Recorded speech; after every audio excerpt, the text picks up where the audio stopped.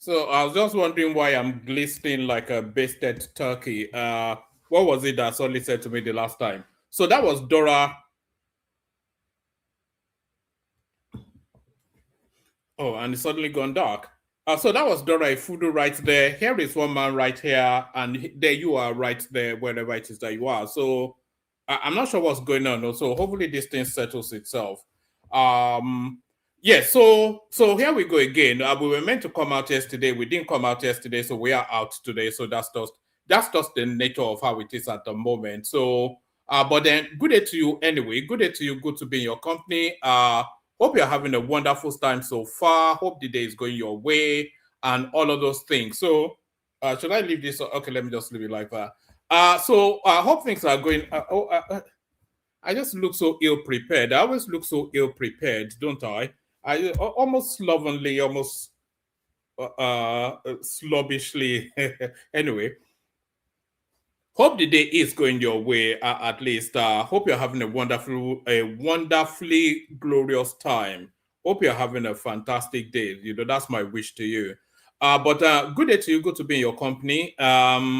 So a lot happening in the Nigerian political cycle, and we'll be going through all of the happenings within the Nigerian political cycle. So just as earlier on today, Kenneth Okonkwo was announced as the spokesperson for the Atiku campaign.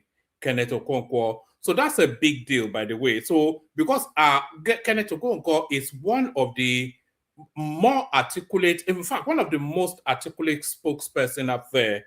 I don't think there's anybody in the Tinubu team that can match Kenneth Okonkwo in terms of the sagacity of his presence, his power of oratory, the force of his personality. So Kenneth Okonkwo is the exact carbon copy, is the exact identical of who a campaign spokesperson should be. So Kenneth Okonkwo has been appointed now as the official spokesperson of the Atiku campaign, which is a very, very powerful move. So is there anybody within the Tinubu camp that can counterweight that? The only person that can really take on Kenneth Okonkwo, by my understanding, is somebody like Segun Showunmi. But Segun Showunmi is not in the Tinubu camp; he's with the PDP. Kenneth, if they put Daniel Bwala up against Kenneth Okonkwo, he will wipe the floor with him completely. Which address the marginalization? I don't know. It's nothing to do with the marginalization of the. This is Ufoma Michael right there.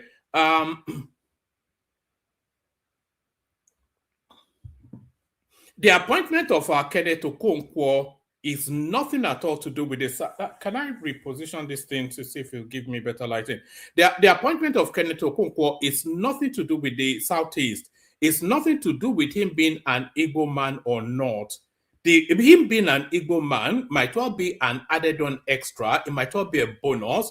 But the appointment of Kenneth Okonkwo is nothing at all in terms of him. The guy is such a powerful personality. He speaks so excellently well and is so forceful and assertive. Exactly. You know, it just has that powerful presence, which is what you need in a spokesperson. So it's the exact carbon copy of what a spokesperson should be. So that was a master. In fact, it was the obvious choice anyway. It's not even a master stroke from Atiku Abubakar.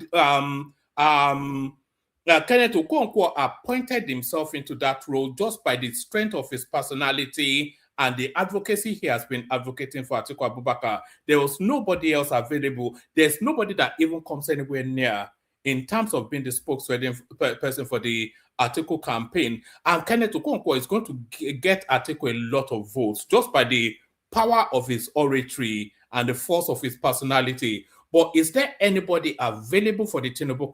It's not. This is not a Daniel Bwala thing. No, Daniel Bwala doesn't even come anywhere near. It doesn't even come even within the stratosphere of somebody like Kenneth Okonkwo. So please don't put up Daniel Bwala against Kenneth Okonkwo because it will wipe the floor with him completely. It will wipe him out. So who has that force and that sagacity to go up against Kenneth Okonkwo? Actually, let's bring it up as the first story, actually. Is that it? Yes, so we bring it up as the first story. But before we get into it, I've said the good days. Can I invite you, please, to click on the like button? Can I invite you, please, to sub? We need 10 new subscribers today. There's never a day we don't need 10 new subscribers, but we especially need 10 new subscribers to get us over a particular threshold. If we get those 10 subscribers, then you will see us cross that. You will see us cross that threshold. So we need 10 new subscribers to get us over a particular threshold. So if you're not already subscribed, then be one of those 10 that tips off. It's just a minor little threshold. So tip us over that as threshold, and then we can set a new target for the platform. So if you're not already subscribed, then do us that solid and make sure you're subscribed. So subscribe, click on the like button, share the links. Not many people actually share this. In fact, I doubt if anybody actually shares the link. I invite you to do that all the time. Nobody does it. All you have to do is to copy the link and put it in your WhatsApp groups. It's not that difficult. And then we generate more traffic. That's the only way that any and every platform that grows, it is because of the active collusion of the followers of that platform. So if you want the growth of the platform, then it's entirely in your hands. And the only thing you can do, and you should be doing, is to share the links. If you don't share the links, then more people will not be aware that we're here. And we continue to get our 1,000-2,000 views, and that's just the way. And then we plateau there. And that's fine. But if you do want us to grow, then you have to share the links. So like, share, and subscribe. If you want to come and join me on the screen, click on the hyperlink that says StreamYard. Say hello to me in the comment section. Let me just leave it there. I'm not going to ask you to super chat because nobody ever does that anymore. But do those things at least. Like, share, and subscribe. So those things don't assault your wallet. That's not holding an AK-47 to your wallet. All of those things are entirely free of charge. So I'm not sure why you're not doing it. Like, share, and subscribe. It's very, very simple. It's at no cost to yourself. It takes absolutely nothing away from you. So why the resistance to do it? And if you're already subscribed, we say like all the time, and we don't see the like figures going up. But then when we look at the numbers the next day, the numbers are reasonable, but then the likes are not anywhere near. You see 20 likes on a stream that has had 2,000 views. So where's the correlation there? Doesn't make any sense. It disincentivizes. It's a disincentivizer, that sort of a move. You say, I don't like the guy, You are permanently here. They are never away from here. The guy is a ego hater, is a this, that, and the other, but yet you are never away from the platform. It's like you're pickpocket. It's like you're stealing. In fact, you are stealing. But if you are not liking and subscribing and you come here routinely, you're nothing but a thief. You're like a pickpocket. But others. So it annoys me sometimes, I'm not even asking you to part with any money. Just like and subscribe. Is that too much of a stretch for you? So as I was saying, the appointment of Kenneth Okonkwo is a masterstroke move. And Tinubu has to, and he knows this, so he should know this. Tinubu has to search near and wide to find somebody that can counterweight Kenneth Okonkwo. I cannot imagine anybody outside of Segun Showunmi. Only Segun Showunmi has that personality to rival Kenneth Okonkwo. Even Reno Omokri, somebody is mentioning Reno Omokri in the comment section. I don't even think Reno Omokri is as powerful as Kenneth Okonkwo. Because Kenneth Okonkwo will destroy you with a lot of his weaponry. The only person that can outmaneuver him, I suspect, is Segun Showunmi. So let's see that. ADC Atiku gives Kenneth Okonkwo appointment ahead of 2027 elections. You already know what the appointment is. Atiku Abubakar, the presidential candidate of the African Democratic Congress ADC for the 2027 elections, has appointed Nollywood actor turned politician Kenneth Okonkwo as his spokesperson. Correspondent confirms the development on Thursday morning, July the 2nd, 2026. So Atiku appoints Kenneth Okonkwo as spokesperson. Writing on his verified X, formerly Twitter account, Okonkwo expressed his delight over the new role, he wrote, "I give God all the glory to the appointment." That should be for the appointment, by the way. I was eulogizing him. He can't even write in basic English. I give God all the glory to the to be no, sorry, it's me actually reading it wrong. I give God all the glory to be appointed by His Excellency Atiku Abubakar as his spokesperson. I thank HEAA for the immense confidence reposed in me. This appointment speaks volume of the democratic credentials of HEAA. So HEAA, those are acronyms, of course. The HE is His Excellency, and the double A is Atiku Abubakar. So I think that's the coinage that they're going to be using for the elections. I give God all the glory to be appointed by His Excellency Atiku Abubakar as a spokesperson. I thank HEAA for the immense confidence reposed in me. This appointment speaks volume of the democratic credentials of His Excellency Atiku Abubakar, rather than pick offense against any of his associates for expressing genuine reservations of any actions taken. Atiku Abubakar always opts for dialogue and compromise that will engender solution to problems. So that second paragraph right there, it speaks to the criticisms that Okonkwo would have leveled against Atiku once upon a time. So he's now saying, yes, I have slammed and slaughtered you in the past. So thank you for overlooking that and still appointing me anyway. So that's what that second paragraph speaks to. Breaking, Atiku Abubakar appoints Kenneth Okonkwo as spokesperson. So there it is right there. Okonkwo reacts to Atiku's appointment. He added in a statement, "My gratitude extends to Mr. Ralph Nwosu." So that would be Ralph Nwosu. I don't know what Ralph Nwosu looks like, but in this picture here, we are making the assumption that that is Ralph Nwosu because, of course, that's the picture he's put out for his appointment narrative. Pardon me, I think I have a bit of a runny nose. So if I'm sniveling and making guttural noises, that's me trying to settle myself up. Yeah.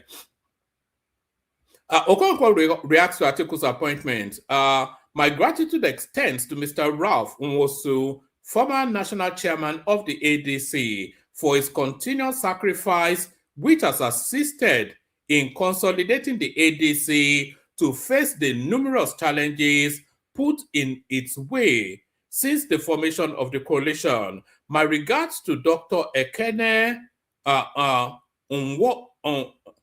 Onwuka, SSA 2HEAA on special duty for his efforts towards raising a formidable team to ensure the election of His Excellency Atiku Abubakar 2027.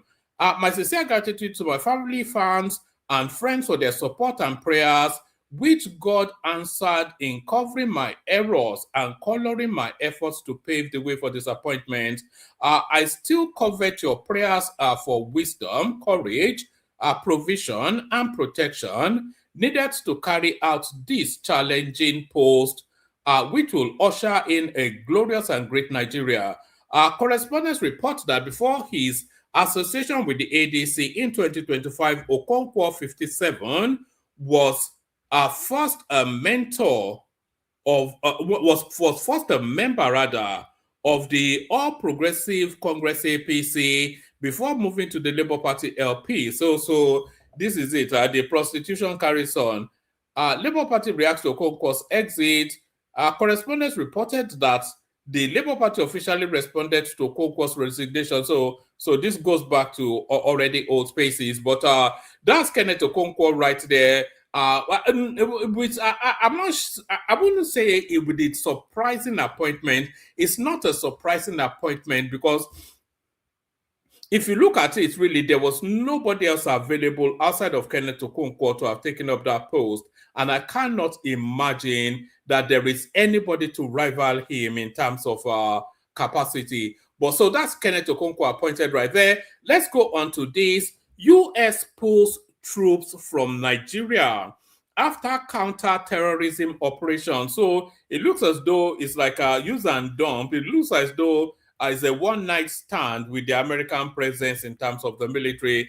The United States has withdrawn the majority of its military this might as well be them redeploying to Iran, because I think they are on the throes of a full onslaught against Iran. So maybe they are pulling all their troops in order to have enough numbers. U.S. pulls troops from Nigeria after counter-terrorism operations.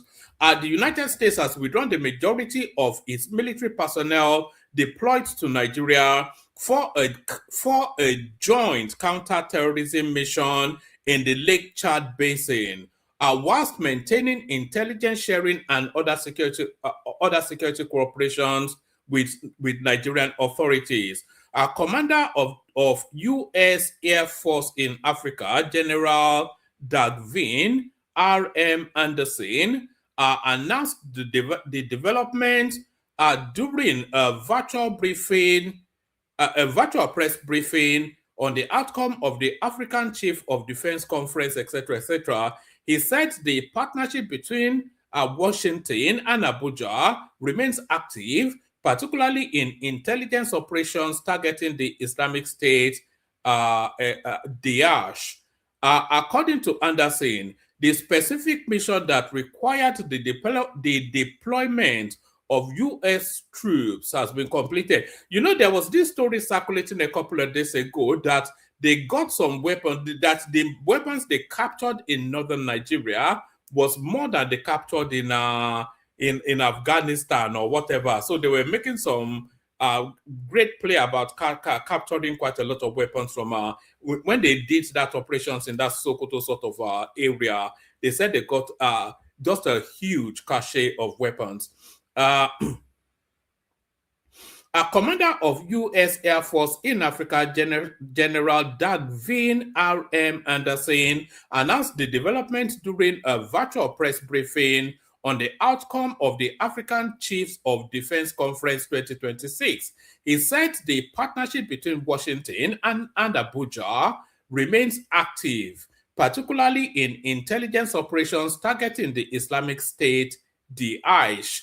According to Anderson, the specific mission that required the deployment of U.S. troops has been completed, prompting the withdrawal of most personnel. However, he noted that the United States will continue providing intelligence assistance at the request of the Nigerian government, and so that operations in the Lake Basin of Nigeria not only helped the countries in the immediate region, it also helped countries globally as it disrupted the ISIS network, Anderson stated. And so, it says, and then we have withdrawn much of our forces that were just there for that operation, but are continuing the partnership that Nigeria has asked for to help continue with the intelligence sharing and the understanding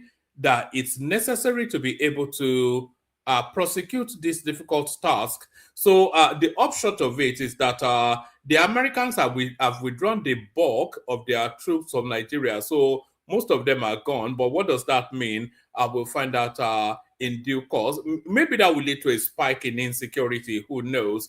Former Nigerian Minister Uche Nnaji arrested. The immediate past Minister of Science and Technology, Uche Nnaji, was arrested on Wednesday at the Nnamdi Azikiwe International Airport, Abuja, on arrival from Enugu via a chartered flight. Authoritative sources at the airport confirmed the arrest to correspondents, saying Mr. Nnaji would be handed over to the Independent Corruption Practices and Other Related Offences Commission, ICPC, for interrogation. The ICPC had been on the trail of the former minister since he resigned from office last year following investigations that revealed he forged his academic certificate. Uh, in mid-June, a federal high court in Abuja ordered the ICPC to arrest Mr. Naji for investigation into the certificate forgery scandal. Beyond the arrest order, the court also granted the commission leave to declare him wanted through national newspapers, social media platforms, and other media. The ICPC had told the court that its ex parte application followed Mr. Nanji's repeated failure to honor invitations extended to him for investigative activities over the forgery allegation. It's actually not even corruption related. Is that some form of corruption? Because of course, when we talk about corruption in Nigeria, we think about money stealing. So this is a form of corruption as well, I suspect. The ICPC's investigation to Mr. Naji followed a 2-year investigation by correspondents published in October last year, which found that the then minister forged his University of Nigeria Nzuka degree and the National Youth Service Corps certificate. He had submitted the forged documents to President Bola Tinubu and the Nigerian Senate during his ministerial confirmation in 2023. Correspondence findings show that the forged bachelor's degree and the NYSC certificate were also presented to the Office of the Secretary, to the Government of the Federation, the State Security Service, and the Senate. The former governor later admitted that the UNN never issued him a certificate degree, an admission that validated the correspondence investigation. So that's Uche Naji. I was going to say Tony Naji. That's why I'm scrolling to check the name again. Let me not defame Tony Naji, so I don't hear from his lawyers. So that's Uche Naji right there now. The story came out from a Premium Time, so they exposed him. So I think they're just following through, claiming their plaudits, claiming their laurels for what they feel they have achieved. A federal high court releases guidelines for pre-election cases. The chief judge of the federal high court, John Toso, has issued a new guideline for the hearing of pre-election cases, introducing stricter deadlines for filing and hearing suits, whilst directing court registries nationwide to remain open on weekends and public holidays to receive pre-election filings. The Federal High Court pre-election practice direction seen by correspondents on Wednesday showed that the new rules signed by Mr. Tuso on June 26 took effect on June the 29th. Mr. Tuso repealed the Federal High Court pre-election practice direction 2022. He issued the new guidelines pursuant of Section 254 and Sections 285 of the 1999 Constitution, as well as Sections 29 sub 5 and 88 sub 2 of the Electoral Act 2026.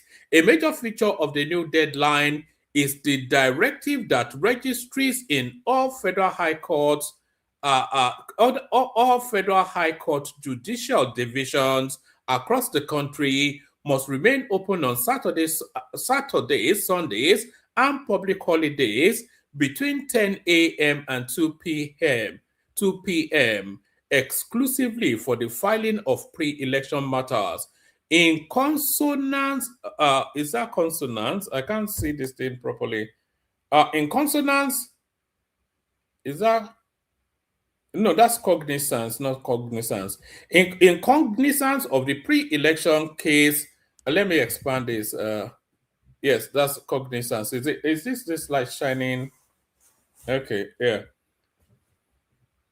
Right, in cognizance of pre-election cases being time sensitive in nature, The registry of this honorable court in all the judicial divisions in the federation shall be open on Saturday, Sunday, and public holidays between 10 a.m. and 2 p.m. exclusively for the filing of pre-election matters. So there it is right there. So I think they're trying to speed it up in order to get to the cases quicker. So that's that one right there.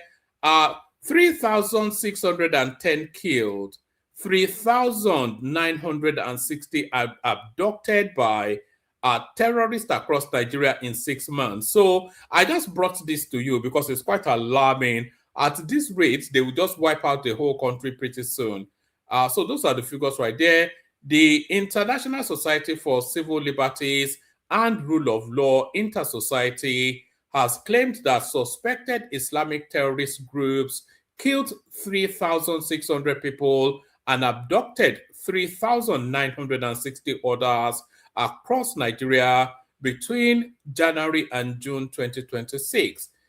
The Human Rights Organization also alleged that about 300 churches were destroyed, whilst 800 abducted Christian women and children were forcibly converted to Islam during the 6-month period. The claims were contained in the group's mid-year report signed by its board chairman, Mr. Emeka. I won't attempt the, let me even try, Umar Gbalasi, Emeka Umar Gbalasi. According to the report, the organization documented what it described as 22 categories of international crimes allegedly committed by the terrorist groups, including killings, abductions, destruction of places of worship, and forced religious conversion. Intersociety alleged that the victims included about 2,550 Christians and 1,050 Muslims killed, whilst 2,800 Christians and 1,150 Muslims were abducted during the period. You know, where I always find this sort of numbers dubious, because I always pay attention to this sort of reports. Why I find them dubious is always down to the numbers. It always puzzles me how the numbers always round up to like a whole number.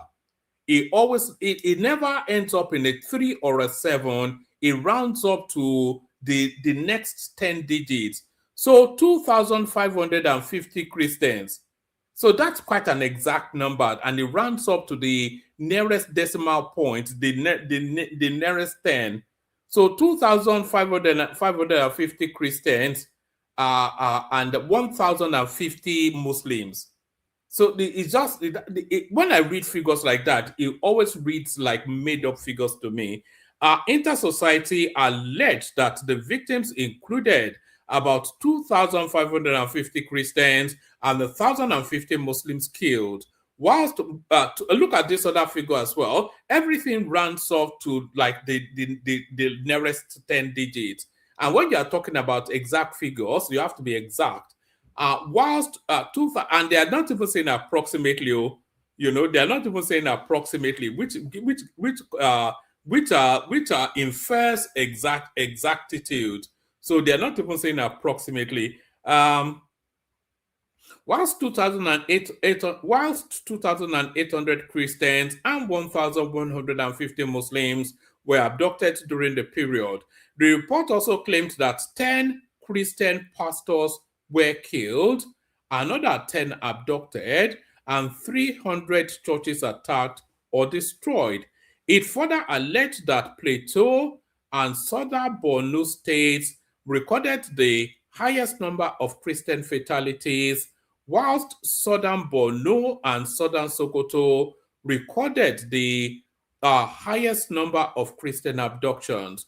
According to the organization, attacks were also reported in Benue, Taraba, Niger, Kogi, Kwara, and Nasarawa, Adamawa, Bauchi, Oyo, Ondo, Delta, Edo, Imo, Enugu, and Abia states, amongst others. Of all of those abductions, how many of them are due to criminality? How many of them are due to IPOB? Because they lean it always towards the north and the Fulanis. But those are figures cannot be holistically Fulanese. So if you are saying 3,610 were killed by terrorists, or are they saying specifically to the Fulani figures and to the disregard of other figures like the IPOB figures, the unknown gunmen in the southeast, and all of these excesses that goes on in other spaces too? The report further alleged that at least 850 Muslim civilians were killed by jihadist groups during the period, whilst about 850 others were abducted. It also claims that about 200 Muslim civilians died in military airstrikes in Yobe, Borno, and Zamfara states. Inter-Society further alleged that dozens of Christians were killed in a military airstrike in Nayi community in Shiroro local government area, Niger State. So anyway, those are figures from the banditry. Quite alarming. I think that's one thing we can all agree on. So they're quite alarming figures. So this will be the last readout. So after this readout, we play the Kegite music. If anybody wants to come in, come in. If nobody comes in, we say good night. Let me send the link again so you have it to hand. Let's just so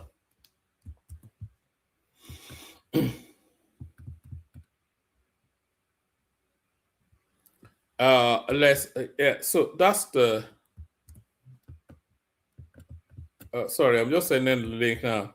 So that's the link there. If anybody wants to come in, come in. This now next one is going to be the last readout. Court rejects El-Rufai's fresh bail bid. Well, that's not the time to pop up. Court rejects El-Rufai's fresh bail bid over false medical reports. So this guy has been totally humbled. Now, it feels as though the country would fall if anything happens to him, but nobody's beyond the country. Buhari comes and goes. Abiola was in jail and died. Even Obasanjo was jailed. So I don't know who this little man from Kaduna State thinks he is. A Kaduna State High Court has dismissed a fresh bail application by the immediate past governor of Kaduna State, Malam Nasir El-Rufai, after rejecting the medical report he relied on as lacking in credibility following its disownership by the purported issuing hospital. So El-Rufai is now submitting fake medical reports. This is what, and by the way, they should even charge him for that. If he's found to be fraudulent, then that's a high crime. If he's found to be fraudulent, if he's submitting fraudulent documentations to the court, then that's a high crime right there. So that should go into his charges as well. A Kaduna State High Court has dismissed a fresh bail application by the immediate past governor of Kaduna State, Malam Nasir El-Rufai, after rejecting the medical report he relied on as lacking credibility following its disownership by the purported issuing hospital. Justice Darius Kobo, in a considered ruling delivered on June the 29th, refused the former governor's third bail application, which was based on medical grounds in the ongoing criminal proceedings instituted against him by the Independent Corrupt Practices and Other Related Matter, etc., etc. The court held that the evidential basis of the application collapsed after the medical report tendered by El-Rufai was formally repudiated by the management of the National Hospital Abuja. According to a statement issued by the ICPC on Thursday, The report attached to the application as Exhibit A purported to state that the former governor had been diagnosed with advanced metastatic prostate cancer requiring specialized treatment, allegedly unavailable in Nigeria. So the guy is looking for an excuse he's looking for a window to escape to Turkey, never to be seen no more. However, opposing the application, the ICPC tendered documentary evidence from the chief medical director of the National Hospital Abuja, Professor Mohammed Raji Mahmood, denying that the hospital issued the report. According to the commission, the hospital conducted a comprehensive search of its electronic medical records and patient indexes and found no hospital number, patient file, billing record, consultation history, or any evidence showing that El-Rufai had ever been treated at the facility. So they had bribed somebody for a quick medical something, not imagining that the ICPC will go and investigate to see if it's valid. The hospital further stated that the report was issued without the knowledge or authorization of its management, thereby casting serious doubts on its authenticity. Justice Kobo consequently held that a document formally disowned by the institution on whose letterhead it was purportedly issued could not form the basis for granting the exceptional relief of bail on medical grounds. So that's is there much more? Okay, maybe about 4 more paragraphs. So let's take it to the end. The judge ruled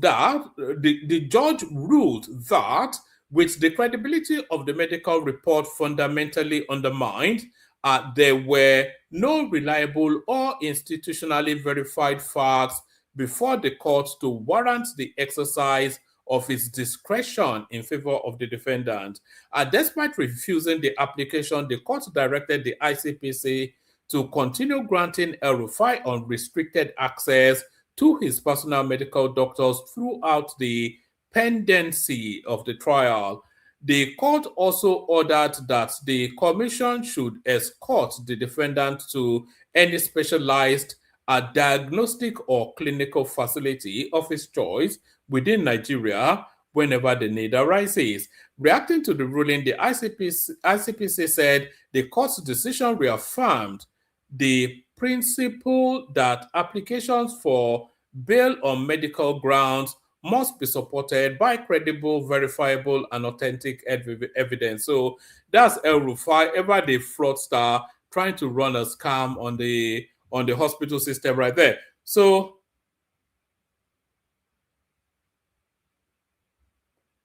which one is the Agbaja Gate? Is it the one that is fighting with some guy that claims that I think we mentioned it briefly. If people want to talk about it, come up. I've not been following it quite intently. So, but if anybody wants to talk about it, come up and talk about it. Agbaja Gate. Let me play you the Kegite music. The link is in the comment section. If anybody wants to come in, come in. Only water, where they see ma.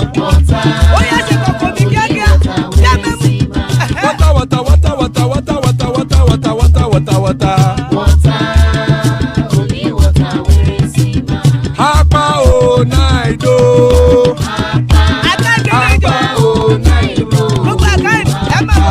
Hapa you don't come o.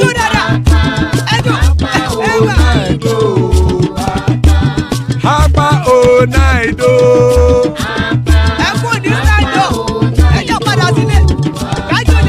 Oro kẹ̀kẹ́ ẹlẹ́mù yé o. Ilé sọ́dí àkẹ́kẹ́ rẹ̀ ẹlẹ́mù rẹ̀ o. Bọ́bí Master kẹ̀kẹ́ rẹ̀ ẹlẹ́mù rẹ̀ o. Chief Wáìlà tí kẹ̀kẹ́ rẹ̀ ẹlẹ́mù rẹ̀ o. Eruku lẹ̀lẹ̀ ẹlẹ́mù dé.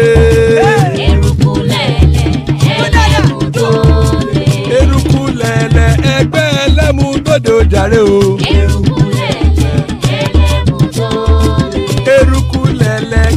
ti dé ẹgbẹ́ bọ́dì o. Gbé bọ́dì ẹ̀ gbé. Ọmọ ẹlẹ́yẹ ẹ̀yẹ ẹ̀yẹ o ó dilé o. Olúyẹ̀lá ẹ̀yẹ o ó dilé o. Petrosonama ẹ̀yẹ o ó dilé o. Petrosodunke ẹ̀yẹ rẹ̀ ó dilé o. Ẹlẹ́kọ̀ ọ̀run mú ìní o.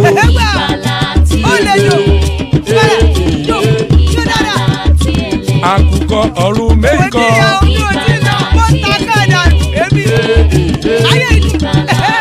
Ikú kò ní ríwà gbéṣe o.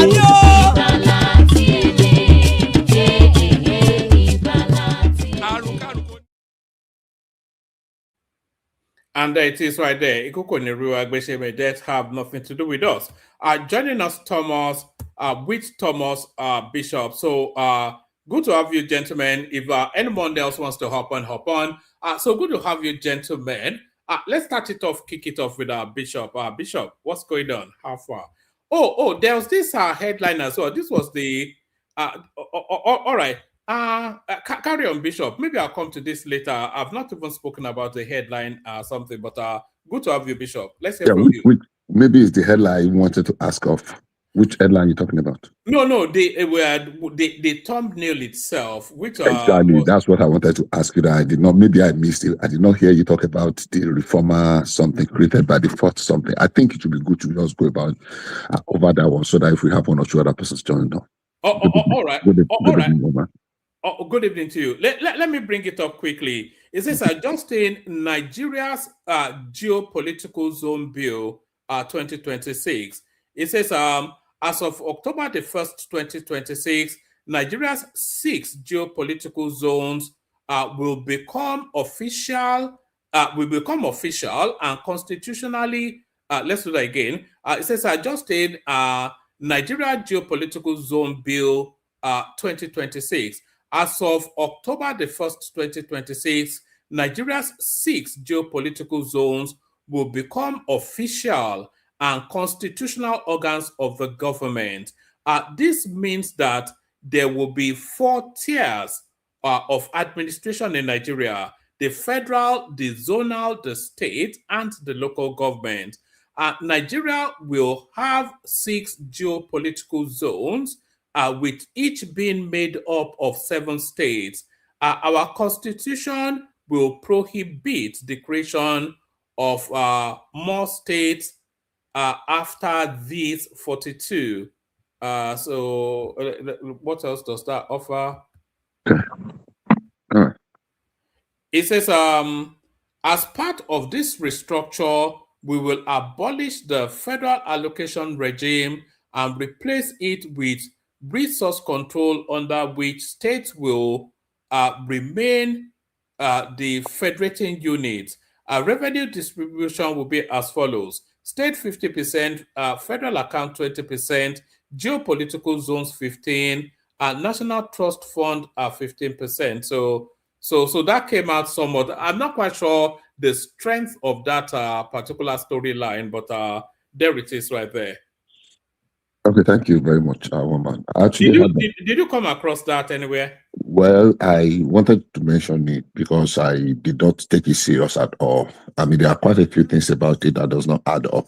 So, and I have not seen it. I have not read it from any official quarters or any of the main media houses or stations. So it's still a gossip, but there are quite a number of things that will not make it possible. At least number one, I saw that they made all the regions, they created additional states in that document to make it 7 states, all the regions. Number two, I realized that they made Kwara State and brought it and added it to the Southwest, and still creates another 7 states for the North Central. They made Southeast 7 states. So quite a number of things in that place. It's just some people just playing their tricks the way they usually do. So I don't think it's anything to be taken serious at all.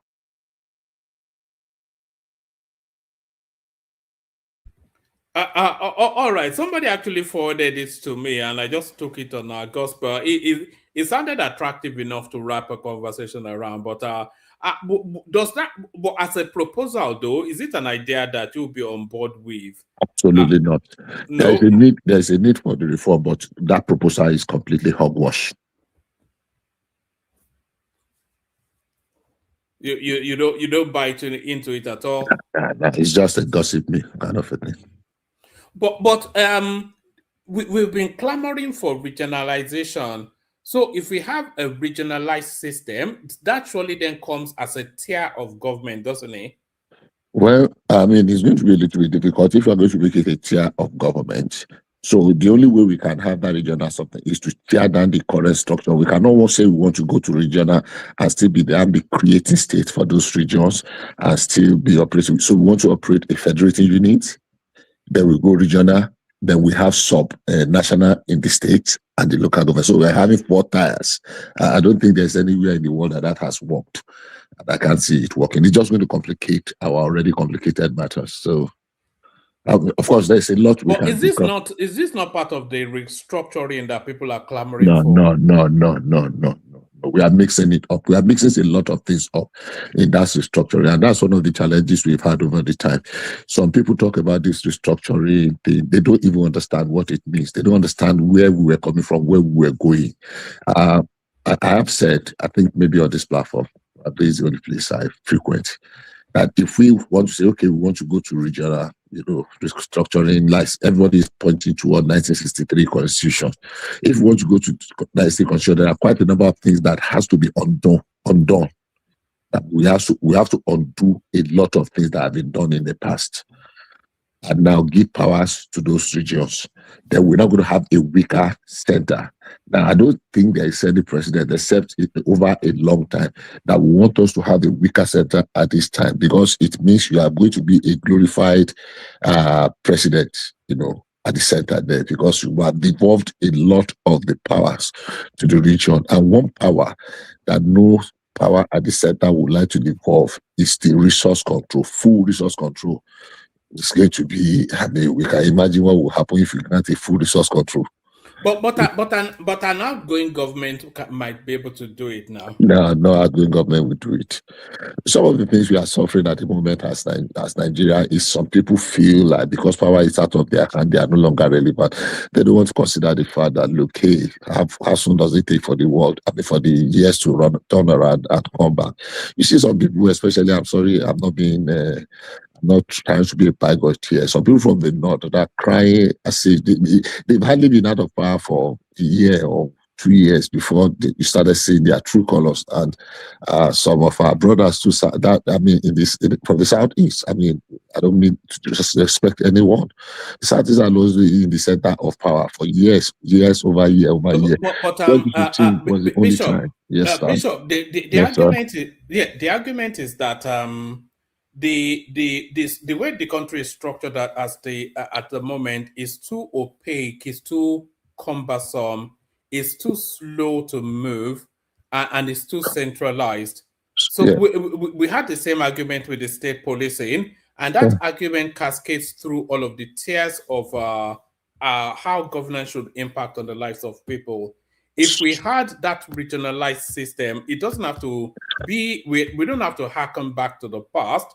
So we can have some sort of hybrid suited to the times we live in now. If we have a regionalized system, then that divorce, one, it makes governance move quicker, and then it makes governance identify more with the people that they are governing. So if you have that catch-all system that we have at the moment, it just makes the governance so distant and so sluggish and slow to move. Yeah. So we are saying something very close, almost the same thing, very different ways. I am saying I really want us to go back to that region, but I'm saying if we want to have the truly federal republic, and we want to have a strong center, even if it is a weak center, devolving power to those regions in the manner it is now. So we are now going to be having 4, what do you call it? layers of government, it's not going to work. Because what you want to keep now, that is it. One of the strongest things that will make the regions to work is financial, not just financial autonomy, but resource control. But is the center ready to be that weak now? To be weak to the extent that because immediately you devolve that power and the regions are stronger than the center, I can assure you it's just a matter of time. The center will no longer hold. The center will no longer hold because any of the region can start the center of the resources that it needs to survive. So it will now become to your tent, who is rest. So my thinking, I don't believe that if we want to do that, to achieve that, is creating another layer of government in that form of region, 6 regions, and creating additional states is what is going to get us close to it. First and foremost, why don't we just try and practice the true federalism? Let the center devolve power, not to become totally powerless, but at least to reduce its own body and devolve power to the. So that resource. But are you not saying exactly the same thing? Hold on, hold on. That's what I say. Hold on, let me engage with let you. me land. No, I want to engage with you at the point you are in at now, so you can land later. If you are saying that that they should devolve power to within the structures that obtains now, that even that still weakens the center, which is the argument you made contrary to the idea. So there are 2 different things you have mentioned now. You can reduce the power of the center without necessarily weakening it. I am saying that regional something that they are talking about, creating 6 regions, is not only weakening the center, it's almost totally eliminating the power of the center. That's what I'm saying. Because at the end of the day, we're still going to end with 3 tiers. So we are going to now be replacing the central government with the regional government, or we replace the state with those regions. So if to see we are collapsing the state into the region, but we are not creating additional states. We are making all the states, 7 states in each of the regions. So we want to retain the states. We still want to return the region. So we still now want to. So what's going to be the role of the center and the role of the local government? So we now have local government, state, regional government, and national government. That's what I'm saying. That is not my view.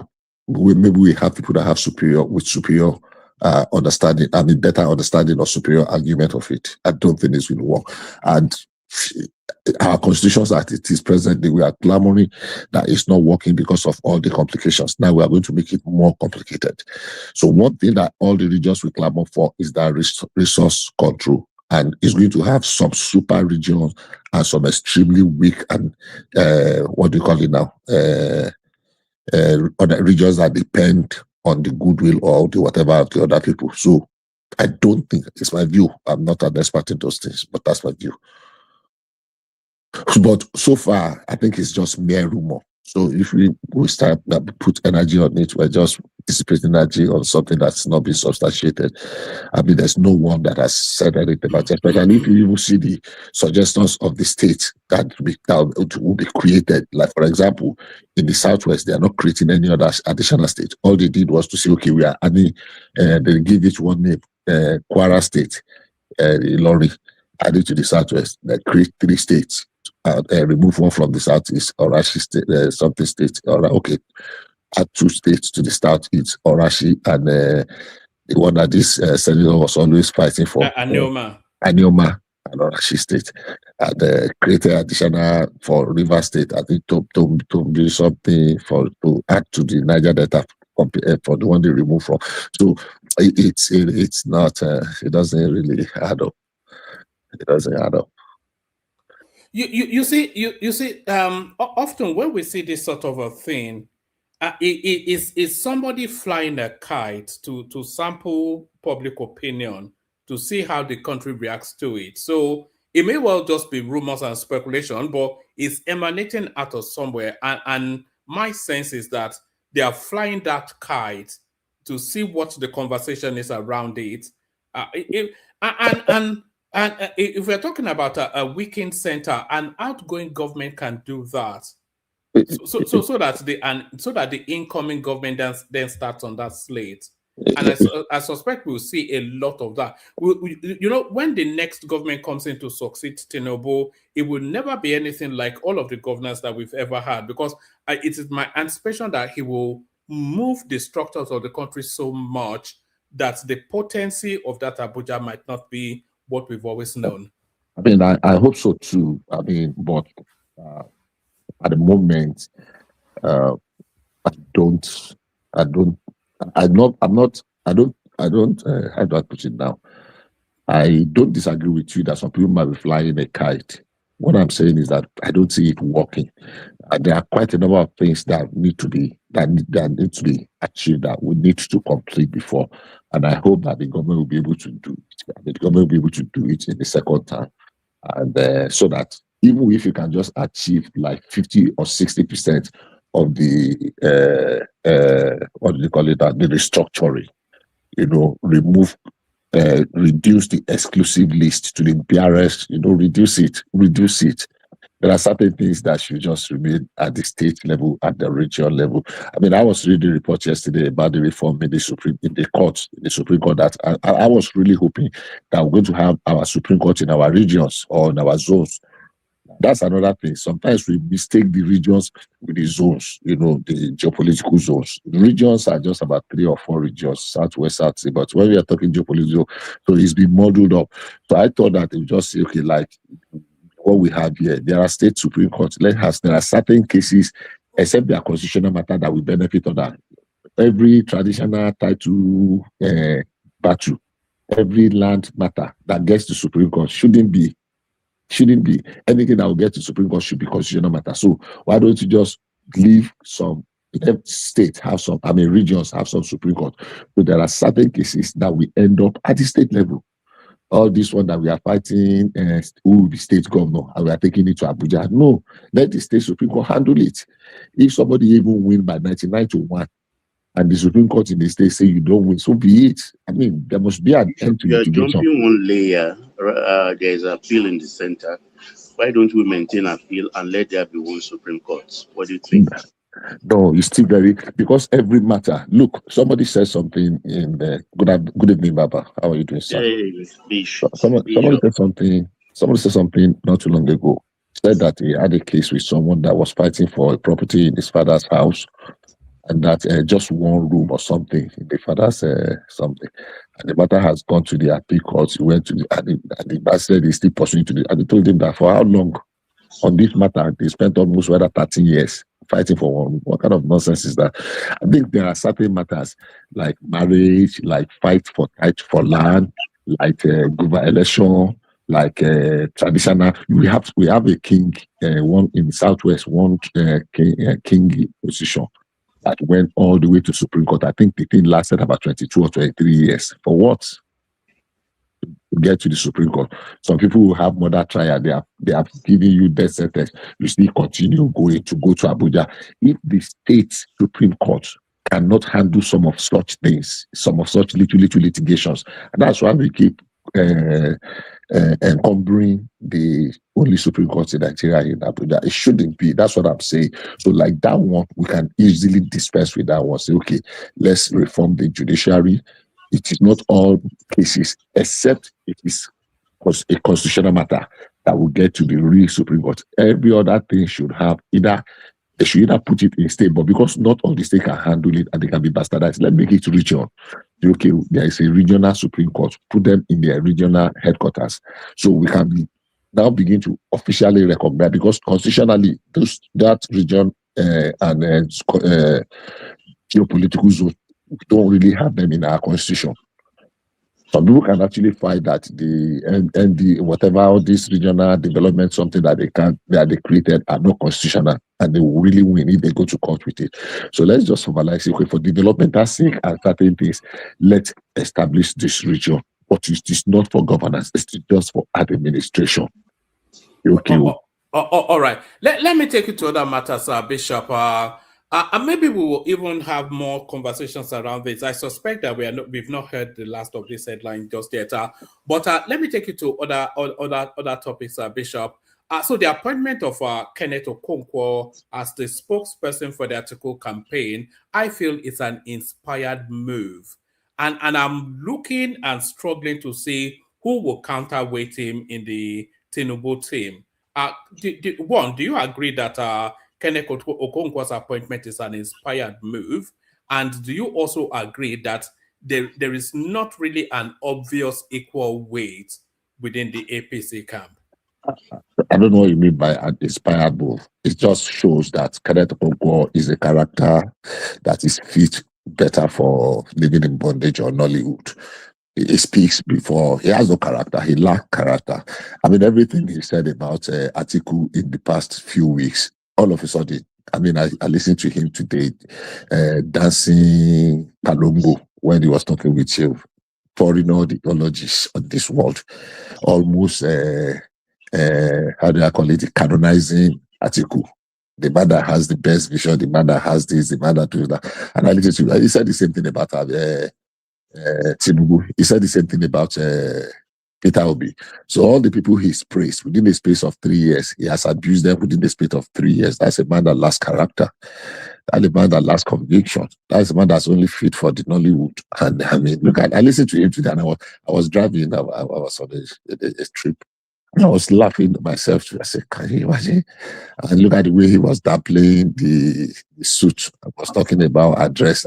So everything he said was not, I mean, he was not coherent, even though he was eloquent. So there is a way you wrap nonsense and still deliver them very beautifully. And that was what he was saying. My friend will always say, my friend of Blessed will always say beautiful nonsense. That was all he was able to spew out. For one moment, he was hand in arm about, how do they call it, against Atiku for not picking the Southeast. Now he's justifying it that there are actually no competent people in ADC that could be.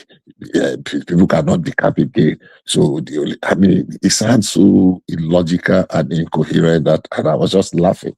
So for me, I don't see anything. Yeah, that was what he was looking for. He wanted But do you not think that do you not think that Kenneth Okonkwo might well succeed in seducing people that are not as, and not most Nigerians are not as sophisticated or educated as you? Well, and most Nigerians are seduced very much by people like Kenneth Okonkwo by the force of their personality. Do you not feel that?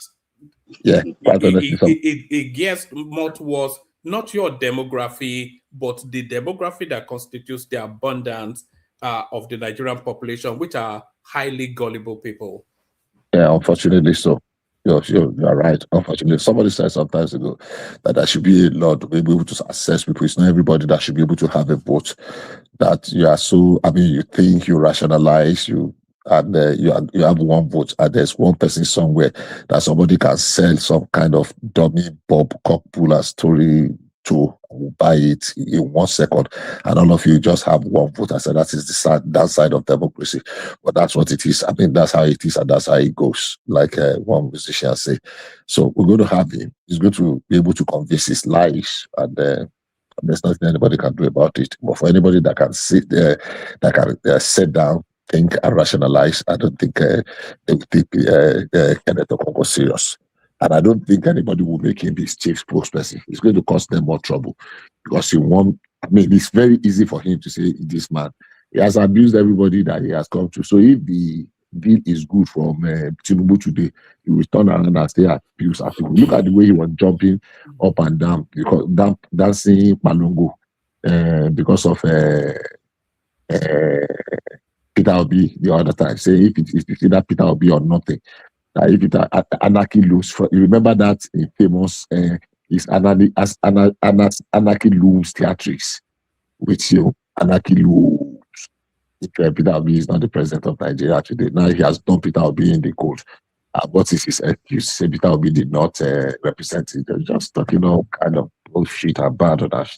All right. When we get closer to the elections, Bishop, and they invite Kenneth Okonkwo as the spokesperson of Atiku Abubakar, who would they invite on the APC camp to counterweight him? Who do you think will sit in the opposite side of him and be able to present in terms of just the force of his personality? Unfortunately, I would have wanted our friend Reno to be the one, but Reno will not You be think Reno can handle Kenneth Okonkwo? course. I mean, anybody, Reno, there is an Agege guy. anybody, anybody Okonkwo can will have. destroy him. Even Man. Keyamo Anybody, will handle him. FFK anybody, will handle No, him. Kiyamo can handle him, but Reno cannot handle any Okonkwo now. anybody. I'm looking at the space of anyhow. Let me just say, anybody will handle Kenneth Okonkwo. All you need to do is don't be swayed by his theatrics and his over gesticulations. Just calm down and puncture his points one after the other. It's not going to be a shouting match. It's going to be a conversation. So if he wants to turn it to a But shouting it's match, never a conversation with Kenneth Okonkwo now. It's and so you usually just leave him to shouting. continue to, you just let him rant and rant and rant. And if you have just 1 minute, for every of his 5 minutes, you just need 1 minute to puncture him. For every of his 5 minutes rant, you just need 1 minute of response. So I'm sure there are almost everybody can equal up. The only thing is just be prepared for his theatrics, and that's all. All right, let me take you to one more topic, Bishop. There's still several other topics, but we'll move it around and then come back to you again. And of course, we can interject with the other speakers as well. So this now thing of the Americans withdrawing their troops from Nigeria, what does that mean in terms of our fight against insecurity? Did they say withdrawing? Yes. Was that confirmed in any way? Oh, hold on. Let me bring it up. It's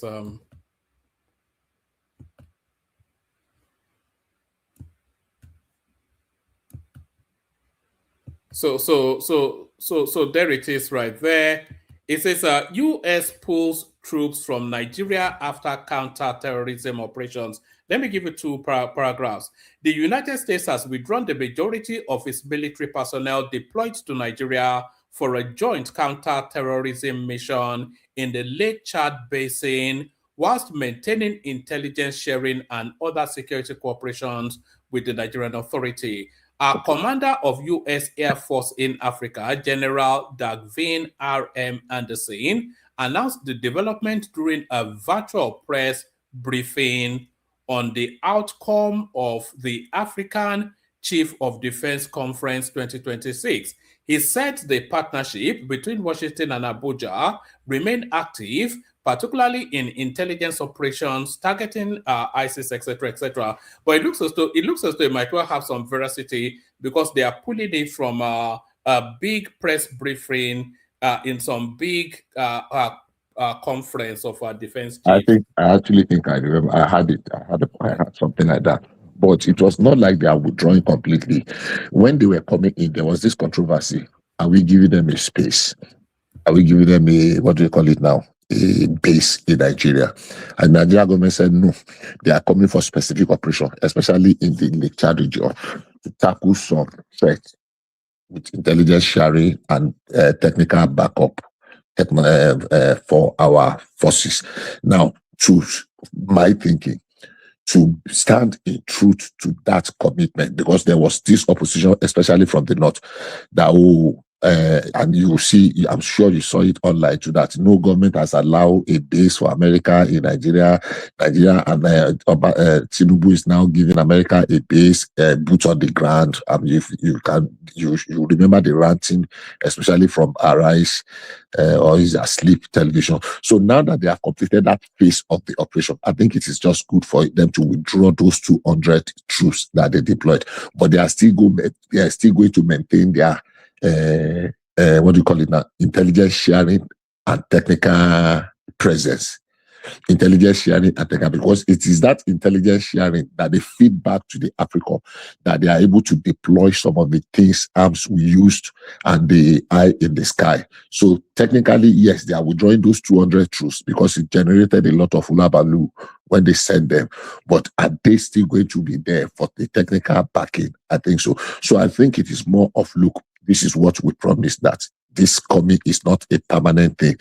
Even if you are going to come back, for now, let's withdraw, because the immediate threat in certain critical areas have been neutralized. They've actually been able to achieve quite a number of things. Do you not think they are withdrawing them just because they want to have like a boots on the ground onslaught against Iran? Is that not what they are No. doing? I mean, if America is going to withdraw, you see from where they have 200, not where they have 14,000.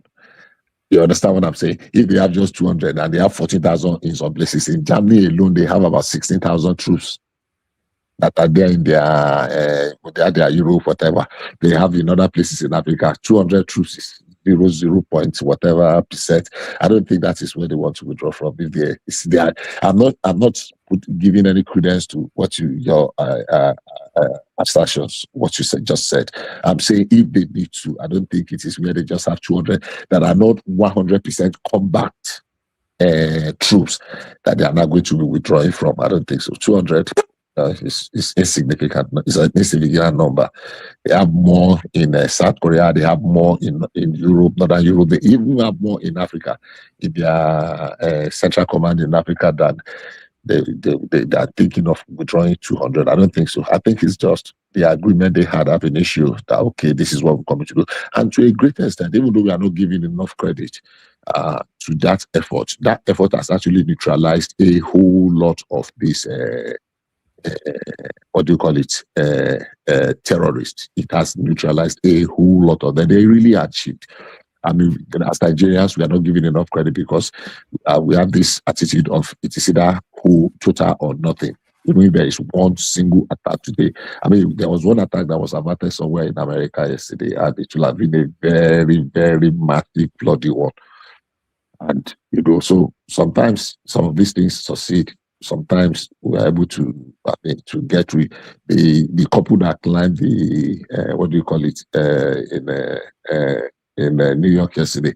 If it was terrorism attack, they wanted to carry out, that would have been what would dominate this. So I don't think their withdrawing has anything to do with. I think they've achieved what they wanted to achieve, and it was time bound, and it is time to go. If they need to come back, why not? If we still need them. All right, brilliant. Thank you, Bishop. So, Bishop, stay with us. Let's move it around a little bit. We bring it back to you. We do 5-7 minutes, just so everybody speaks quickly. We go Larry, Baba, Rational Mind. So Larry, Otojometa, Shejawati Kwarini. Larry. Oh man. I've just been busy on one. I know. Go easy. Yeah. All those dollars must be made. America and every single, don't leave a dollar behind. It's better now. Don't worry. When we launch, I will let you know. Brilliant. So what's going on? What have you been looking at in the policies? Well, Bishop was very quick to dismiss this idea of this fourth tier of government out of hand. So are you for it? What are your thoughts on that space? No, I think the problem I have, right? It's a lot of things are not well taught, and I think the Tinubu government, they want to do things, they want to put out a lot of policies, but I'm not really seeing them being thorough with some of those policies. Right? That's what I just think. When you see these tiers of government, right? I think what we need is not really, everybody wants to, let's do restructuring, let's do this, let's do that. No, I really do not really think that's exactly what we need. I think there is need for efficiency in the ones we currently have. There is need for accountability. If there is a better way for us to make the things we have more functional, I think that would probably be the best thing. Right? Look at, I understand when Tinubu started, local government autonomy, blah, blah, blah, blah, blah, blah, blah, blah, blah. I was actually expecting them to put more focus on the local governments. It's not really just giving autonomy, and just, you just said autonomy on paper, right? It's not really you going deep into really ensuring that thing is efficient. Because let's not deceive ourselves. If we can actually get those local governments to be efficient, it's going to be easy for things to really develop in that country. I've been following some local government recently, and Agege, this Obasa's boy, I've been following things he's been doing. And if most of the local government are actually even doing something, we do not really need, because 4 term of government and all those things, at the end of the day, if you look at it, it's just still increasing the cost of governance. And at the end of the day, most of them are not going to be even, they're not going to even do anything. Okay, take for instance, look at Southeast Development Commission, right? With the money they gave them when they were auditing that guy, what exactly have they done? Oh, they do seminar, they do billions and everything. And at the end of the day, what do you see? You employ people in those places. We are also still increasing the cost of governance. We are also still increasing our recurrent expenditure. And these are money that are being borrowed. So for me, I do not, if fourth arm of government, I believe more in accountability. I believe more in value for money. If they really want to do something, they should focus on the things that we have, make it more efficient. If you like, organize 7 arms. If it's not going to be efficient, it's not going to be efficient. Sit down. If it's just one policy, ensure that you're able to follow that policy till the point that we're getting value from it. That's what I just think. I think it should focus more on those local governments. He has started it. It's gone to court, and I think probably because most of the governors moved to APC, they were not really following up those things, and it's just more on paper than in reality. So for me, I do not really think that's going to solve any problem. I think it's just going to still increase cost of governance. That's what I think. All right. Is there anything else you're looking at in the news today? Do you have any thoughts on the Americans withdrawing from Nigeria, Kenneth Okonkwo's appointment? Again, Bishop dismissed it, but I thought it was an inspired move for Kenneth Okonkwo as the spokesperson of the APC. So I thought that was very clever. And then El-Rufai being refused bail and etc. etc. So give us about 5 minutes of your thoughts.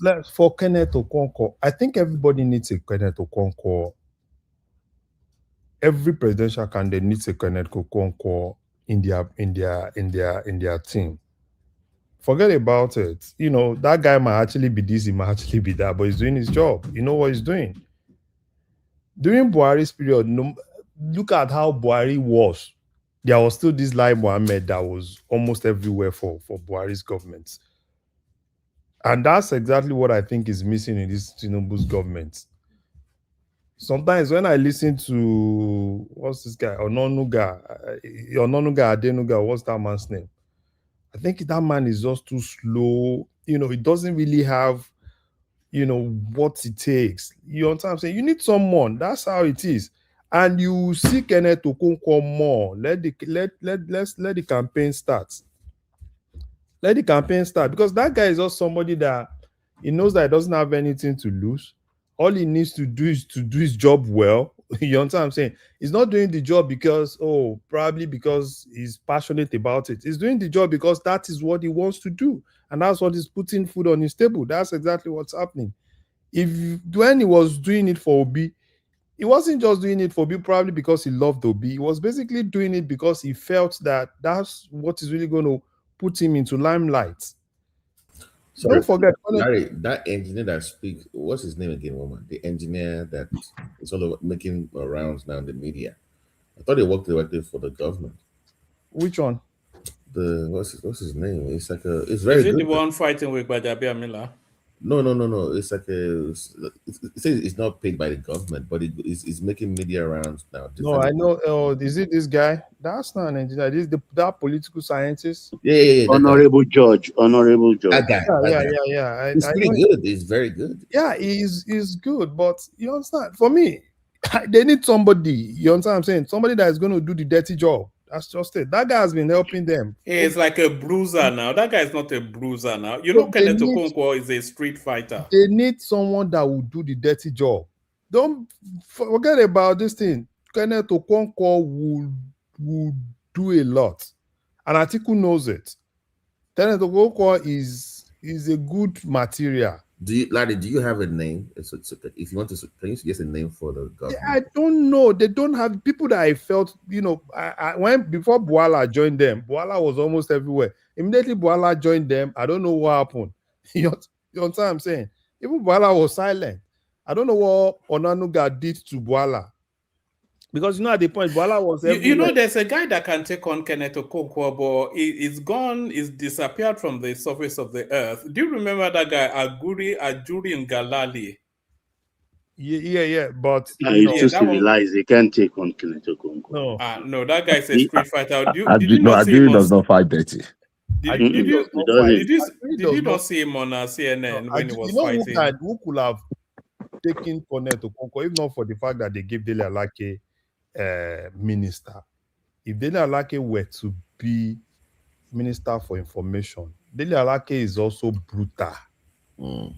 That's another guy. But No, it's too civil. The only person that the only Baba, it's only one named Larry, but it's you not. don't It's know on the Dele side. Alake. I know, but Probably you've not been following that bros. no, it's too polished. You need people like Shegun Showome will be the only person I No. can think of. Uncle Shege will not do that. That's the only person that can match.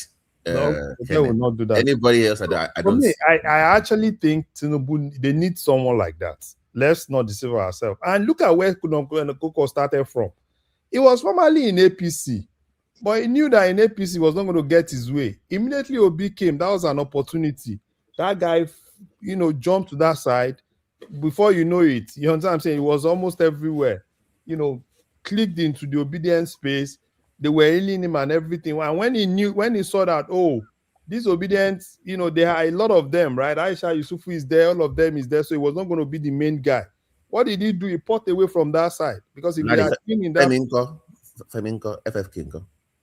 FFK is now gentle now. No, I'm saying at his if he had chosen to go in that direction, he would have. But Ori Emang Bascoin is going yeah, there. but FFK is now more. I think FFK is now more matured. He's done that dirty. What Kenneth Okonkwo is currently doing is what FFK has done in the past. You understand what I'm saying? He's an ambassador now. He can't even do that. Because for me, call Kenneth Okonkwo whatever you want to call him. That guy is just basically doing his job. He's basically doing his job, and he will do more.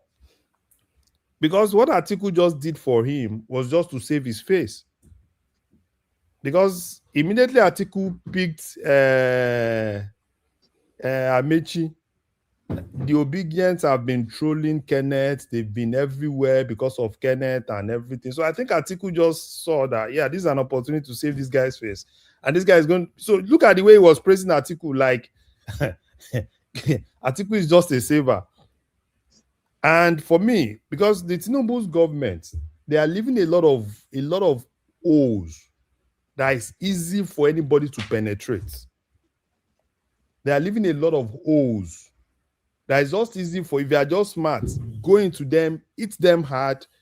You understand? Look at what is happening with Gbajabiamila and this issue of packaging. That's a hole that you've just left. That if they don't, and that hole, I'm hopeful that Gbajabiamila doesn't survive beyond this administration. And that hole they just left, if they are not careful, you're just giving, it's just a pass mark that you're just giving the opposition. Someone like Kenneth Okonkwo, if they can eat into that place, that's going to eat deep into them. That's going to eat into them. Because for me, though personally, I do not really believe for how much is 400 million for Gbajabiamila. You understand what I'm saying? I do not really believe Gbajabiamila will not stood down to that point of 400 million. No. Even small boys in Abuja will not even do 400 million. You understand? But but he was also asking for a percentage of that portfolio's budget.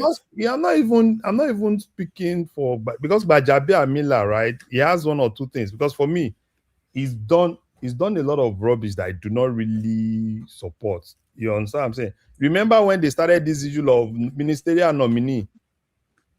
Gbajabiamila was the orchestrator of those, they will put name that even the president is not even aware. Before they will cancel. They say, no, this is not it. You understand what I'm saying? So I do not even trust Gbajabiamila to, but for me, 400 million, I really do not think 400 million is, Gbajabiamila will now, because of 400 million, you understand? I really do not, but still, there are boys around him. You understand what I'm saying? There are boys around him. Some of those things might not really be Baja himself. It might actually be the boys. Larry, do you see him returning for second term? So the thing is this: you don't understand. You see Tinubu as a person. I'm only asking. I don't know. I'm not just. I don't know. Tinubu, sometimes you say this and he doesn't even listen. He wants to use his guys. That's just it. But what I see, probably in second time, they'll probably put more people around him. That's what I think. Probably, when he started, they brought Muri Okola, they brought some other people around him, at least to reduce his power. That's what I just think. For me, that role, yeah, probably they have brought someone It else. has toned down a lot. Do you remember when it first started? It was always it was like a photo op sort of, but now it's just faded into the background. Yeah, because Which is what his role should be. they brought a lot of people, they whistled down his power. They brought a lot of people around him that could actually do those things. So it's just more of, he doesn't really have that power like he used to have when they started the government. So he doesn't even have that much power. So that's what I think Tinubu might actually do. But I think this thing, if they are not able to, I was not even expecting Ononuga to quickly come out and say, yeah, they've exonerated Bajabe. No, no, no, no, no, no. It's not going to die like that. Probably they felt it's just something they could just say, that was just going to die like that. No, it's not going to die like that. Do you know that after that thing, people started bringing a lot of things out? And you're like, yeah, why are you going to defend this? How are you going to defend allocating a space for that guy in federal secretariat? How are you going to defend there's budget, provision for that particular space? How are you going to defend every other thing? How are you going to defend the, that guy? I was watching something this evening, right, where they had the ceremony, the ambassadors, all of them were there. How are you going to defend all those things? Probably what I think is that thing. Some guys also they put that thing, the thing burst, and they were just looking for somebody, and that guy, I don't know. Probably they just need to look for a way, because if that guy goes to court, that guy is going to talk. He's definitely going to talk in court. So probably what they would just do is to. You don't want him to talk? Yeah, why? I want him to talk. So let him talk. I want him to talk. I want him to talk because that's part of why I said, you see, a lot of things are actually happening. That's why most of all this policy, we bring this policy. No, I think we are not really doing due diligence to those policies, right? Because we need to do due diligence to those policies because let's not deceive ourselves. Most of the money, even though they said we're getting more revenue, but most of the money, that we're still getting are still being borrowed. So there is need for us to be able to audit those money, to be able to know how much we're really spending. Are we really getting value for money? That's why for me, I really do not support all this policy. We are creating this, we are doing this. No. Let's wait. The ones we have, let us make it more efficient. Before we are bringing NYSC policy, we are changing this, no, all those things. See, as far as me, I'm concerned. Do you not approve of the NYSC reforms? No. One man, I approve of reforms, but I think they need to do more, take their time, think it through, look for better, because at the end of the day, you see these civilians, you understand, all this, we are removing regimentality, we are making civilians to head it. I don't even trust them. The only thing that makes NYSC still stand today is that discipline. That's the only thing that makes NYSC still stand today. Is that discipline. An average person goes to camp, right? That time in camp, that's when you see that a little bit of discipline. After that, what do you see? Even if you go to NYSC camp, when we were in NYSC, the only people that will have a little bit of fear for is the military guys. And it's because of the regimentality that is actually there. Now, if you're not taking that thing out, you're not bringing these politicians in. Politicians, what exactly are they really going to offer? Politicians that at every point, it's all about, is he in for me? Am I an APC member? Am I a this? Am I a that? I'm telling you, in as much as you point it, you write it, it's going to be the best, it's going to be this, it's going to be that. At the end of the day, if you look at it with politicians, I don't even trust them. They will just kill that whole thing. That's just it.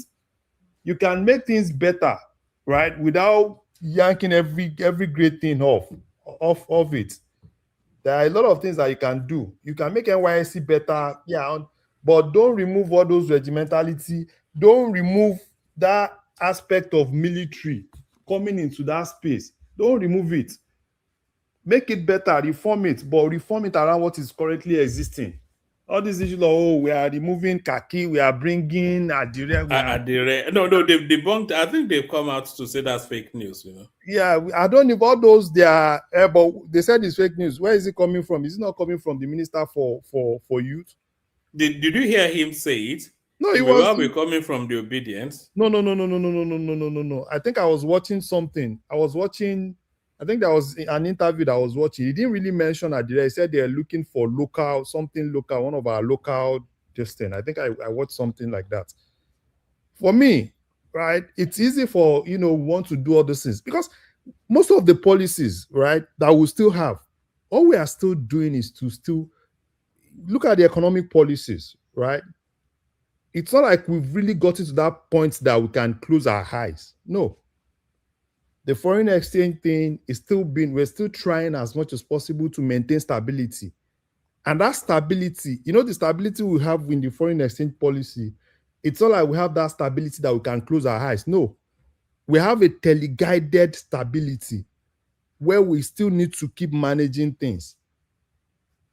So, I mean, let's. I'm sorry. Can I come in? Yes, sir. Yes, sir. I really was trying to understand Can we pick specific policies or reforms of the government that you disagree with? So let's see if we can dissect and look, because you seem to disagree with everything and nothing in specific. You know what I'm saying? Yeah. I'm not disagreeing with everything, but I think there is a lot coming out at the same time. We want to do a lot at the same time. But the same way you are saying that they are doing a lot, some people are saying they are not doing enough. No, see, there's difference between, you see, policies. Policies are always easy for us to say, oh, we are changing this, we are changing this, we are changing this, we are changing it. This. You understand what I'm saying? I think they still need time. Do one, let's look at how it's going to work.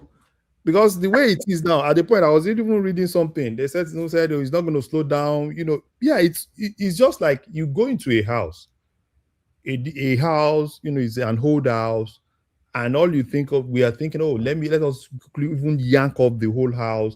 Let's build new structures. 3 more minutes, Larry. Let's put new structures and let it be as beautiful as we want it. Right? Yeah, in as much as we want that's what we desire, but it's not, in reality, it's not really going to work like that. Because even if you change everything, you're still going to put people, and these are the people that personally I do not even trust. Tinubu might have the good intention to do some of all those things, but what about those people? Do you even trust them? Okay, let me give you an instance. Look at this student loan scheme. Do you know the scandal in student loan scheme now? That the non-students, the non-president is trying to open up. Imagine a particular school where tuition is around 120,000, and the VCs of those schools will now quote 300 and something thousand.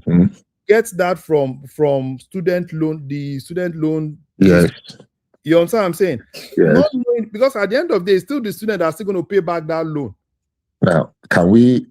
Sorry for this. Now, you have pointed out a specific example. Now, I will say that the fear of failing or making mistakes and not starting at all is a very dangerous thing. They have started. The scheme is about a year plus now. We can weigh it side by side. What are the downside? Where can we improve upon? What adjustment do we need to make? The fact that maybe we have 100 institutions in Nigeria, maybe the one we are talking about 10 or 20 or even 30, we're not going to demonize the whole rest. We're going to say, okay, let us arrest those people and make an example of them. Gradually. There is this saying in one of the books we read, say, by jumping from tree to tree and falling, the monkey learns to jump without falling. I don't know, I'm paraphrasing now. We can now improve on those areas, and that's why I wanted you to point at specific the reforms they have done and the downside or the challenges, so that it can be fixed. For example, this one you just mentioned now, it is not because of the project itself. People will implement it. It's just like you building a hospital and you hiring a nurse somewhere down the ladder, and the nurse is not doing his or her job, or the cleaner. You cannot fault the idea that backed the hospital. somebody must be able to do oversight and put the nurse or the cleaner in order. So if one rector or vice chancellor or leader of any university is abusing the process and they are perpetrating this fraud, let there be a system that will go and check them and put them in jail. We will not, because of that, now demonize the whole program or the idea itself. All right, let Larry respond and then we'll move We're on. actually saying the same thing, right? We're actually saying the same thing. When you have a policy and when you're able to look at that policy to grow, you're able to sanitize that policy to the point that you start getting value from that policy. That is how there's difference between, putting out a policy and ensuring that that policy is being implemented to the point that we're getting value from it. That is exactly what, this is a new policy, right? And for that to come out, are you so sure that that's not what it's really been done across the country? So you need to be able to let the policy grow, look at how to really sanitize the policy, take out the bad guys in that policy to the point that that policy is now yielding what you really want. But if you are not really done with that, you went into another policy, you divert attention into something new, you started that one, you divert attention into another one. I'm telling you, it's not really gonna be the best. That's what I think. Yeah, one man. You can go to another next person. Oh, all right, brilliant. Thank you, Larry. Stay with us, Larry. We go to Baba. See if Baba is ready for us. Baba. Yeah, woman. Particularly, a lot of things actually are going on in the government and governance circle. I'm excited, you understand, and because I like new things, I like things being pointed, and I like bold people. But in this fourth tier they are trying to create, I think it's too complex at the moment. It is too complex for Nigeria as a nation formatted as we are presently formatted. I just think they should drop it. The idea they have on the table, which is 27% of the listing derivation, increase from 13 to 27%, should be pursued vigorously in the next government. As soon as they come in, let them slice, because the net is wide now. Ogun State is now an oil producing state. There could be several other states coming on board. So that 13% is not going to be enough anymore. That 27% is part of this, is part of the restructuring. Gradually, those that are slowing us down will get the message. For instance, the commission basic. I like what is happening. He created one for every zone himself. I mean, Tinubu created one zone, and I knew that the zones will mess themselves up. NDDC of the Niger Delta one, they got their own too. And if you look at their example, it's not a perfect organization, but it's done very, very well for that region. But look at what happened, which I was not surprised. I'm not surprised. I knew it would happen. The Southeast one, 150 million gone down the drain, and yet they will be looking at the center. That's an extra layer of governance for development, infrastructural development that they laid out to your zone. And look the mess they made out of it, just the initial deposit. So people should put their focus properly on their region, because a lot of money is going down the drain in most of the regions. Take, for instance, also what Larry talked about in terms of the local government administration. It's no more. The system is so faulty, because apart from the government, giving money to the local government, even the states, there is a 3% statutory allocation from the state allocation, all the things the state generate, to add to that FAC allocation and give it to the local governments. But then, unfortunately, there is a joint account situated at CBN for each of the local government, run by in partnership with their individual states. So it goes to the federal government account, to their joint account. The state government put its own 3% and give it to push it to the local government. But look at it, when the states will put their teeth, they don't even show receipt for the 3% they put in there. But states that are respecting the law, they are enjoying. Look at Ushomulu local government. Look at all the local governments and local government areas of Lagos State, which is still very difficult to administer because the constitution doesn't recognize about 31 of the LCDAs, but they find a way, they get everything done to the extent that some local governments are matching even some state governments. Look at what the Agege local government, for instance. Something is going on there, a kind of revolution. I've not been there though. I've seen some clips, but I'm happy for that area of Lagos State. So the thing is, politics has come to play in that aspect.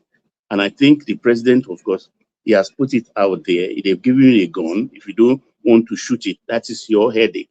But I think he will put his foot down after the next election because the new governors will come in. The old ones have to be very careful because they kind of got the cooperation of the former Minister of Defense through the Governors Forum. And of course, he helped them with the CBN accounts and things like that. So the president, there isn't much he can do. It's like a gang up. It's been there from time. There was time Amechi was doing it. There was time Fashola was doing it at the Governors Forum, and a lot of things are key when they were governors. So he has to be very careful. I can understand where he's coming from that one. But for instance, this when we are talking about Kenneth Okonkwo and anything, well, Kenneth Okonkwo has his stern gun pointed in several directions. It's not just a direction of APC. He has to do it against NDC. He has to do it against APC. And the APC, of course, have a race of guns. There is Sunday Diary. If anybody remembers his last outing at one of, I think it was, I can't remember the TV station. He did brilliantly well. Brilliantly well. And of course, those ambassadors that have not taken their stations, they will come on board too. So APC is not going to have just one spokesperson. They are going to have arrays of them. It is a kind of, it's going to be whatever, all those whoa, it doesn't really work. Because this government is going to campaign on their achievements. They are going to campaign on their achievements, and they've achieved a lot. They've achieved a lot. If you don't see it, then let cataracts finish your eyes. They've achieved a lot. Because people who say, oh, they are not doing anything, that it is laughable. It is laughable. So for the government spokesperson or anything, they may not be articulating whatever it is now. But let the campaign, like Sunday Diary said, let the campaign starts. There is sufficient ammunition. There's sufficient money. They know how to play the politics. I sent a clip to you about a week or two ago when even the women of APC, they are arranging, they are marshalling the women to mount 2 women at least in every polling booth. That is just one out of several arms of the APC electioneering superintendents. So in every booth, they could have about 10 people. They could have about 10 people. And those that are thinking they could do one thing or funny stuff on the internet or anything, we all know what internet costs money. So if they want, for every of that 10 naira, APC is ready to produce 100 naira conveniently to match them to buy this best equipment. And there will be consultants. There will be consultants who the polls are, the polls, private polls have been taken, and there is nothing. Keyamo is there. So whatever bile they are stocking in their listing, it's just their problem. It is their problem because what this man have done so far, nobody has done it. People are dog whistling and we can't survive another war. Let them, whoever wants to war, let him war, bring it on. Because this is we are in the valley of decision. Baba Jedariko, who is the one saying that? Babawani, dog whistling and things like that. Let him bring him on. After all, he was a You general. mean he's been talking about the triggers of the Civil War? Did you see him Well, making all we know what he does. We know what our father Baba does. wants to use. We know what our father does. So, but it doesn't really matter. You understand? Whatever it is, he thinks he is capable of doing. But he should carry a bullhorn. He should stop dog whistling. He should, because all the things we are suffering today. There is no man. I've not seen any man live. I've read Lincoln and all the rest, a lot of autobiographies and biographies. But Obasanjo's grace is out of this world.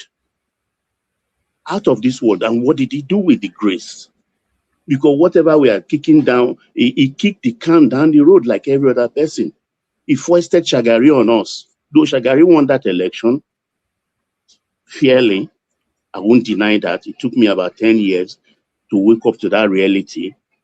I was like an obedient then in the 70s, disagreeable. But Shagari won. He foisted Shagari on us, like he foisted Yaradua on us. So he was like building and destroying at the same time. So if at all he built something in his second coming as a civilian president, he kicked the can down the road. The police, state police, he could easily have done it then. But he panders to other people. He's Mr. One Nigeria, though. Well, whatever it is, he thinks he owes them a favor. But will that favor be sacrificed on the altar of a non-performance or doing the right thing? And you wake up every day now, you are ending up the whole thing and talking about the civil war. What kind of civil war? Those who want to war can bring it on. So, because all right, give us 3 more minutes, Baba. I don't know if you want to speak on Kenneth Okonkwo and all these other things, or the Americans withdrawing. Yeah, they are technical people. They are not really boots on the ground or anything. You know, the modern warfare now, I'm sure they put everything in place. And all they have to do, the AFRICOM will take over everything. It's all about screen and equipment somewhere on the ground, in the air, in the ground, on the air, and even the air we breathe in. So it's a technical warfare. And our troops are doing wonderfully well. You understand? They are doing. Look, these people are like what we call in local parlance chinch. They want to die. They don't care whether it's in their DNA or it's their religion or I don't know. They just don't care. So if they don't care, it takes time to finish them or soften them. We saw them in Afghanistan, we saw them in Iraq, we saw them in Syria, and a host of other places. Now it is Nigeria. The only quarrel I have with this government is that we should not look at their faces. Like I've always said, I've seen plenty of rain in my life. I've seen sunshine. I've seen happy days. But one of the happiest days I will live to see in the remainder of my life is to see the caliphate, the sultanate, the sultan himself in jumpsuit. I want to see him in jumpsuit. And the Gumis of the North, I want to see them in jumpsuit in an American jail. This man kept quiet for so long until one obscure Miyetti Allah Fulani was killed in Plateau State. Then he came up with his full chest and asking for investigation, that the people should be held and dealt with. Meanwhile, that same period, children were kidnapped by his Fulani people or his terrorists in Borno State. He didn't talk about that. Now, because of that one, he's now talking about, terrorism is not in our religion. It's not part of our religion. He's complicit. that America deliberately sent Tomahawk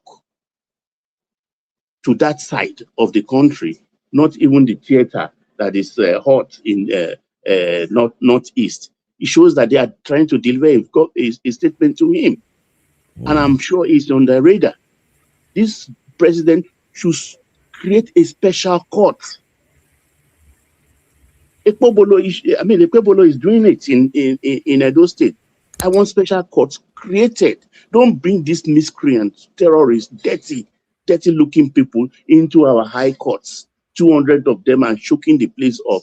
And one day they will overwhelm the place and embarrass the government and take their people off in an operation that they did not envisage. So when you create a special court in a special compound, put them there and start dealing with them. What's wrong with creating special courts? Why is it wasting time? Their sponsors, their money launderers, all those things have to be killed. When you starve them of those needs, then we'll start making progress. When their bullets run dry and their source of supply is also cut off. This is where my anger at the president is. That is where you should focus. America is safe today because they are like hawk, because the price of liberty is eternal vigilance. The price of liberty is eternal vigilance. America is not sleeping. They don't want to be embarrassed again. So everything it takes, they even go to afield. They go afield, far afield, to even make sure they stop it, like what they are even doing in Nigeria. They've killed Manuki or Manuaki or whatever that one they killed in the Chad Basin a couple of weeks back, because it must have been on their radar for some time. So this president should wake up to his responsibility. As for Kenneth Okonkwo, I've said, look, to me, I'm not losing sleep. For Kenneth, I'm not losing sleep. For the next election, I'm not losing sleep. Honestly. Go back. Before, can you just quickly touch on, sorry, for 10 seconds, because it's like we moved on from the Oyo thing, kidnapping, like nobody's talking about those girls anymore, those school children. It's been over a month now, right? Is it 45 it's days? Going on 2 months even now. It's like we've moved on and nobody's even discussing them anymore. No, I don't think we've moved on. Okay. This is just a conjecture. I don't think we've moved on. What they are trying to do, I think they don't want to pay ransom. So it's like, okay, let me finish. They don't want to pay ransom. They bog them down in that forest. Okay, you will not release the children. Okay, you too, you will not leave this forest, and you will not get supply. How did you get the supply? How did you survive it? Exactly. But for this, you see, I've watched or read, I don't know where I come up with this, but I think I can't really remember. There are instances at times, the government themselves, they could be supplying them food because of the children. Why they pin them down? You say when you are tired, eventually you will surrender. You can't be there forever. But governments do that. It's an operation. You understand? Because look, whether we like it or not, only God knows how many trillions we've paid in ransom in the last 10, 12 years. Monies that are supposed to go into health, education, road infrastructure, and several other things. We've paid trillions. People have made fortune. And yet the little we have, people are even using it to send terrorists to Mecca, to marry and breed more terrorists to give us. And those people I'm dividing my resources with from the south. They have their own resources. They appropriate them privately. We don't know what is going on with the gold in the Zamfara side. For years, we don't know. It's only in the last 3 years we've come to realize that, oh, a lot is going on in Zamfara, Sokoto, with gold. The lithium, we woke up to it on time, even though they are still taking some and selling them privately. But the national government, fortunately, is a Dangote executive that forayed into governance, and they are opening a lot of factories. They think in Nasarawa state alone, there are about 3 lithium factories at the moment, and more are being built in that region. So a lot of things are going on, and I'm excited for those who see and for those who want us to continue. But for those who want war or the country, they should bring it on. I yield, one man. All right, brilliant, excellent. That's the excellence of Baba. Baba always speaks with passion. That's really. Can I just say something for 10 seconds before? All right, then Rational Mind next. Yeah. For the sake of this administration, they need to wrap this thing up in Oyo within the next couple of months. This idea of we're gonna wait this out. No, you cannot have this go on for 2-3 months. Bye-bye. So that's just what I'm gonna say. I agree with you actually. Either militarily or paying them, they should just end it. Whichever way it ends, they should end it. Please permit me to just add to it also. I was having this conversation this afternoon. I mean, allowing this to linger for this long is sending a very, very dangerous thing now. I mean, what we are saying is that, look, I mean, Southwest is also conducive for the kind of mass adoption that lasts months and months and months and months. I think we should have been able to take some very decisive decision. Of course, it might have some consequences, but it will be sending a greater message that, look, this Southwest forest is not a safe haven for terrorists to come and kidnap children and remain there for months and months and months on ending. It's very sad that it has gotten really this long. They should go and pay. They should pay and release those kids. Yes, whatever they have to do, they have to. I mean, these are children now. I mean, killers are going. Release them literally. Go and pay and release. Yes, either by force or by paying them. They have to bring those children out. Rational Mind, if you're there, Rational Mind. Hello, woman. Ogagwa, kilo ijawati to. Baby, but we never see you again. Well, it's just life, my brother. Well, is it work that's beating you down? Your voice sounds like, are you tired or? I'm not talking Portland, no fire.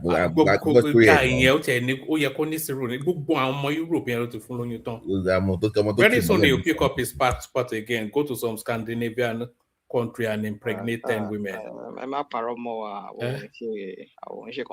Papa Jasko, do you remember Papa Jasko? Yeah. This I know you about Jasko. Now Dauda the Naxin guy. Remember Naxin? Dauda. They came a super happy. Anyways, yeah. Woman, I've listened to everybody. I just sold my piece here. Take my time to listen. I just want you to feed me those topics as you have them.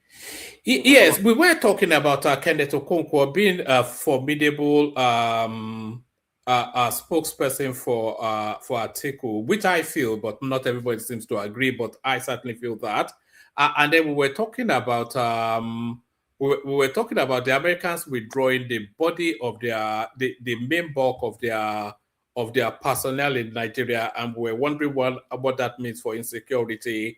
Our former Nigerian minister, Uche Naji, has been arrested, the one of the fake certificate saga.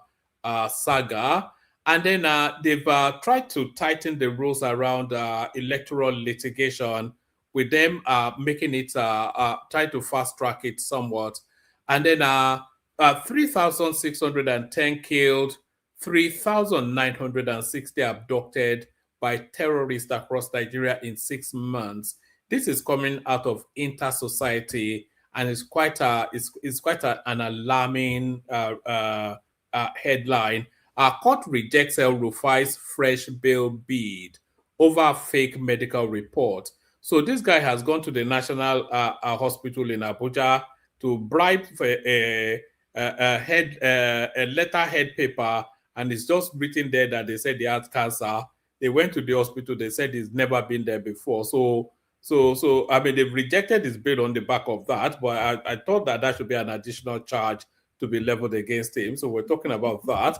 And then they are flighting the kite for an idea of a 4-tier form of government. So you have the federal, And then you have the regional government, which is based around the 6 geopolitical structures that we have at the moment. So, and then you have the state and then the local government. So, we were talking about the practicalities of that, and Bishop especially did not sound especially impressed. So, we're talking about those or whatever else interests you.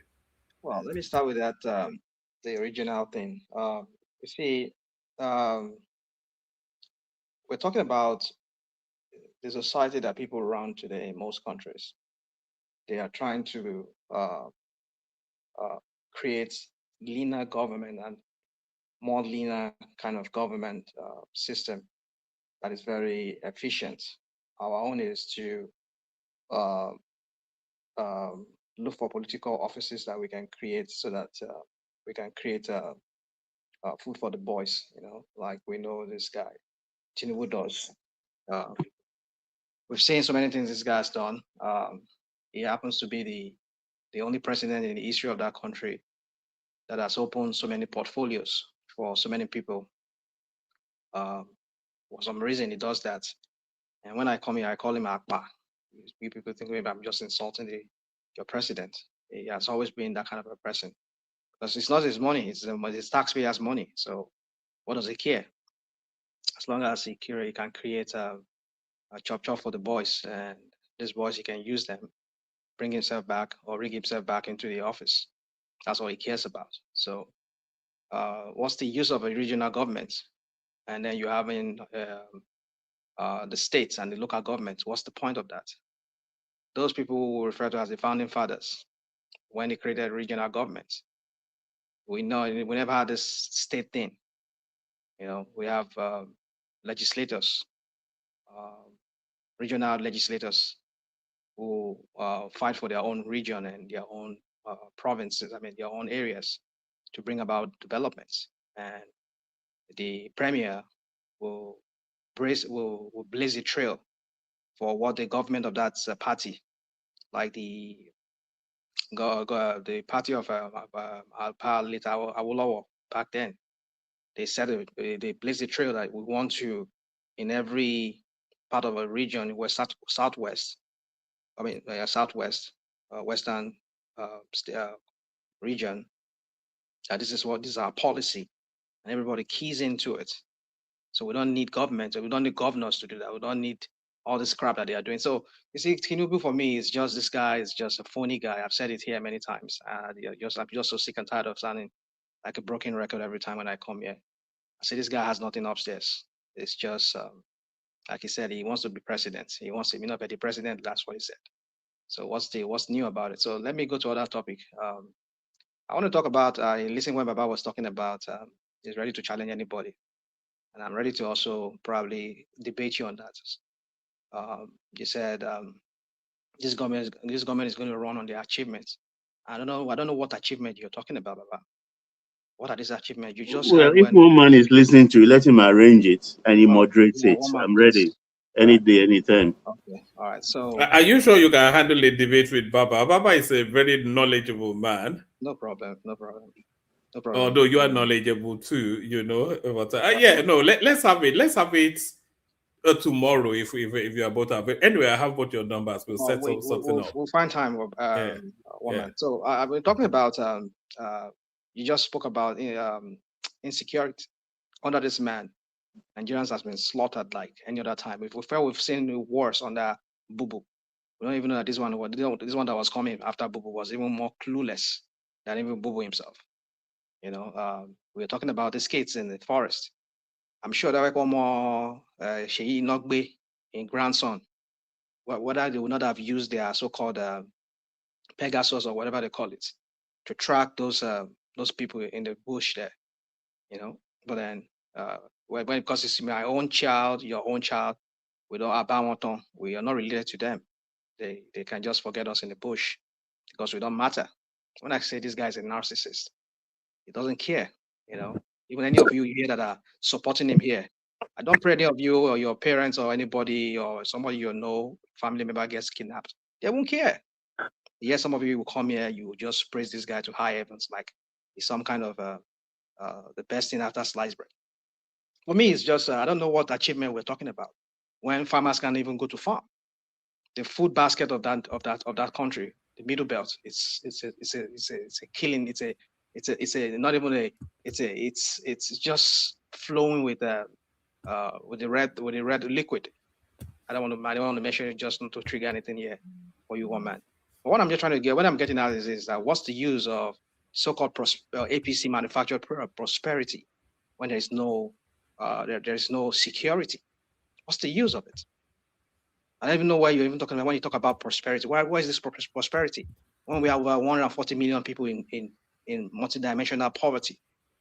So people come here, they talk about macro economy achievement by this. What are you talking about? How has that translated to common people in the street being able to pay their house rents, put food on the table for themselves, secure their own lives? I don't know. We come here, we just throw all these numbers around. Like, I don't even know what planet that some of us are from. And I want to see that. I want to hear. I want people to come and tell me what Tinubu has achieved over time that has impacted the life of Nigerians. But he has totally remapped the whole of Igbo land now. The first, sorry, Bishop, the first time in the history of Nigeria that development has actually. What development are you talking about, woman? Is built the whole of the infrastructure that is building in Igbo land. Audio thing that you people like to do. But even the Igbos are reporting it now. What are the Igbos? I mean, woman, I bet save me that Igbos. What are the Igbos? What Igbos are you talking about? What Igbos are you talking about? You don't see all the clips that the Igbos are releasing. Was it Baba or who was that person? Was talking about the money they allocated to their southwest, southeast development, whatever they call it. The guy could not account for that money. What is that? Who could not account for it? Whose fault? No, it could be accounted. It could be accounted for. Now they just misused it. Let me show you this. Is their money? Let me show you this. Your mandate we shall stand. On your mandate we shall stand. On your mandate, Bola, on your mandate, Bola, on your mandate we shall stand. This is the Enugu Onitsha Express Road, like from Enugu to Onitsha. Hey, who would have thought? Who would have thought? Now road we go chop. So for the first time in the history of Igbo land, development is coming. Come on. For the first time in the history of Igbo land. This is the same you when the Mumu from Fulani land, what's his name? Bubu, when they did the third mainland bridge, the second Niger bridge, a third mainland Niger bridge, you people were praising some APC idiots. They come here and they were praising him to high heavens here. What are you talking about? What is the use of infrastructure when people cannot even feed? You see, you people like to do this. How do you mean people cannot even feed? How do you mean people cannot even feed? How will people get to feed? Oh, sorry, go on, Bishop. And by the way, please, let's keep the insult to the other side. You have dished out more than 20 very insulting, whatever now. So let's keep the insult one side. This one, this one, this one, this one, this. Please, let's keep that one aside. How is it that people are not feeding? That's just a simple. Things are difficult. Things are difficult almost everywhere in the world. How is it that Nigeria is just suddenly? That's how it's always been. People like to do very well. Don't say you people don't do this whataboutism. No, I'm not. Woman. Good night. Okay, I know. Don't let this detect that level. Don't go. Don't let him defeat you. Stay. Don't go about this. That's what you want. Let's have a constructive conversation. I only ask you a question. Put the insult aside. Let's talk. Don't tell me. I don't like when people tell me what to say, how to say. No. I mean, we cannot be. I mean, we should be having a decent conversation rather than calling people names and insulting. If you want to, can I reclaim my time? Can I reclaim my time? Yeah, you retain your time. I'm interjecting now, and I listened to you. People interjected. People that was boiling here. I was boiling here when you were speaking. I mean, well, if you did not talk, that's a problem. Well, I understand both Michelle Romy. So if I like, let me boil. So but I'm saying, I'm just telling you about. I just kept quiet. I hold myself. I just had to hold my peace here because I don't know. I just don't want to engage anybody in any shouting match here today, so I don't want to do that. So let me just flow. You know, when I use this insultive word and everything, it's just for the shock value. You know. I hope you're not going to use it when we are debating Oh, one Baba, on don't one. worry, I'll never do that. I'll never do. Not you. I will not. I'm not. I mean, I can use it generally to the APC people, but not you. I will not. I will not. Thank you, sir. To be fair to Rational Mind, Rational Mind, you and I started this. You know, we go a long way back. You and I. And I've never once heard him insult anybody. He insults the politicians, and the politicians are fair game. You can say anything about the politics, but I've never heard Rational Mind. That's not true, one man. No, That's that's not true, man. That's Yeah, not yeah, true. that's not true. That's not true. He has given him the credit he doesn't deserve. That's not true. He has abused me in this platform and called me all manner of names. You shouldn't say that. I called you all manner of things. What did I call you? Zita, we're talking about Rational Mind, though. No, it's okay. And that's exactly the person I'm talking about. He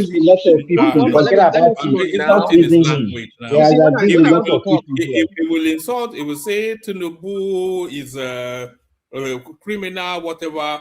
But I've never heard him say he has abused me. One man, he has abused me. Me. You are fair game now. You are fair. Okay, okay. Let me go. Let me just go on. Let's not go that route. I respect everybody here. The only thing I know I can say sometimes, I can say the APC Mumu and the APC Oloibruku and all those kind of things. But if you feel you're one of the APC, well, I'm not disrespecting you as a person. I'm just, generally using the term just to refer to people who support APC and whatever. But I know if sometimes you might get the impression maybe I'm referring to you as well, because some of you support APC or you come here to talk about APC and their crap that they do. But it's okay. But I have the utmost respect for everybody here, anybody and everybody here. But I know my word might sound like I'm assaultive. So I want Bishop to understand that. So let me go to myself. So my point is this: I don't know what we are talking about. This government is the most criminal government I've ever seen in that country. We thought we've seen it with Bubu, and his criminals are left, and some of them were prosecuted. I don't know even though we know that prosecution was just all selective, because even what this government currently is doing, we have said it here that sometimes you don't need to look at pattern. There's something they study in criminology, how they usually they profile people. You look at pattern, they study pattern. The FBI does that. Every other agency does that. They'll look at pattern. If you have a pattern of criminality or pattern of some kind of attitude or way of doing certain things, they can profile you based on that. I've said it here that like Abia Mila, that guy is a criminal. And you wonder why Tinubu surround himself with criminals. So the point is just, and then the other one, that one where they come from Jebu land, there was his name, that's Bayo Nuga. And he came to trivialize it. Like, you see, whenever you, like this guy said, whenever you join APC, you just lose common sense. Sorry, Rational Mind. Just on that Bayo Nuga, do you feel that he's too dated and too old for that role? He's too stuck in them? Because the way things are now is not the way his expertise was, however many decades ago it was relevant. Can you imagine replacing Adruli Ngaladi with somebody like Bayo Nuga? It's a woman. You see, it's okay. I mean, are we surprised? Even the family that rules that country, the Tinubu family. You see, even what the first lady was spewing out when we're talking about training people to become useful in these modern times. Where we talk about machine learning and AI and all of that. And somebody said we should be selling kuli kuli, and even the way you even pronounce it, kuni kuli. It's just it's just to tell you that these people do not have anything planned for the people. All you plan is just to give them 20,000 naira, like the other one that Baba Agbowoni of Nigerian, the former vice president, that was just sharing NP, Shopee, what do they call it, sharing money to people. And same thing, they've started the same thing here. So these people they don't have any plan. That was why they say people should go and be selling akara. I mean, selling kuli. But besides all of that, my point is just that you just need to look Tinubu and look at all his policies. I've said it here. They only pay lip service to anything they want to do. Our friend here just said it. Larry was saying it a while ago, that they just create some kind of some buzz around some certain things they want to do. But they don't. How far reaching is it? How far reaching is it? That's the question we ask. You know, you talk about the so-called even the money that the bursary or whatever they give to students. How far-reaching is it? That's the question. I mean, what's the accountability around that? Even the money they said they give to, what's his name, Edun was saying that they were giving money. They've given out about billions of naira.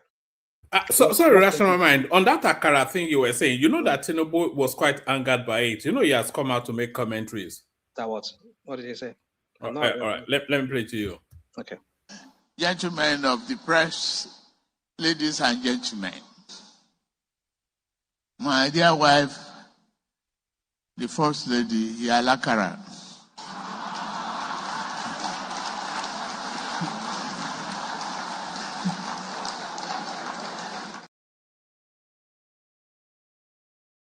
Okay, Yalakara, and so after that, what happened? Abi, woman, you're a very funny guy. So what does that one mean? No, that's the comment. That's his response to all of you. Now, I think it's somewhat mocking you. Is that not what he's doing? Yeah. So, you see, hey, woman, you see, when you do all these things, sometimes I just don't even know where you. I know where you stand, though. I'm just saying, I just don't even understand what to even say to you in response. But my point is just that these people, they just don't. They don't care. You can tell. I just don't want to go into all this. My same the same thing I say here every time. But my point is just that. I think Nigerians have seen all these things, but I doubt if Nigerians will be allowed to freely exercise their franchise during that election, because we know these people, they've already, I heard Baba was saying that this Tinubu's government, they've put things in place, how to rig the election. Because I'm sure Nigerians know Nigerians is going to vote for these people. Even though I'm not saying no Nigerians are going to vote, but I mean, there will have some Nigerians that will vote.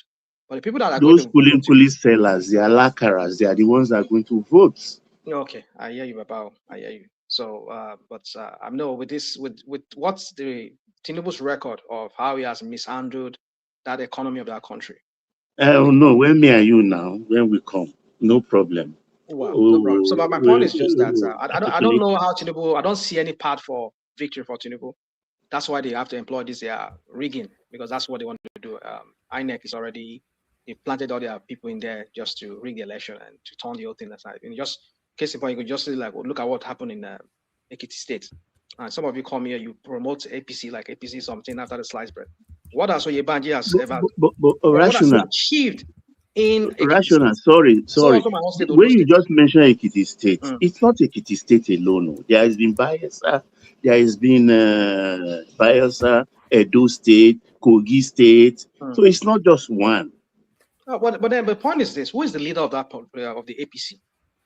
You would think that Tinubu being some of you promoted him here, that he brought innovation into Lagos State when Lagos State after the military era. He brought this in. This guy doesn't care. As long as has he not brought innovation to Nigeria? The woman sent me that. No, has he not? What innovation? What to whose benefit? That's the question. Who is going to drive on all these roads or benefit from all of this education? Don't give me that one. No, who is it for now? Who is it for? Who are the roads for? The infrastructure. The BRT or whatever they call it, those LASTRA or whatever they call them. Who runs everything? Who gets his own cut from that? I mean, what are you talking about? He set up all these things just for business. And you're telling me he does something for the people. What is the people? Even though he brings the facade of, okay, I'm doing it for the people who benefit. But BRT is being run at a loss. Even the blue line at a loss. Well, have you seen the financial balance sheet? I know. So, definitely. Is Lagos State better or worse? Sorry, hold on, rational mind. Is Lagos State better or worse off without those BRTs and all these things? It's a good thing, woman. Don't get me wrong. I'm not saying I took BRT when I was in Lagos a few times. All right. Let me ask you another question. Woman, don't give me this. You see, Is Nigeria better off with or without the coastal road and the NEL funds and all of these things? You are annoying him, woman. Is it progressive or retrogressive?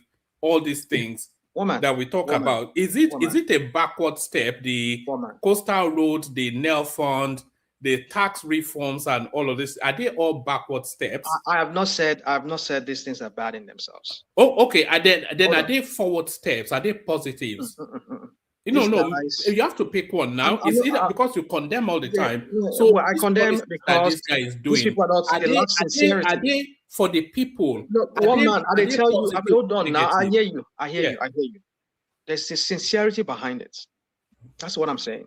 What are you talking about? I'll give you an example. I'm saying. I'll give you an example. We gave out 100 billion naira for the student to borrow, but how many of them really goes to those students? That's the question. Now you're talking about Coastal Road. Who is benefiting from the Coastal Road? Who's getting the contract? The three. I think almost the 5 biggest contracts in Nigeria: Coastal Road, the seaport. Yeah, but is it about the contract or the infrastructure? Land. Okay, go on. Man frustrate me when not just you, but when I hear this argument.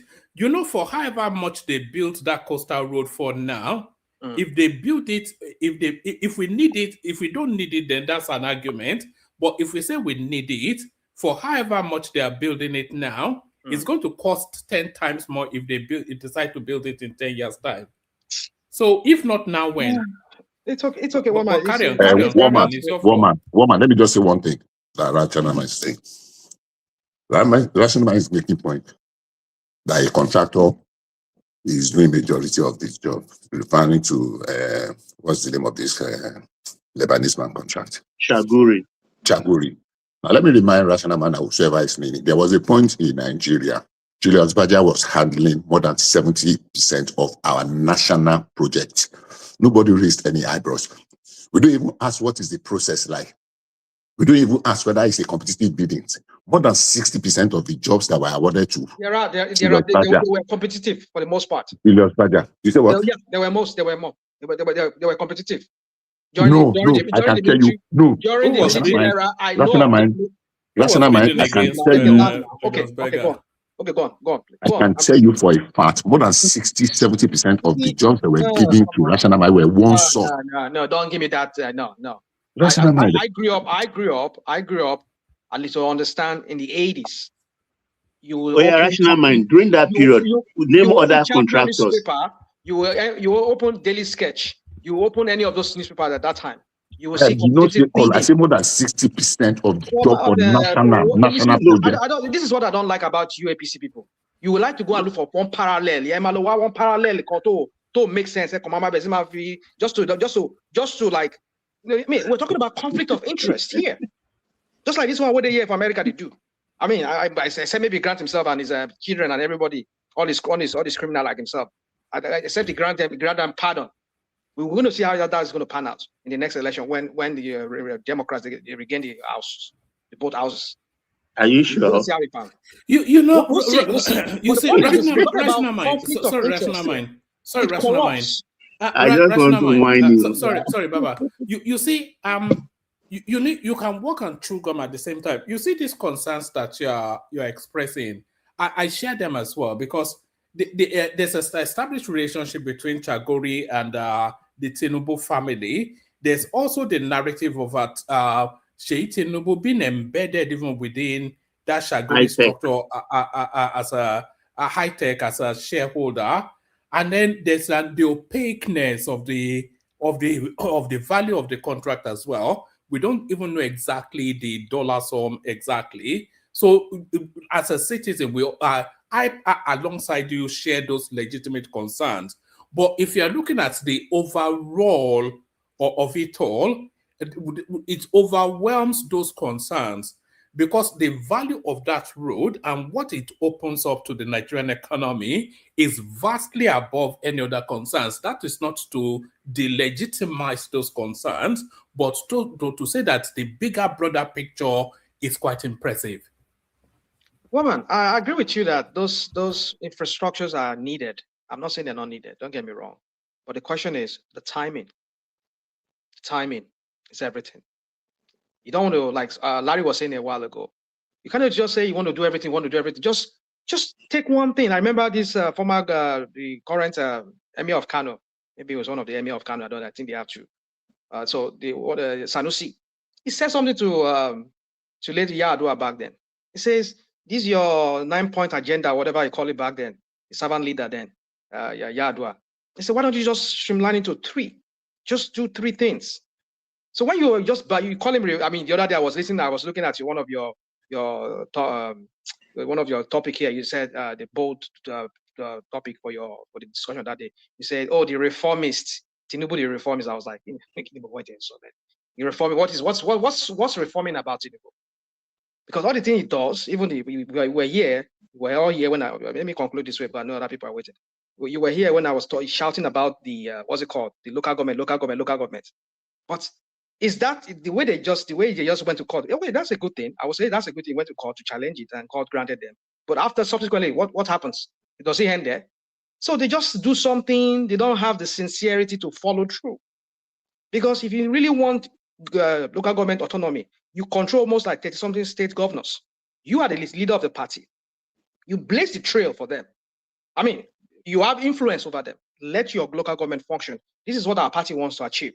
We want our local government to function. We want our local government to be able to handle project themselves, not you local. But he doesn't care. That's not his problem. He just want to create that impression that, oh, I'm doing something. Like we were hearing recently when some of your APC people come here, they'll say, hey, go and meet your local government, go and meet your governors. He has given them more money. What are you talking about? But this was not what they were saying when this guy was there, Jonathan was there. He says the box stoppers is there on his desk. So my point is, you see, when it's convenient for them, they can spin things around. But when it's not, they just look for one thing and one thing. So my point is just this: is one man. I'm not saying these things are not important, they're not good for the development of our country. But the timing is what we're talking about. One man, let me. Yeah, no, before you go, rational mind. Before you go, sample this. For instance, we're talking about corruption.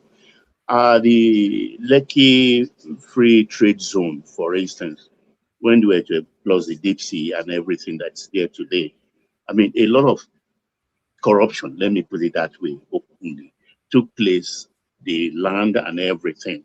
But today, despite that, today, from January to June alone, in custom collection for excise and all the rest, over 400 billion has been collected, which translates to, by the time the year ends for this year alone, it could be about 1 trillion. Has that not paid off the corruption or not compensated for it? Because it's going to be 18 forever. So 1 trillion every year, which is about over 700 million every and that year. 1 trillion will continue to double. When you have the coastal road, that will double that 1 trillion immediately. The beginning may be debt. Do you get the point being made, though? Do you get the point being made? Exactly. I'm glad you got it, woman. This was the same guy. But does rational mind get it? I know he gets it because he's a supremely intelligent man. They're increasing revenue. We understand why they're increasing revenue. Because people have to pay more in Naira. They give the illusion that, yes, they are making money because Nigerians now are being squeezed to pay more because of the inflation and all the jacking up of, the value of the Naira. So they are raking in more money. So it's nothing to do with the increase in trade. No, it's not, brother, Mr. Woman, please. It's not.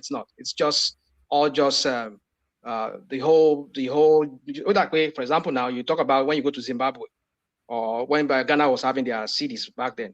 You go carry like millions of CDs inside one carton. You go bank. You go like say plenty, no be so. But now that they've taken out the 2 zeros, how many zeros they took now? You can just hold like 20 CDs, and then you only that 20 CDs used to be maybe like 2,000 CDs before. That's what it is. So the point is this, one man. That's not even making more money now. They're making more money in revenue. Yet this guy is borrowing. Did you hear that? IMF, World Bank just gave them that same loan. That loan, IMF just gave them that loan. Despite Nigerians were shouting, were raking on IMF, I've been at World Bank's Twitter page, say they should not borrow Tinubu that money. You know they borrowed them. They borrowed them that money. Nigerians were raking. You mean obedience were raking? Well, but before we move, that is what you do actually. Because we are Nigerians too, and we're not raking. It's the partisanship. I don't think any patriotic Nigerian is on IMF. No. There were so many Nigerians that are not obedient that are also there that were also raking that do not. How do you know that? This Akpa president, don't give him money because this is the guy. This is the same guy you guys were just saying now that he makes more in revenue, but yet they're still borrowing. The other day he was saying, wasn't about like how many, like a year ago, he was saying I've made my quotas for this time. I mean, for this year, and yet just few days after then he was borrowing money. What are we talking about? So it tells you that there's something inherently wrong with their policies. It's very good. It's very good. There's no correlation in increasing revenue and borrowing. One man, there can I is say something? because Can I say something? Did you hear what World Bank said? Or is it World Bank? I think World Bank. Let me. Can I interject? Please go on. Eh? Go on. Carry on. You said yes. Oh, I think maybe majority of Nigeria don't even understand what is going on. When you have a budget, if you look at the budget of Nigeria, let me use 2026 budget for example. We have a budget of about 58 trillion naira, and what is actually budgeted as our own internally generated revenue for the budget is about half of that. I think it's about 4 trillion. And then our debt servicing is about 16 trillion or so. So the remaining half is going to be financed by borrowing. So if government now comes out and say, okay, our own target of 34 trillion, we have met it, does that mean they cannot borrow again? Because that 34 is just half of the budget. The target is to borrow half of the remaining budget to finance whatever they want to finance. So I think it's lack of understanding that is making Nigerians to think that. Hold on. We get that point. You have a point there, and I agree with you that you have to borrow to supplement whatever you make in income. Yes, we understand. But the point is again. So why are you not saying this now? Why are you not saying that? Let me learn. Even the one they make, even the so-called revenue that they are making, that people say it has increased. The question is, you heard, was it the Minister of Health some few months ago saying that the budget allocation that was supposed to go to him, all this money they've been borrowing, just ordinary health alone, we had about 30 million naira was disbursed to them. I mean, 300 million naira was disbursed to them. Health 36 million. 30 million. Okay, 30 million. So the whole budget, and all the money that Tinubu has been borrowing, including the revenue that they said they've been making, how is that reflected in the money that they disburse? Can I say something about that one? So the point is not use borrowing the money something. when you can also just use your. Can I quickly say something on that Ministry of Health for 1 minute before you call Let me land this point, please. You might as well just stick to your revenue and borrow little. But the point is, how are they being administering even the money they've been borrowing alongside with the revenue that they've been making? You've been hearing what about all these infrastructures we are seeing? Hold on, they've been running 3 budgets at the same time. What are we talking about? Can I quickly chip in something before Simba comes? Good. Rashadama, let me address the issue you raised now. Unfortunately, many people have been, recycling this same thing. That only 36 million was released for the Ministry of Health in 2025 budget. There is nothing that can be further to push than that. I'm just going to ask a simple question. Recently, in so many hospitals, the federal government just finished equipping 6 or 7 cancer centers. Some of our teaching hospitals. Are you saying it's under this same 36 million that all were taken from? They have embarked on renovations, major renovations of some of our teaching hospitals. Are you saying it is there? The federal government is sponsoring the building of about 190 primary health centers. Are you saying all of these? Let me learn my question. Okay. Are you saying it is still from this? Now, there was a misinterpretation of what the man said right from the beginning.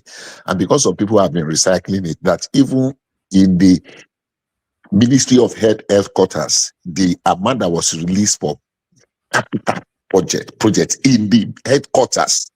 But we're not chucky that it is 36 million naira that the whole Ministry of Health of Nigeria have been spending for 1 year.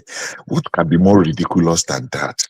If it is not either it is complete ignorance or just being mischievous, that it is only, and Rufai keep recycling the same thing. Oh, 36 million. How can we be spending 36 million for the whole Ministry of Health in the whole of Nigeria in 1 year? And people that are rational Bishop, mind even repeat the that teaching kind of thing. hospital, a teaching hospital doesn't even Just get that one one, per month. even just one Doesn't get that hospital, one per month. but we keep Can I say we something keep real quick? Because recycling it. We I know keep people are recycling waiting. the lies. Hold on. You can say it's lies, fine. We can say it's lies, but we heard when the secretary of the PAMSEC, or who was that person that said that when he mentioned that we need that. Sorry, Hold on You now. sorry, rational misinterpret. man. Let me land. Sorry, rational man. You made a point You now. Before misunderstood I what he wanted to said. say something Oh, before. all right. Okay, make Okay, that okay, point, go on. Simba, and then Rational Mind respond, and then Rational Mind give us a few lines on Kenneth Okonkwo, and then from there we go on to Zita, and then we got two Nigeria with us as well. So Simba and the Rational Simba. Mind. And Simba also. Yeah, Simba is the host. I'm going to hand over to Simba in a minute. He doesn't. I'm not part of the panel. No, you are a team member. Or you are a team member. So yeah, your question to Rational Mind. Okay, rational mind. If you are being sincere in your criticism, I think you would listen to what I want to say. Before we with the kind of budget that we operate in just a yearly budget, whatever we fund, I mean, we are able to fund in the budget, whether it is 30% to 5%, people don't care. Next year they will roll out another one and they will start like that. But if you look at the budget during Buhari administration, that's what we are doing, just yearly budget. And if you look at the budget performance, I don't think we hardly exceed like 35% during Buhari regime. But when he came in, he said no, that we can't be doing yearly budget like that we have to be rolling the budget over. Now, as at 2025, end of 2025, I think they Sorry, just Simba. Let me drop you. Shut it down when you're finished. Super chat Ola. Thank you, everyone. See you tomorrow. Sorry, back to you. So what because as I said earlier, the problem that we have is problem of revenue. Even that's half of the budget that I said that we want to finance by borrowing.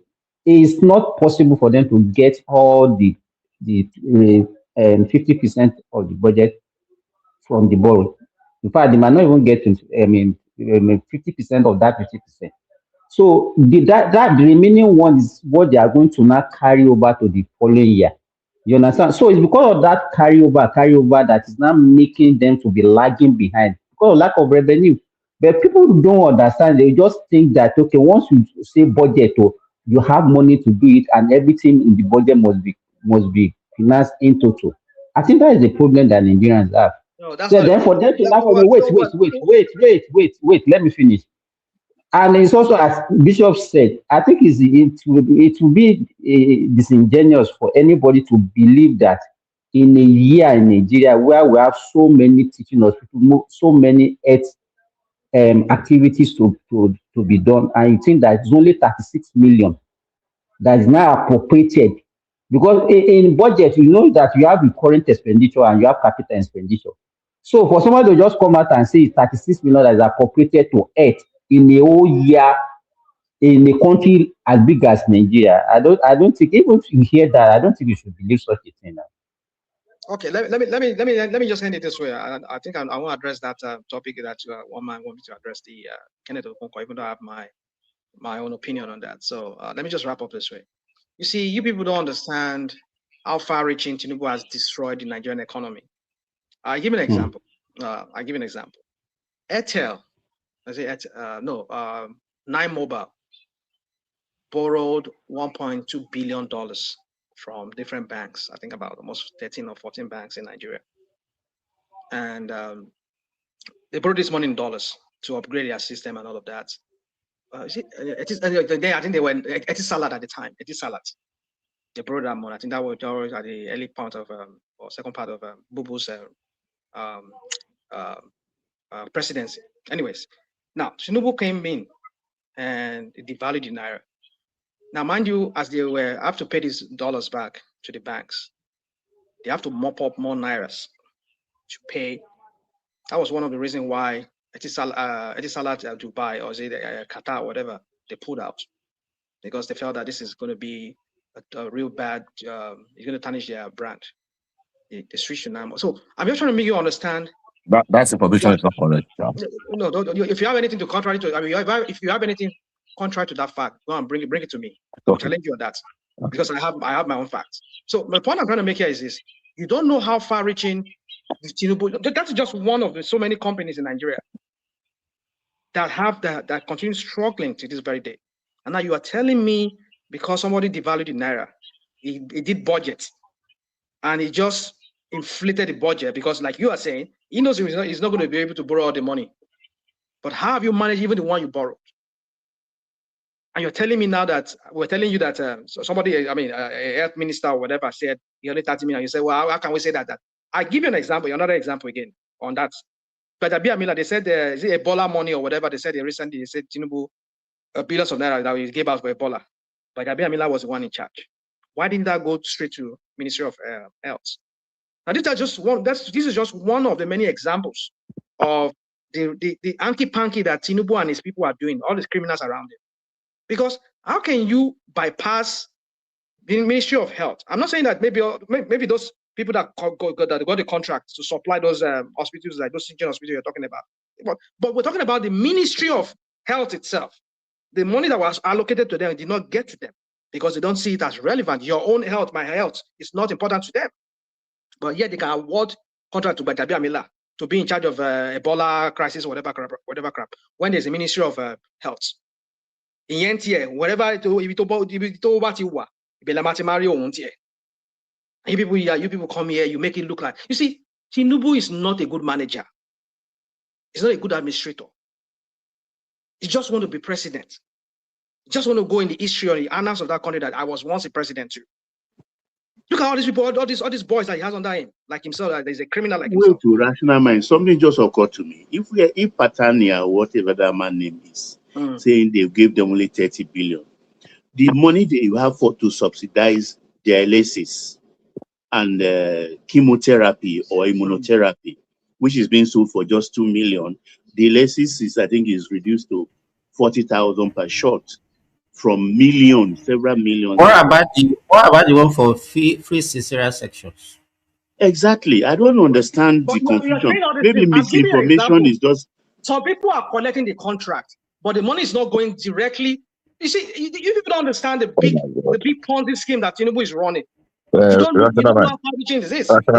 There's no winning. Let me. You said you want me to say something about the Etisalat that you mentioned. I said that information you gave is wrong. Number one, the contract, the agreement between I can't remember the name of that consortium, that Abu Dhabi consortium, Muda Lab or something, Muda something, that they entered.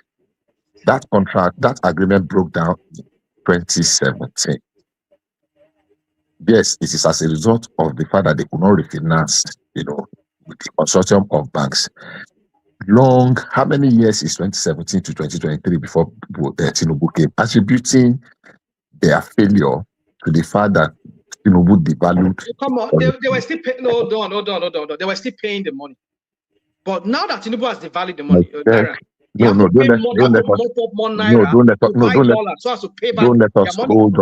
let us model it on. What I'm saying is that they pulled out in 2017. I don't think so. I don't think so. I think they don't. When did Nine Mobile? When did Etisalat change his name? That's the question. Can we Google that?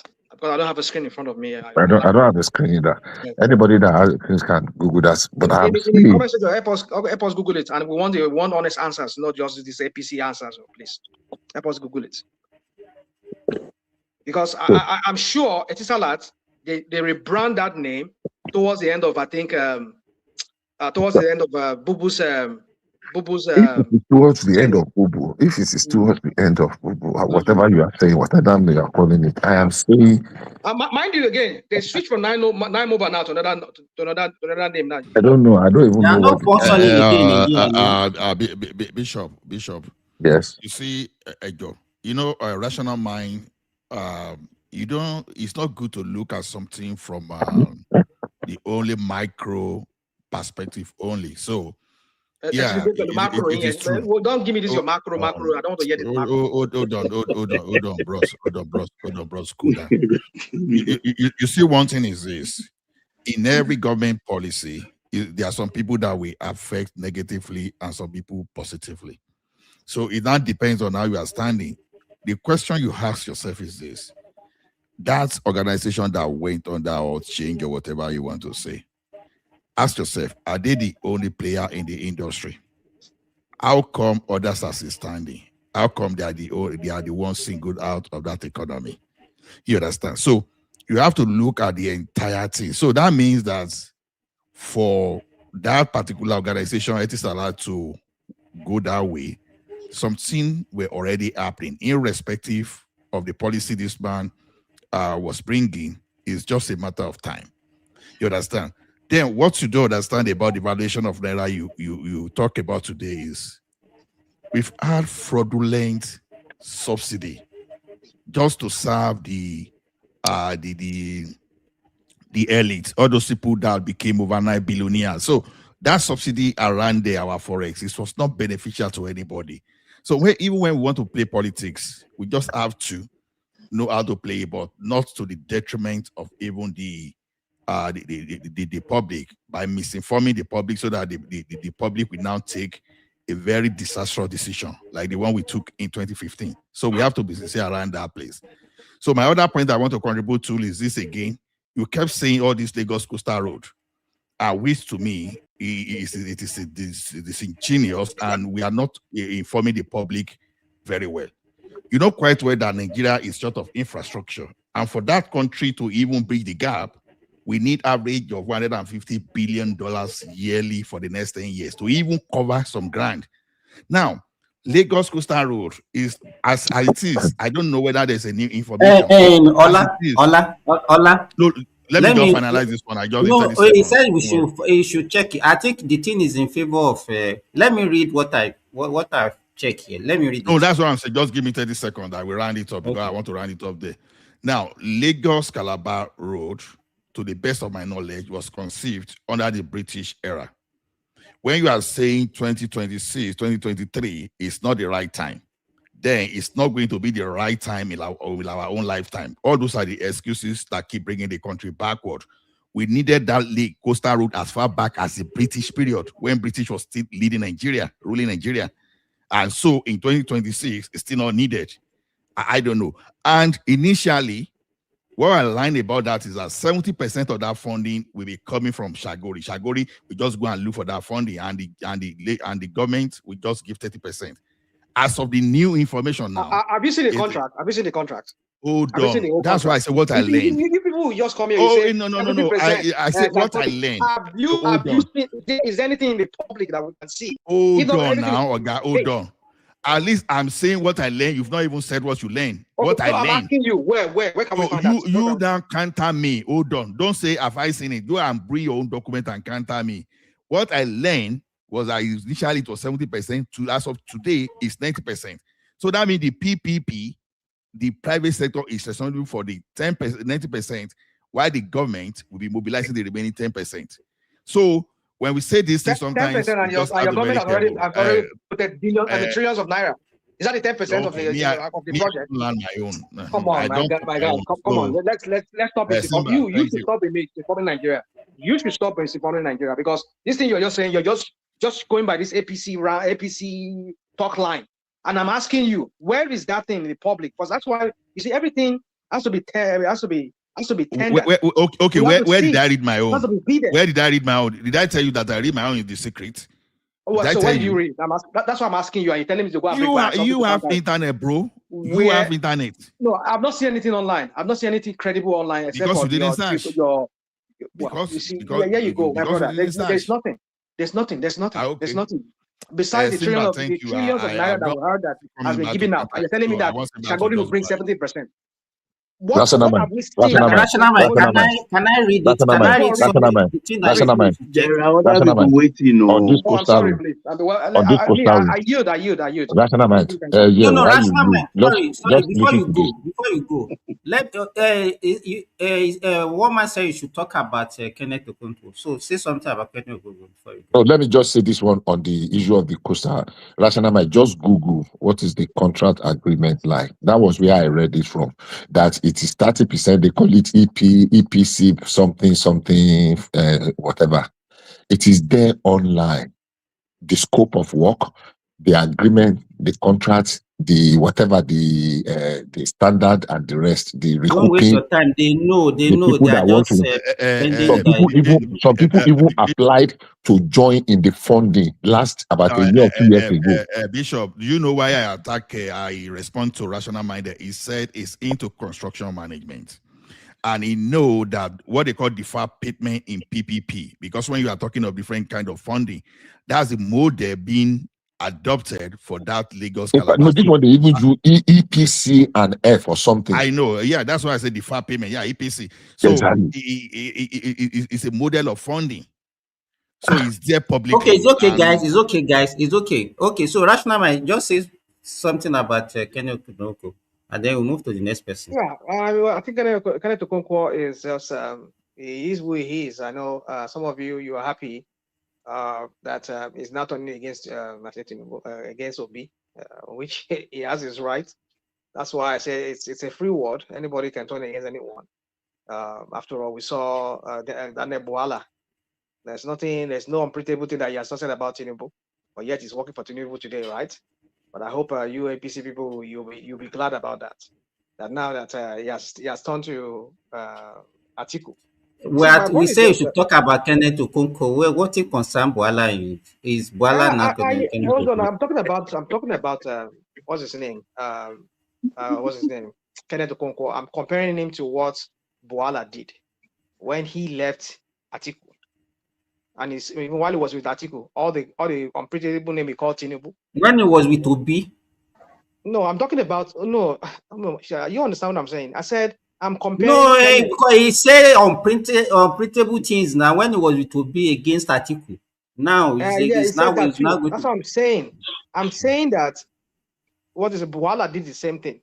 So why is it of difference if Okonkwo is doing the same thing that Buala did? So what difference is that? That's my point. So, but I trust you APC people now. You'll be happy now that somebody has turned against Obi, but yet you people cannot find anything. The only thing we can find is this one, this guy from Labour Party that they were using, that you APC people are using. What's his name? RM, do you have information for us on Oshutokun? I don't know where Oshutokun is right now. I don't know. Is any latest about him? Real quick before. And I don't kill him now. From LP now, kill him, finish him. Also, I mean, literally they killed him. No, not killed like that. No, I'm just joking. He has been silent since he left. Well, LP, I mean, anybody will be silent because as OP is jumping from one place to another place, nobody knows what's going to happen and all this. Although, and the thing about him is, he's just a spokesperson and he's somebody who manage a campaign. So if Obi still want to use him, Obi is at liberty to use him. But I don't know. But talking about do you Rational Mind, do you hear what Dino is saying about Obi? I don't know what is actually going on in that ADC.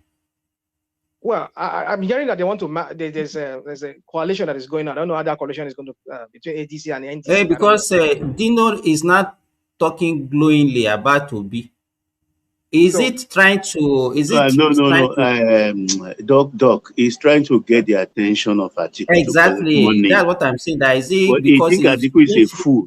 They gave you money for gubernatorial election. Billions they give you for your own election.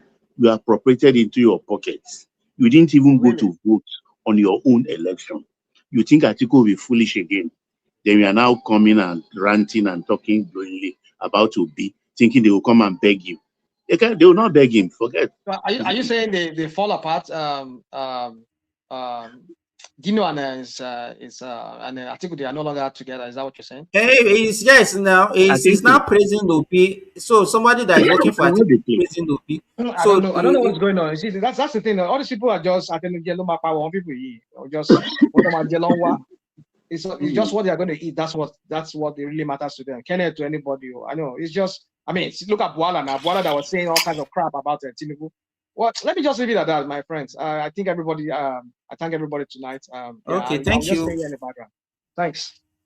Yeah, I think the next person is Zita. Oh,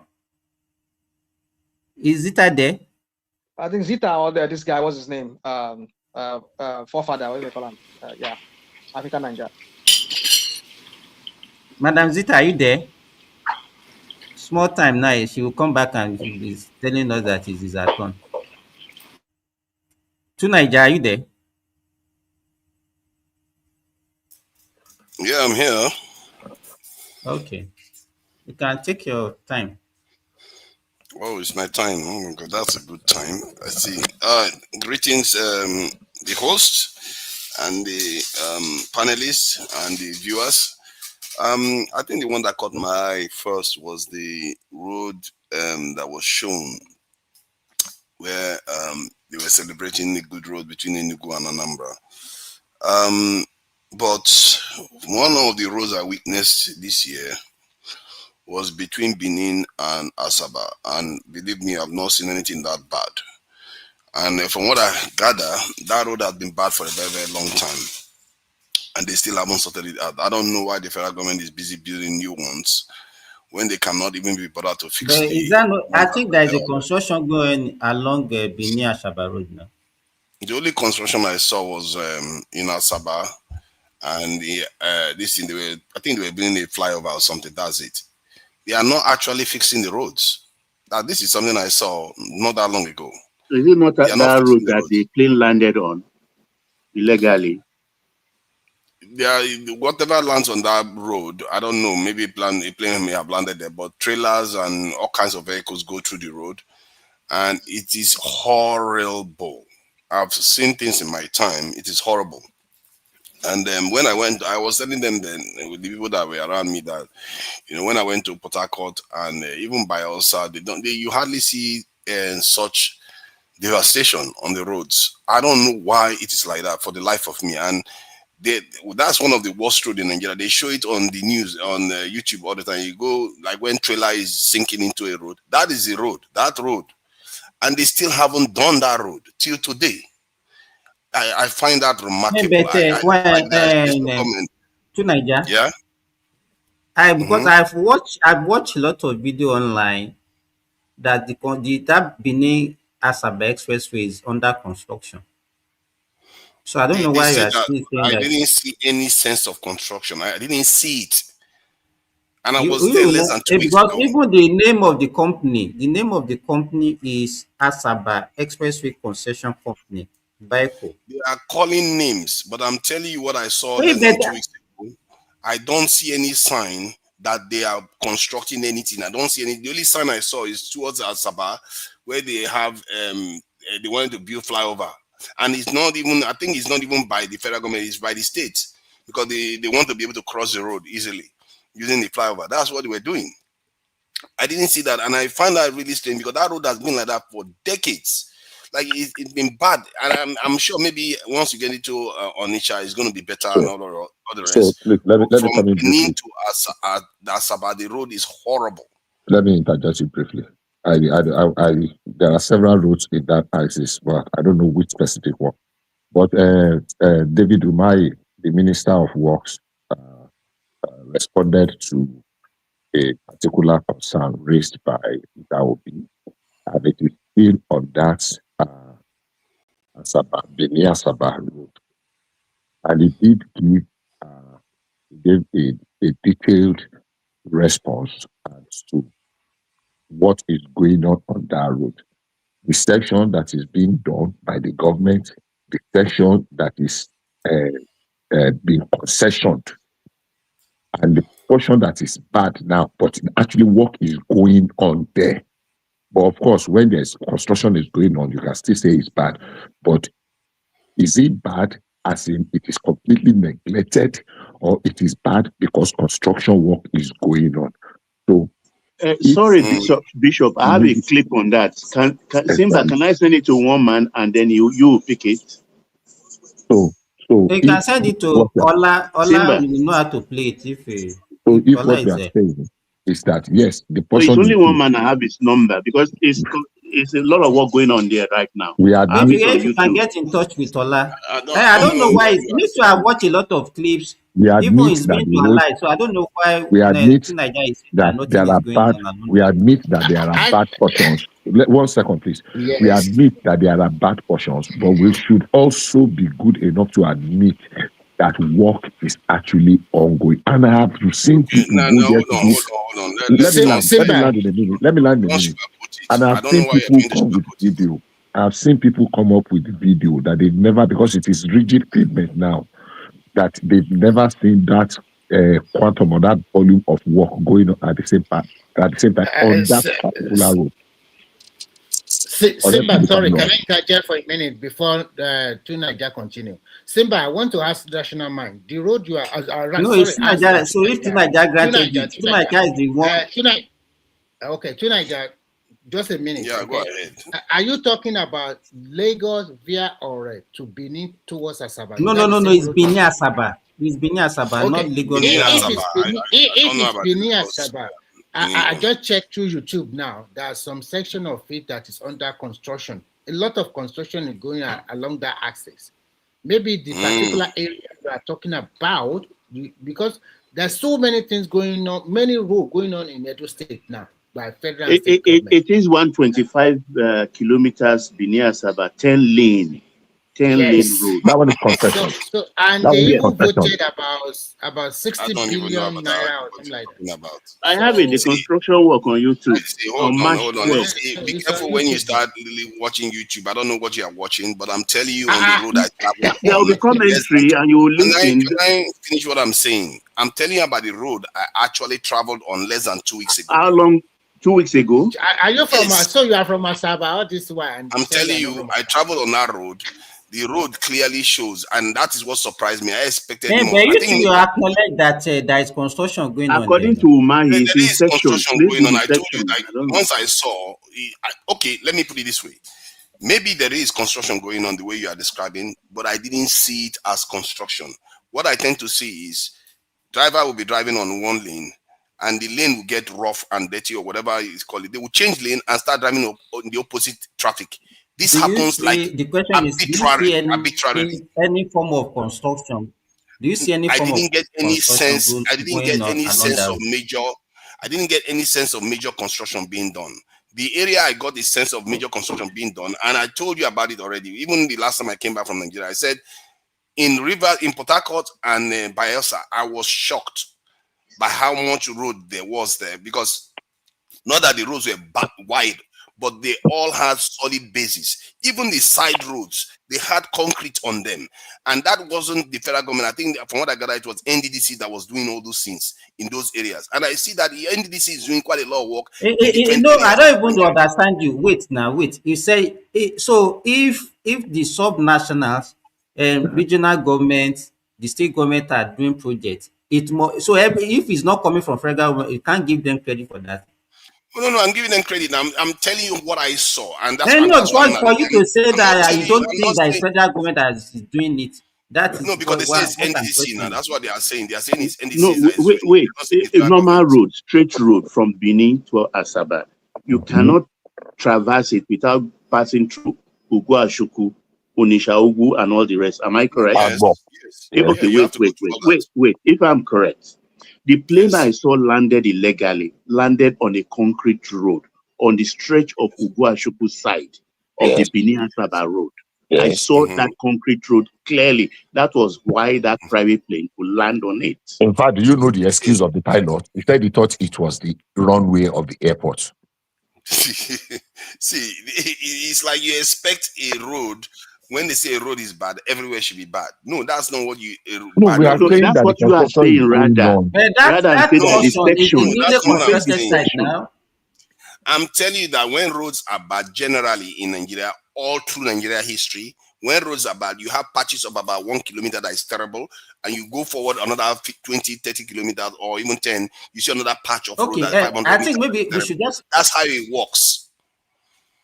That's how bad road work. And but eventually they join all of them together.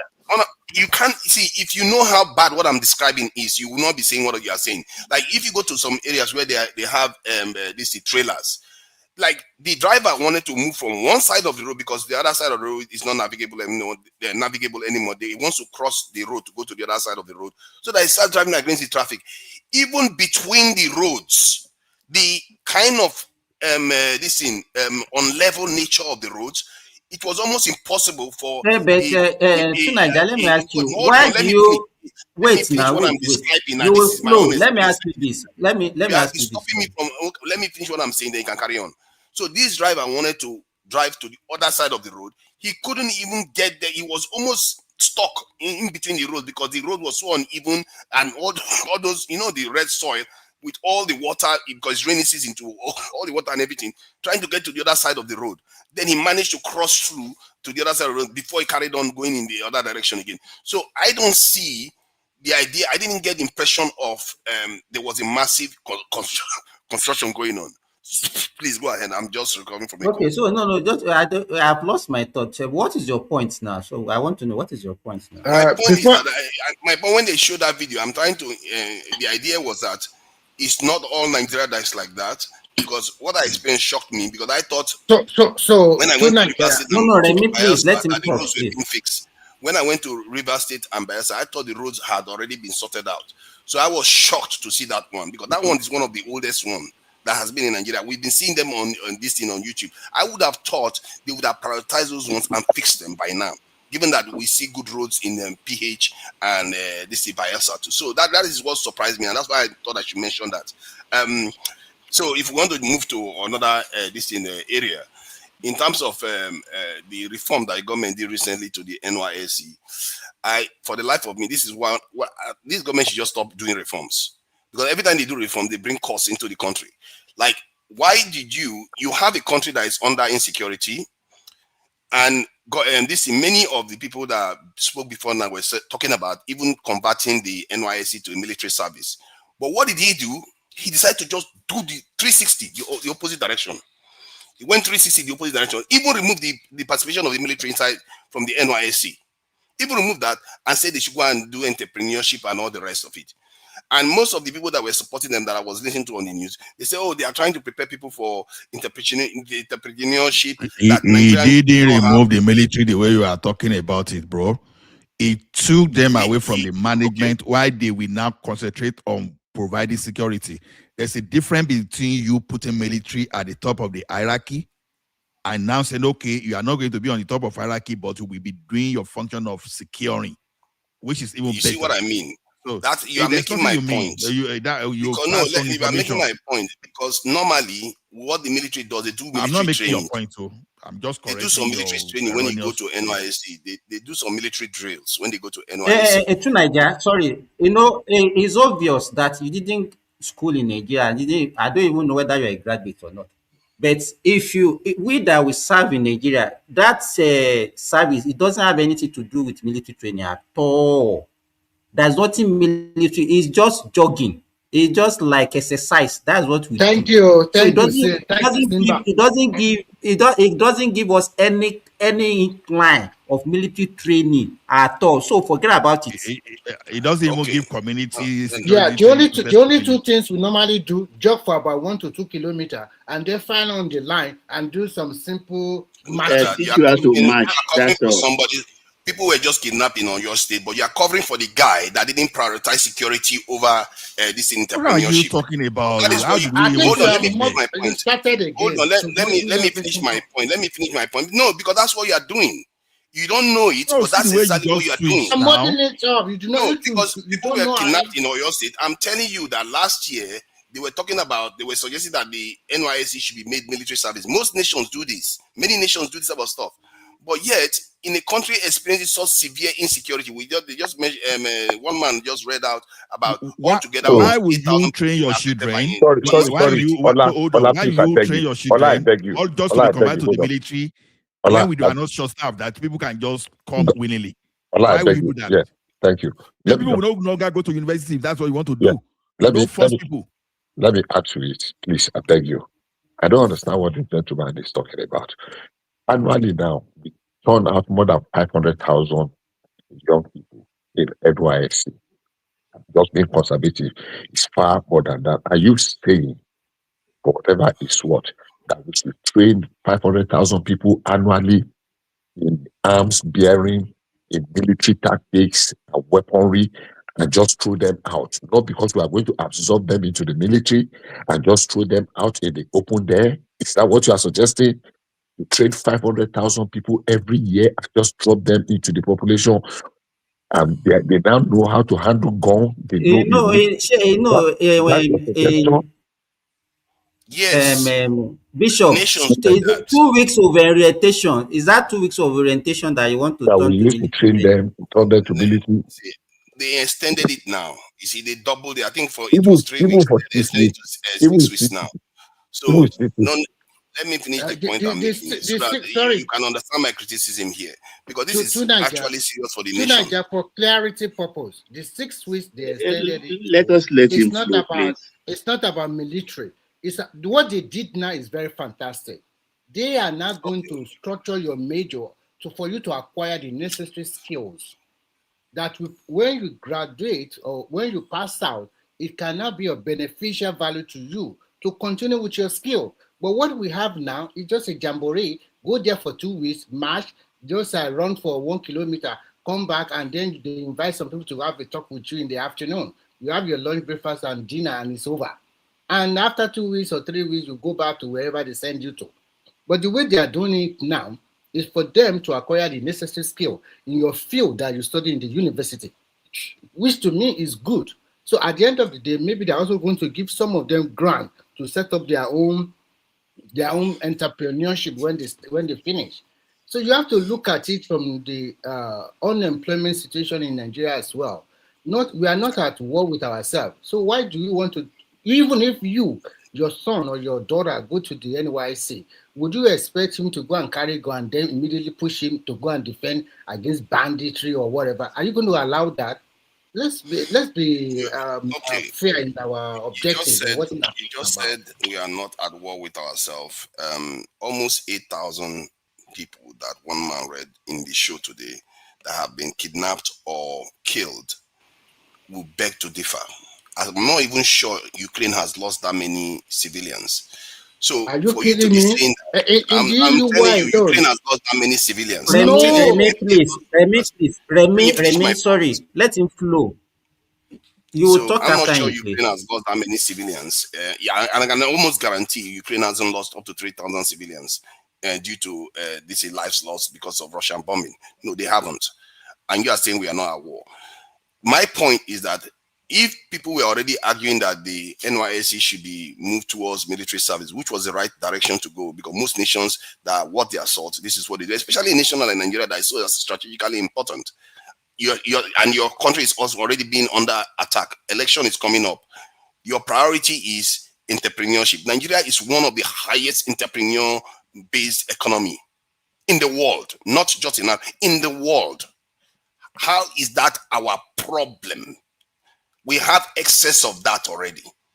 The environment is not safe. We are losing almost $50 billion due to insecurity from our GDP every year. Why are you not prioritizing that aspect of our economy? Every time they operate, they tell Nigerians to stand down. That is basically what they are telling Nigerians. Stand down, stand down. Don't do anything about yourself. Leave it to us. And in reality, and one of the things I heard on the TVC news when one of the lady was talking, and I will tie that to some other thing I heard again from some other person's WhatsApp profile. This lady on this in TVC was busy talking about Nigerian youths don't have the skill for the world. I like, why you keep using, and she used that term twice, that she supports this thing because they don't have skills for the world. You should be worrying about whether they have skills for Nigeria, not for the world. And the reason why I'm saying that, because it's tied to something again. When she said it, I knew what she meant by that, because I know the president has said the same thing when he said, if they want more of our doctors, we'll send them more. Yesterday, I had another businesswoman in Nigeria also say that, you know what, why do people keep complaining that Nigerians are going overseas? If they want 50 million of us, they will send them overseas. That some people view the economy like that.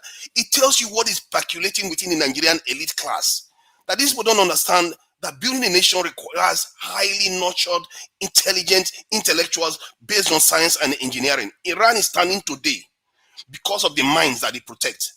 North Korea is standing today. Even North Korea economy, they are saying it's booming now. It's standing today because of the minds that they protect. Do you know in Nigeria, when you are on YouTube or on any social media, they are busy advertising to you constantly about going to Canada, Norway, go to this place. It's like our people are still in the mindset of slavery. And I also tie it to the statement that Tinubu's wife made about Akara. You see, that is the way they think of us. They don't see, and I consider it anti-life. I will get to that point. They see us as people I've lost you. I don't really. You've lost me right there. I don't really understand what you're saying. Watch it. You will see how the whole thing goes together. I'm just trying to follow the thread. They don't see us as people that should have. No, how does this one? No. I don't move away. Now look at it this way. Let's say you spend about 10 million naira to train a child through school. Only for someone to then suggest that, okay, that's your doctor, that's your engineer you train, that had no ambition of becoming the military. You just, because of the reason for NYC, you package the person and you now turn the person to military and you take the person to Sambisa Forest. Do you think Nigerians are stupid? That NYSC program is just in a matter of time will crash. We crash. When you have people that are ready to join the military there, why are you not taking them? Why must you focus on people that were trained differently? No. I'm not saying why must you take them? Why not suggest that, okay, you take doctor, you must make sure that doctors serve in the hospital, you must make sure that engineers serve in the engineering firm. How come that you have to take them to Sambisa Forest or Mandala Mountain? My point is that because they realize what they are in their country for. You see, there is something that happens to people when you actually have to defend your nation. You becomes your property. Like there's a reason why Israeli soldiers do this. They make it mandatory. Everybody has to do military service apart from the Orthodox. Israel don't have a population. We don't even face what they face. There are countries that are large. Many of them that have high population that do the same thing. United States of America you are talking about, you should try to understand the issue of United States of America. How did they even get to all this gun rights? You say so. Don't see there are something that you want to bring into our country that there's no similarity. We don't pass through the same history footprint. All of them, one thing they all have in common is that they are more militarized and securitized than Nigeria. And this goes to my point that I'm telling you now, that it almost appears we as a people have acquiesced to the idea that we are just civilians here to serve other people. Okay. To Nigeria, listen to this. Now look at Yoruba land now. No, we have Iruhe Kuna, for example, that is ready to serve voluntarily without forcing anybody. The government approval is what they seek. The government approval to keep them is what they want. Now, if you have about 30,000 people that are ready to do that, why not focus on those people that want to surrender themselves willingly? Why must you force people that have no interest in that? Why? So what's your mission by ignoring? Because with time, if people know that, okay, by the virtue of becoming a graduate of university, then I will have to be going, because they will avoid university, or they graduate fully and they will not come out. So we have to look at the consequences too. See, let me explain. You want someone now to spend 100 million on his children just for you now to go and carry them to Bonusu and buy them? Is that there are some advice that is not good. See, let me explain to you. If you spend 100 million on the children, generally they are probably not just going to end up as a lockbar. Even if they did, it's not the worst thing under the sun, because you have the best minds securing the country. Secondly, that $50 billion we are losing in GDP, 100 million versus $50 billion, that is a lot of money. That is going to save a lot of people in hospitals that are going for treatment, that is going to make our roads better, that is going to build our infrastructure so that the country will even prosper further. See, these things feed on themselves. And like I said, the man that I made that comment to, that put it on his WhatsApp profile, I said, this lady is wrong-headed in her way of thinking. He tried to defend the lady by saying that's what India does. I said, that is what is holding India back. India had the same circumstances as China, but look at where China is today compared to India. India keeps sending its people overseas instead of building their own country. They tried a little bit to do some of the things this in China did, like but sending your people overseas don't help your country grow. It actually diminishes your country's growth. Sorry, a quick interjection. China did not enforce their citizens to join the military. What they did was simple. They pulled a lot of people into the farmland to prepare food for the nation. That's what they did. And because it's an authoritarian society, you cannot say, you don't have that kind of freedom that you have in Nigeria, that you can just go on the TV and abuse anybody, your leader or whatever. They have a good, solid plan. And for them, they are also more than 90% of the nationality is just one nationality, the Han nationality. But in Nigeria, in terms of comparing, what you are saying is true. What I'm trying to tell you is that I'm not disputing that point, but what I'm trying to realize that China has a massive military already. In a nutshell, what you are propagating here, I want to ask you a question. When most of our graduates are being trained militarily, so the skill, the knowledge they acquire in the university, can you tell me where are they going to use it? The knowledge they have acquired in the university, they can use it in industry. If you look at Israel, how can they use it in the industry? Oh my God! Can you let me finish this statement? No. Just a follow-up question. Just a follow-up question, and I'll keep quiet. Just a follow-up question. The follow-up question is this: when you said they train them military, and then you take them to your national park, what do you call it? All this where there is terrorists, so that they can help Nigeria to fight.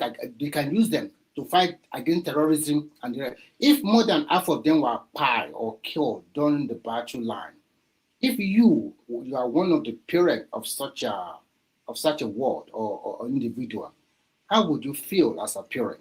And I will not objectively feel happy that my child is dead, but for let me finish the point. You just want your narrative. You don't want me to finish what I'm saying anytime. You just jump once you hear what you want to hear. They jump. Remy, please let him flow now, so that at least whatever he says, you will talk after him. I told you earlier. If your child dies in front of in battle, objectively you shouldn't feel happy because you are directly affected. But the nation gains from it because what they are doing is protecting the interests of the vast majority of people. Because remember, that child, you like it or not, everybody dies. Whether you die enriching your people or you die impoverishing your people. So far, we've been dying impoverishing ourselves. That is exactly what we are doing. We like it or not, that is exactly what we are doing, and that's what I'm against. And when I said that, the man that posted that video of that lady saying that if they want 50 million, we can give it to them. When the guy tried to argue with India, I said, the reason why India is not growing as fast is because they keep losing some of their best minds overseas, because they think that is the way to do it, because they have this colonial mentality themselves too, where they think that coming to the West is the biggest thing under the sun. Why the Chinese don't have that qualms at all? As a matter of fact, the Asian countries don't have that qualms for some reason. Maybe because they speak a totally different language, I don't know. If the Japanese were not defeated by America, or the Koreans were not also destroyed and South Korea taken over, they wouldn't even care about the West too. Like the Vietnamese don't care whether America comes to buy from them or not. They don't care. But the Indians do. And you see that their growth has been stymied because compared to the Chinese. So that was what I was trying to show the man, that is wrong. You can't keep sending your best minds overseas, and because what they are doing is that the minds are going to contribute far more to that country that they go into than any remittance that they send back to your country. It's not a fair trade. That we should have learned that lesson from slavery alone. And the reason why I call that anti-life is because we have a judgment that our lives are not worth using to defend ourselves, that we should send them overseas to go and serve people. What kind of people think like that? We don't have, it's a sin. I actually think it's one of our gravest sins. That's why we are where we are. We don't value our lives. We send them overseas. Where are you? You that you are talking. Where are you? You that you are talking. Where are you? As I sit here right now, I'm actually in Nigeria. See, my point is that Are you not living in the same place look at where that. you're Look at that. I am currently in Nigeria. I know. See, if I was the one formulating policies, all those adverts that our young people are seeing, inviting them overseas, I will block it. That's a weapon against your country. I don't understand how we keep allowing this to be happening to us. Let me say this thing. You see, when we formulate theory, sometimes we need to be very careful. Now, there are some people in the backstage. Let me check. I want to do a roll call. Is Rational Mind still here? I'm still here, but let me sign out. I just yeah. You don't need to sign out now if you don't want. I can go back. I can quit so someone can come in. No problem. When is my turn? You say? Is that okay? You don't have, your turn is over. You don't have a turn. I will speak before Madam Sister. Allah, you got me there.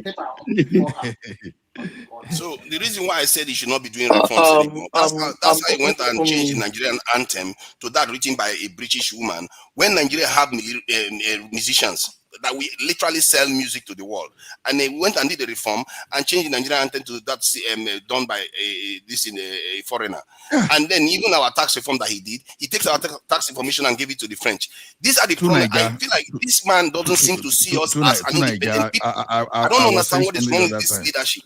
Hold on. No, hold on, Remy, please. Remy, hold on. My approach is different from yours, so let me just talk my own. Now, the thing is this. If you were a general now, and you are suggesting that people should enroll, okay, maybe there are some general, they put their children in the military. I understand. And most of these general that you see that put their children in the military, not after they graduated from university, they went for NDA straight away. That's why I'm telling you. How will you train someone for 7 years, 6 years, a architect, doctor, engineer? The next thing you want them to do is to go and be fighting in Sambisa forest. You are saying we don't need them in other aspects of the economy of that country.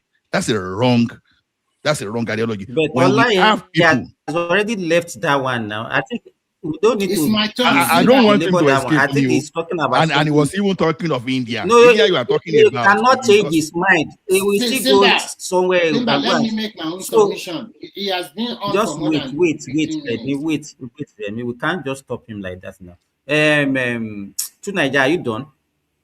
No, I'm not done. I'm not. I give you wait now, Remy. Round up in 2 minutes, please. There are so many others. Tiobala was what's his name? Was talking for a while. No spinners or something. He was talking for quite a while. Spinner, just don't worry. There, Tinaja, sorry. Let me submit. Okay. Submit, please. One man usually whenever it comes like that, you usually give him a long time to talk. So we can't be comparing him. Yeah. Maybe I should be coming when one man is around then. So my point is that when my criticism is that when he's doing reforms, he does the kind of reforms that stands Nigerians down. Like our national anthem. No, Nigerians, you can't sing. The British woman sang it better. Let's do that. In terms of our tax reform, it takes our tax information and gives it to the French. When it comes to this in our health MOU, he went and signed our health information to Americans. And when it comes to reforming NYSC, he went to create something that we already have in abundance, more than the rest of the world, in Nigeria, than securing his country. Israel has most of the people that serve inside their country, inside the military, and they go on and found tech companies because they understand from the military. The thing about military is that when you're learning stuff there, you learn it at the very core, that you have to learn it at the highest level in such a way that because life depends on it. If you did science, if you did engineering, you are going to do it at the highest level in the military. When you come out from there, you go and found industries. And when you, as a former military person, when you found industries, you come with the discipline, with the know-how, precision that military training provides to you. You are more likely to be successful and create very, very big companies. That's why Israel is bunching above its way today. Look at this in Ukraine. That was a backward nation that didn't have that much advancement, especially in military technology. Now they are one of the leading countries in the world because they've been strengthened by being engaged in military activity. This is what builds nations. Iran today is built not because of the mullahs or the Islamic stuff that they do. No, is built because of the intellectuals that regime has created in that country. That is why Israel was going after them, specifically the scientists and the engineers. They was going after them because if you destroy the minds of the people, the nation is gone. We are doing the job for foreigners by ourselves. We are the ones doing it. We are destroying the minds by exporting them overseas to even do value-added production for our enemies and our competitors. And then the ones in our country, we don't want to defend them. We don't want to nurture them because we don't want to get involved in protecting our own country. What kind of people do that? You will never see progress if we carry on like this. And this is why I don't like what this government is doing. Thank you. Okay. God. Okay. I'll just okay. Sorry, Remy. Is it there? Simba now. No. Just I know what I want to do. The voice is gone. We can't hear you. Simba, I say you can go ahead. Okay, okay. Actually, all those round things that Tuniger just made, to me, is totally irrelevant because every country is not the same. The way every country is totally different. The plan or ideology of every country is different. What Israel is meeting in the Middle East is different from what Nigeria is having with its West African neighbors. And if you are talking about everybody should carry gun or should know how to carry gun in Nigeria, if you see most of the developed nations, you talk about Europe and America, I think majority of their citizens are not soldiers. And they are not into, maybe even they don't even have the knowledge of carrying gun at all. So I will start from the NYC. The proposal they have on NYC, they have not yet implemented it. They are talking about increasing the orientation to 6 weeks and where they will put people exactly where they belong. If you study engineering, we have to put you into engineering company so that you can acquire the necessary technical and know-how so that it can better you in the future. I think that is the way to go. Considering the complex country. It's what they are doing now. Please, can you not interject? And if you want to interject, can you not ask me? With me now. Hey, but I asked you now. I asked you before I interjected. Oh, look at that. You interject with me. I asked you before I interjected. I asked you for permission. You cannot just bump in like that. Come on, we live in a... Okay. So as I was trying to say, so they will put people in the right perspective, and which I think I like. Oh, actually, what I proposed before was that for us going to the NYC was like, instead of troubling ourselves, why don't you put these people for 6 months to government or maybe private, government or private entrepreneur or businessman can have huge chunk of land for agriculture so that we will build a kind of hostel for these people. Maybe the first 3 months, they will serve in this kind of farmland because that means we have guarantee of food to eat in the country and to also export. But with the new initiative they brought in, that is fantastic. Because Nigerians needed the necessary skills to survive out there. If you look at the rest of the world now, it's now changing from, it's about skills. The skill you have can make you to even live a better life. Instead of carrying gun all around, or instead of looking for government to give you a job. If you have the necessary skill, even in Nigeria today, if you want to sew a cloth, just maybe buba and shukuto, maybe it's already more than 10,000 naira per piece. So if you are a tailor, that even in Nigeria now, you can see that even the tailor there, they don't even have enough apprentices anymore. And what are they doing? What our young ones are doing? The boys are looking for Yahoo Yahoo. The girls are looking for whatever they want to sell their bodies to get money. So I think sometimes we should be looking at this objectively. And if we want to criticize, we should help offer a better solution, not criticizing alone. For the first time in the history of Nigeria, we see Nigeria turn to construction site. You that travel all the way from Lagos to Asaba, you cannot tell me you do not see a lot of road construction along the road before you get to your Asaba or wherever you are going. Every region have road construction now by federal government, even by some, by states. That is the way to go, because when you do that, you are creating thousands of jobs for your people. And when you have enough infrastructural development, you are opening up your country for investment. For the first time in the history of that country, both foreign portfolio investment and physical investors, they are coming to Nigeria to invest. I sent a video to One Man and also to Simba, where Nigerians, major or big corporation, they are recruiting people. I'm talking about Seplat, about Bua, and Dagote. So many people are recruiting at the same time. Is that not to show you that the economy is back? Maybe not what we want. At least that's a semblance of that. Things are improving in that country. If you don't believe in that country, why are Chinese and the Indians and the rest of the world, they are buying acres of land into farmland in Nigeria?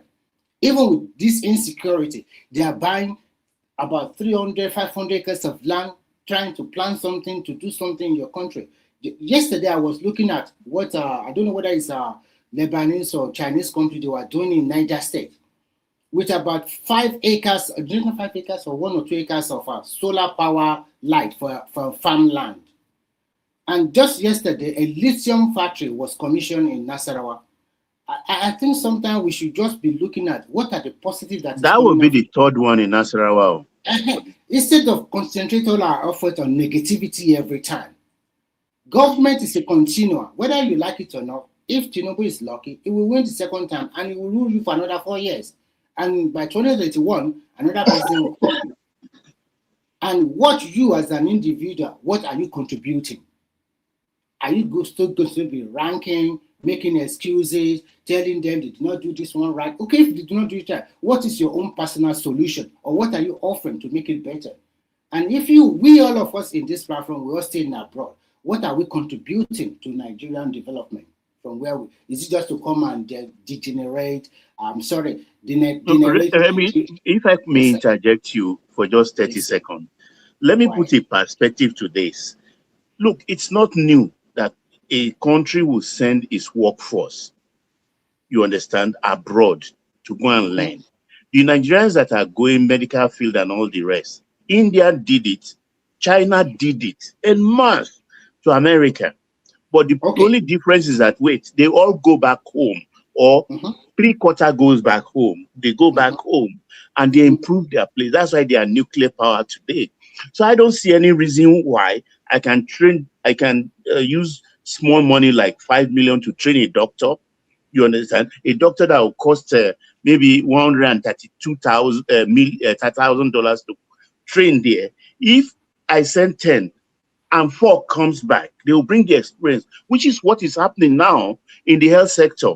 If you look, they are private though, but in cosmetic technology, prostate, kidney, liver, heart disease, you understand, diabetes, we are specialist hospital in all manners of surgeries. Beautiful building, beautiful equipment. They are coming back, not in their numbers. But these things are not done overnight. The success will not show. This is exactly, and for agriculture, there is a lie I want to put all of you to today. There is a mystery about this agriculture in the north with insecurity. A lot of exports of raw produce are being done. I can tell you authoritatively that most of the mango in the Middle East today, they are from northern Nigeria. Mango, on daily basis, they export them with aircraft. People are more export-minded than selling to the locals. Fact check me on that mango one. I know the farm. I know the owner of the farm. They sell to Middle East every day. Thank you, Remy, for the time. Okay, in addition, even if your citizens are trooping out, let me give you an example of India. In all European countries, the Indians are controlling the IT business here. And Baba, that mango that you say, you know how much we are buying mango here? One mango is about 4,000 naira. You see? I know the farm, I know the owners of the farm, the family, everything, and they are making a kill. And that farm, I don't know why terrorists are not going there to kidnap them.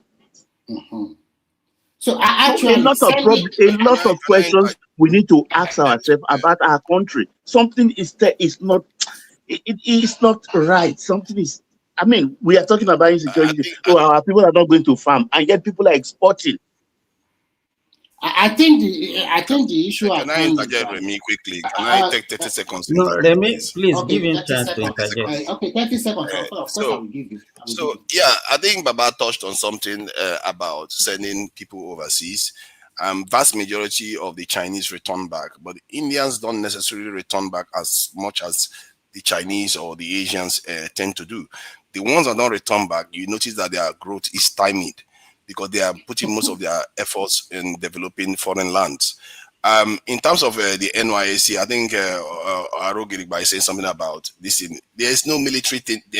All the military drills have been scrapped. I don't know where he got the idea that there is military training going on, and that is my problem. Somebody has to defend the lives of your people. This is why I say we have an anti-life culture. There's no military training in the previous scheme now. There's no military training in the previous scheme.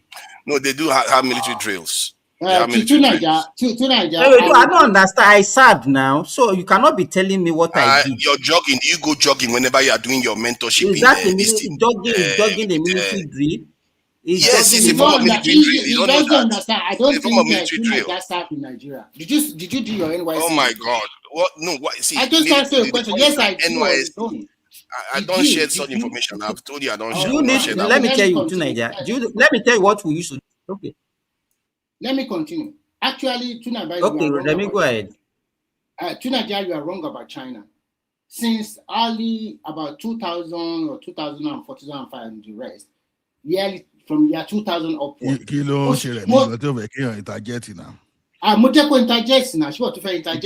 for many 10 seconds. See, Tunaja, when people told you what they've done, don't argue with them. Jogging is what we did from primary school, in the secondary school. So how come that the one they are not doing in NYC now, so all of a sudden become the military training? I mean, come on, let's come off this thing, my friend. Okay. The other thing I will see talk later is about that national item, but let me continue. Okay, I just want to quickly repeat. Actually, in the 1970s or 80s or 90s or maybe early 90s, almost Chinese that have been sponsored abroad to study in various universities in the West. Some of them refused to come back, and the government handled their parents or whatever, so that they were forced to come back. But since year 2000, most of them that traveled abroad, they never come back. Most of them never come back because they also acquired their wealth. And then when they are okay, they also came back to their country. When the country started to improve, to contribute their own quota to the development of the country. What the Chinese did that I really appreciate is that they don't play with education. You can see a 10-year-old boy or girl in China, and you can see his room. That boy or girl will have read more than 1,000 books. And they don't play with the core subject. The core subject about mathematics and sciences, even including English. They expect their child to perform at optimal level every time. Because of this, Remy, I'd like to interject for a little bit, but go ahead. I don't know how long you have left, but go ahead. Yeah. So with this kind of situation, you are breeding excellent students at par. That mostly all of them at a par because the competition is stiff over there. But still, there's still a difference. When you live in big cities and your parents work in a good company, you have access to a better education than people that live in the hinterland. And coupled with the situation that the nationality of most of these people are just one tribe, which is the Han people. Everybody sink into whatever the government wants them to do. But when you now come back to the issue of Nigeria, we still have a lot of problems along ethnicity, along geopolitics, and so many other stuff. We are not united as a country. So sometimes when you criticize or when you are looking for better things for your country, I think we should just look at it holistically. How can we improve, considering all the factors that mitigate our growth? And if we see a government that is trying to develop infrastructures in both road, rail, and the rest. I listened to Fester Keyamo just yesterday, and he was talking about how Nigerian airline company now, they can now get wet leases from all these foreign aircraft manufacturers, and they are even paying their installment in Naira, not in dollar anymore, because it has a government-backed guarantee. And that is why you see some of these airlines now bringing in new airlines, and they are also opening a new route for them to travel to. This is development in your own eyes. And when you see all this road construction, all these things, what they are doing, by the time everything signed in, you will discover that this country is really moving ahead. But when you just fixated on negativity most of the time, it does not help the young one that is coming up. I think the most important thing, you can criticize, offer solution, and also offer word of inspiration. How can you tell a 17 or 20-year-old boy that will graduate from the university next year, and you are telling him after we are going to train in NYC to go and face terrorists in Sambisa Forest or wherever you are, any criminality? Do you think they will be happy? I think this which children will do it? I think this is not the way to go. I'm sorry. I will stop here so that I give other people the opportunity to. So nobody will defend our lives. You see, let me quickly debunk. Let me please interject. Hold on. Sorry, let me quickly debunk what Tunaija said the other time. You see, Tunaija, don't do like a rational mind. It's not here now.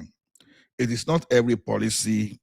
People keep saying, this policy is bad, all those things. Now, there are two things. I will talk on the national item and that of the road that we keep talking about. Okay, national item.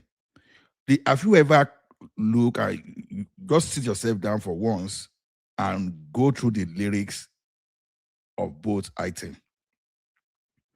Now, the item that was taken away to revert back to the original one that we have, that item just forgot about our diversity. You understand? It took Nigeria as if we have no origin, as if we are just one homogeneous entity that way. No wonder some people have been trying to dominate everyone to think they have to impose their way of life on people. But when you look at the Nigeria we hate, it covers diversity. That is why you see, though tribe and tongue may differ, in brotherhood we stand. That don't talk about how Nigeria is constituted, or like the old one that tried to erase our history as if we are just. So see, I challenge you just to take time instead of joining some TV activists that they just discard everything. You know, there are some activists on TV you see today, all they know is to criticize, but they've never got anything of value other than criticism. You know, we can't compare them to the like of Ganifa or the like of Efala and Odisa Agbakoba. Because if those people stand for any activism, they fight legally to put something in place, at least to become the sources of what. But you see some people, they just talk into the sky and nothing is coming out of it. So go and compare the two national items. Hold on, Oga. You talk about this now. You'll be talking about this and I think you're versed me today because I now realize that it seems that what I said is accurate. I'm not criticizing blindly. I'm not criticizing. I like to come in before Tunaija take over because this government when they do something right, but when they are doing something wrong, you have to call it out. Hold on, sir. You keep thinking of this colonial master. That's the problem. Let me tell you one thing. No, I'm not just thinking about them. I'm saying that their actions are undermining us. You people already said that we should not defend our people. Who is going to defend our people? That is an anti-life culture. You are basically saying anybody that defends our people is less than. Simpat, are you there? Because you kept me in the back up like 3 hours. Then I come in, you get to let me talk. Hold on, I'm just interjecting. Sorry about my prince. Don't dwell too much just because you don't like colonial masters. Because if you don't like colonial master all those stuff, don't drive car, don't use not anything. Because Western. I never said anything about the Western powers. I'm talking about our nation.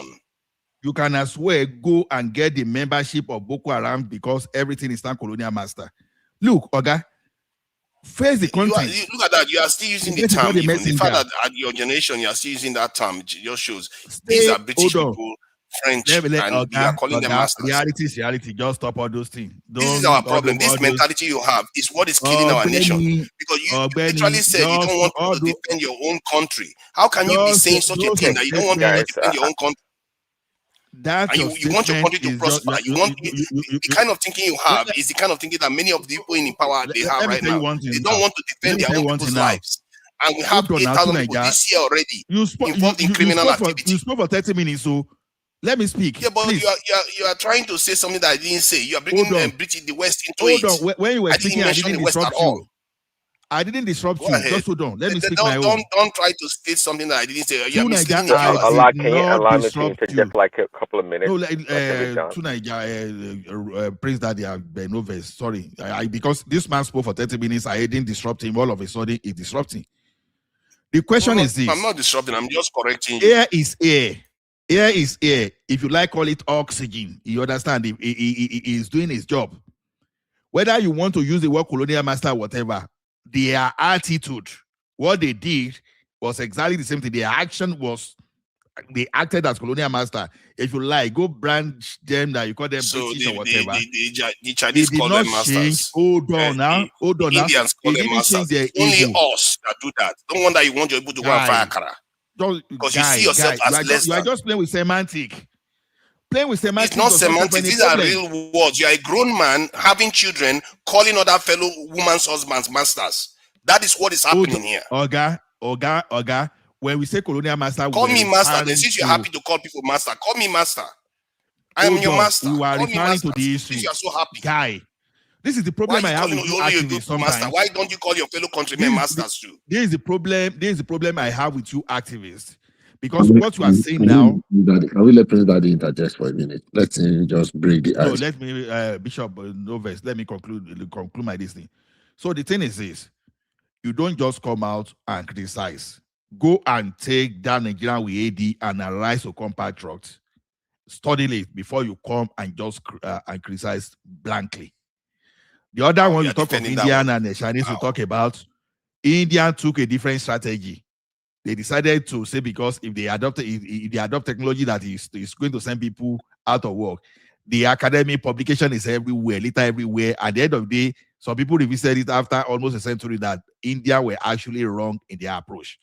You understand? So stop saying it's just because they take colonial mentality. That is why they scatter litter everywhere. That is not true. That's not factual. Even if you want to be bold in statement, at least we should have authority to speak to that thing instead of misleading the public and you not grandstand and you make yourself authority. Thank you, Prince Daddy. They have colonial mentality. They bleach. They do all kind of stuff that colonial Prince Daddy, sorry, no verse. I beg, continue. Good luck to you, sir. Good luck to you. All right. Thanks a lot. Thanks, Bishop. Just a quick comment to hello to Nigeria, by the way. Thank you for always bringing us content on a one-man show. But I was going to make a comment about your submission earlier about China and India. Okay, the reason why India is backward compared to China is because the Indians, like Nigeria, sends its citizens, its people outside of the country. Therefore, maybe they have brain drain. I think that's what you're suggesting. Well, okay, that is fine.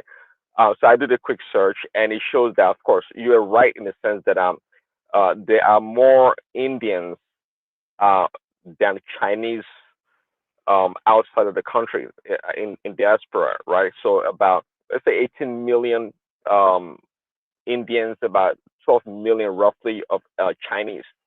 But the difference, though, I think, like kind of alluded to it earlier, is the strategy. Your conclusion that because India sent its people more outside of the country than China, that's why it's not developed. I think it's an erroneous conclusion. It's not that simple. Okay, it's not that simple. If you ask me, and maybe I can chime in also, I think China is more deliberate in its citizens living in its country. They have more structured and government-sponsored programs. So the Chinese that live China are more of a quality candidates, if I may use that word, quality candidates. They leave China, and a lot of them, the quality ones return to China. Okay,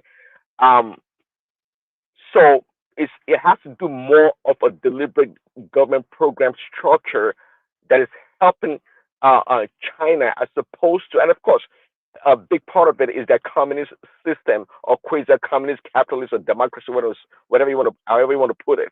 That system of governance is a big factor also. But India quote unquote, the biggest democracy in the world. They're free. So the Indians, we have smart Indians and we have average or below average Indians. So don't tell me that an Indian that lives in India and comes to America or goes to Nigeria and open a restaurant selling tandoori chicken is a quality Indian. I don't think so. So they are larger in terms of their population outside of the country, but it doesn't mean that the quality of Indians outside of India is greater than that of China. It's a matter of if you ask me, it's a matter of again structure and deliberate strategy that the Chinese have that India don't have. And by the way, India is not brain drained. 1.5 freaking billion people. Okay, it's a lot of people. They still have smart people back home in India. And by the way, don't talk like India has this large job market, to accommodate all its graduates or its citizens. It doesn't have it. So it's actually the world like America and Great Britain and even Africa doing India a great favor, accommodating its citizens to go work there and have a living in the first place. Okay, India economy is fine, but it's not the greatest in their democracy and what they have going on there. So the world is actually doing Indians a favor, a big favor. They cannot accommodate or employ all those people. And again, if you go to India, they have smart people. Their technology is still booming. They are billionaires, actually, maybe apart from America and China. I think India may be the third or fourth country in the world with the most billionaires. So it's not a really brain drained society. They still have plenty of things good for them. But again, the main point is that don't use India and Nigeria as a comparison to why India is not as developed as China. It's not. It's a deliberate approach by the Chinese government that's developing the society. Come on, if you go to Harvard, if you go to Yale, there are more freaking Chinese people there sent by their government, and they return back home, just like Remy or Ola said earlier. So you got to put all this thing into a holistic approach to analysis. I think, Prince Adi, I like that you try to at least address the points directly. And however, the point that I made was about relativity, that the Chinese is running cycles around India because of that. And when we loud the idea that sending your people overseas is a good idea, is because you are not understanding the fact that the Indians are being held back. And India also have an anti-life culture where they even have a caste system where they hate they treat some people like underclasses, and they don't mind sending their people overseas. Okay, because certainly. Before I go further, I've already used that term quite a few times. So please just define for me at least your anti-life culture. What I mean by that is the people that don't leverage the total and the maximum intellect of their people to develop their country. They would rather send those lives to go and serve other people. We've done this for centuries, and the results are in. We know the results, and we are still doubling down in that culture. If you look at, like, in Eastern Europe, when Soviet Union fell, many of them came to Western Europe to come and work and everything. But today, most of them are returning back because they've come, they've gained, and they've built their nations, and they've gone back. We make it a culture to a kind of encourage them to remain there, to be doing, to in a way turn our nations to some kind of benefit claimants where they just send remittance back to survive. How is that a culture of growth? How is that a culture of life? You send your people overseas. What is that? How is that different from slavery when you ship your people overseas? Okay, to Niger, no verse. I think I have a little information about this, and if you want, and if you're ready to pay, I can give you a link to harvard.org, and you can get some academic this thing researchers said about this thing. I will give you some quick point without talking too much. Now, let me tell you one thing.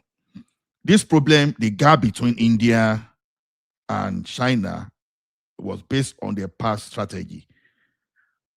India that you see going out is just to lessen pressure on their labor market. Don't let us get it twisted. Now, as far back as when the British people, when they crashed the India economy, they were good in textile, but then they colonized them, they dragged the economy down, they started exporting to India. Instead, they crashed the textile industry.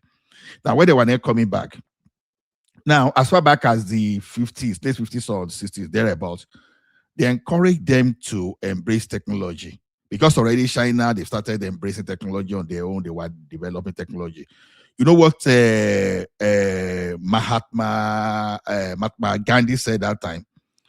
He emphasized more labor-intensive production rather than heavy machinization. You know what he said? He said, by the time you do that, you understand, you are going to displace so many people, many workers, and they will be dipping in poverty. Google what I said. You should be able to find it online. Then there's another guy called George Fernandez. You understand? I think that one was between 1960 and 1970s too. That strongly opposed the adoption of computers in the banking. You know, you understand? Okay, you understand the situation whereby you were bringing I computers understand to what the you are saying, banking. that they are saying that they should not Hold scale up. on, let me land, Oga. Before when you, I'm just trying to give you some names so that you will go and look at that thing. It was not until you understand. It was not until the 80s when they started pushing Rajiv, you understand, started pushing for aggressive computerization and telecommunication. Through that, it was through that Americans now took a strategic position. You understand? Because you know this guy, they were doing instead of them stealing, pirating their this, you understand? They took the technology there, you know, they formed some kind of a strategic alliance with India and they trained them. You understand? That is why you see America, all those Indians you see today, they were able to be coming to America. It's not as if they just woke up one day and started coming to America. That was as a consequence of what America did to them. You understand? So when we say they are sending their people, they are not sending their people out intentionally. It happened that what America did for America to have cheap labor, you understand? India is now their kind of pool of cheap labor. So, but what affected them initially was that when China was embracing technology, just to make sure that they scaled up, you understand? India was saying if we embrace that, it's going to throw our labor market into a deepening poverty. You understand? What I'm saying, like I said, is Googleable. Before you go, catastrophic to error, your wasn't point. it? Hold on. To your point, you know, before the Indians in the I don't know 20,000 and up, before they dominated America and Canada, the Western IT sector, you know, in the late 90s and early 2000s, American companies or Western companies were doing what they call, you know, outsourcing, and Exactly. the outsourcing occurred in their home country of India, not outside. Okay, most of the Exactly. IT work were being done in India, not outside of India. It was later Exactly. this quality workers or laborers started leaving India to go outside. Yeah, of course, Indians have always been around, but back then, again, they are plenty in India, in Eastern Africa, and across Africa and around the world, and doing their stuff. You know, because again, less pressure on the labor market. Sorry, go ahead. Exactly. Thank you. But they were not innovating enough because they were busy doing call center works and relatively low level job, while the Chinese were busy scaling up and building at a higher level. Remember, the West also helped the Chinese develop. You can also argue that maybe Indians should have been more strategic with their relationships with the West, just like we should have been. And most of the things the Chinese do, they are not there If I were to put my finger on one thing, it is that listen, India is a democracy and it's a mess. I think you follow India's democracy. It's a mess there. But the Chinese system is a more refined, more structured, and a more like a command and control system. So it's more efficient. You gotta admit that. I don't think it's only that. I think it's also mentality. Look at the Japanese, look at the South Koreans. Why are they not behaving like the Indians? Why are they not behaving like the Nepalese? There is something about a people that don't value the lives of their people enough to use them to defend themselves, innovate, and do things that you pay a price for. Europeans do the same thing that the Japanese do, but these Indians and we, Africans specifically, we are the worst at this. We literally see ourselves as slaves. To Nigeria, India and China, they develop differently. Now, when you say Indian generally, when it comes to navigation, you know, even before the British people, they've been there. They've been like almost 1,000 years ahead of any Western civilization when it comes to that. They were good in iron technology before even before the British people discover iron. So in machinery, in something like heavy, in manufacturing, they've always been good. Why India generally they were good in textile, but that textile you see was more of manual. You understand? Even when those Indians were coming to Nigeria, then you understand what they basically were bringing to Nigeria was basically textile. That time, now Nigeria was even competing favorably. You see, this idea of technology oracle and this thing you are talking about today is the consequences that's resulting from that's the consequences of American partnership with them. I just wanted to know you just to know that. But Yeah, you know, I the Chinese were talking about they be dealing with machinery on their own. Hold on. They be dealing with machinery on let their me own. They address have one that capability. point. I don't get the Hold on, sir. Hold on. They had that That's capability. fine. What the like of America did to them was because they control this ship and all this integrated circuit and all those stuff. You understand? America was able to help them in what they had before. It's just like you have a capability to do something before, but you needed someone now to enhance you, and America enhanced them. That was why that's another area where, because already they've been embracing technology before. If you understand, they've been doing technology, they've been doing machine. They've studied how to the way oxen were used to farm. They converted that into some kind of tractor and all those stuff. You understand? They were building tractor, but America enhanced them. Okay, but India they didn't have that. They concentrated more on manual. So that's why when America will now go to India, what they could They are easily not catch up strategic. was they were strategy. Their strategy No, just I was worked trying to tell you differently. that no, hold on. Their strategy was a strategy of saying, let's go and work for the West. I think Arogidiba highlighted in his post that That's 60% not of the top true. tech That's what companies me, are Prince from Adi, India. and as we say, we just debunk all this thing now. They didn't have Even strategy that we if should I go and think work for there's the some West. truth to it.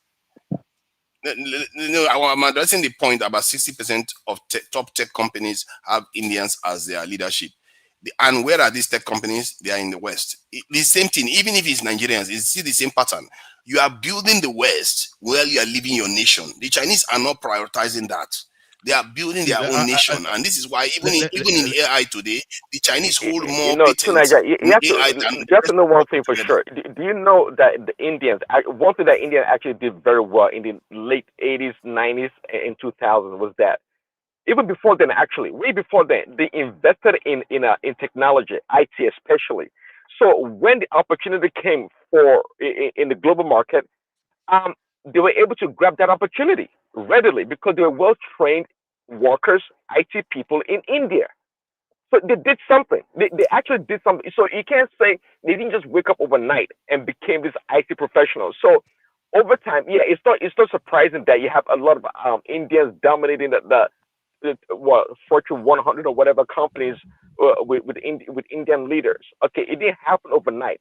Okay, it did not happen But it's not overnight. optimal. It's not optimal. My point is that it's not the optimal way to run your No, nation. You are supposed to use those minds to to Niger. develop your own country so that you can be creating Well, the next you make Google it. Well, and the next again, you're assuming that they Twitter. have. Niger. You're That's what it's assuming that supposed to they're be. going to have the same opportunity readily in India. And by the way, let me ask you: do you think American military Why not? engages in an anti-life culture that you're talking about? Do you think American military does? Americans are one of the, No, no, no. apart from some of their ground American, culture, the way listen, they live. is American military engaging in anti-life culture that you're talking about? No, I'm actually saying it's the opposite. Americans are one of the nations that tap into their people's talent. That's why they brainwash their people like No, crazy. the reason why I said that Americans because obviously, America does not fight war. It's not a civil war or fight war by itself. So all the expenditure on this military, in the reality, is America for the America outside. defends the life of these people severely. They encourage their people to do the best that they can, even if they have corruption as a problem. But they do. They actually make a lot of effort to make themselves the best in terms of media, movies, military, name it. No, They the, don't the have point an I'm trying to anti-life the point culture. I'm trying to make is that a lot of American personnel, military personnel, are outside of the country. Why? Because that's where they are needed. Okay.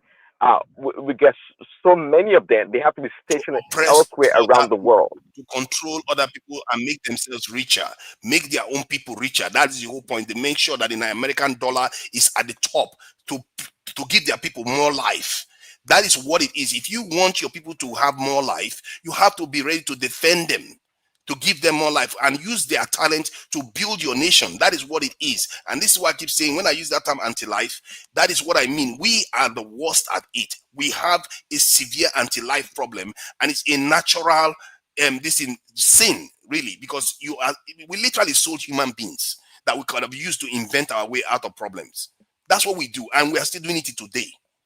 And we don't want to depart from it. Look at, we have a country that is, look, let me give you an example. Hold on. We have a country that Hold on, generates before you get music. it done, We if have a Baba country is on that the generates platform, music. hold The on. president went and My changed your understand, national hold anthem on, to that of a hold on. British My man. understanding is that, hold on. My understanding is that back in the days in Nigeria, when they sent all these Nigerians overseas to work or to study, they tend to come back. Why did they come back so readily? Because they are almost guaranteed the opportunity, and there's a labor market. There's a system for them to return, okay, and get and have jobs and maybe businesses and have a good life, okay. So, but now there's a reason why we do.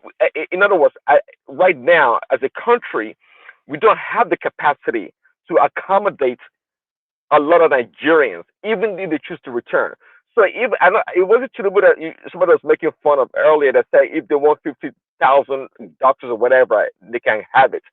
Well, it sounds kind of crude, but at the same time, maybe that's the reality because we don't have the hospital now. Do we have the investment readily right now to accommodate a lot of these professionals?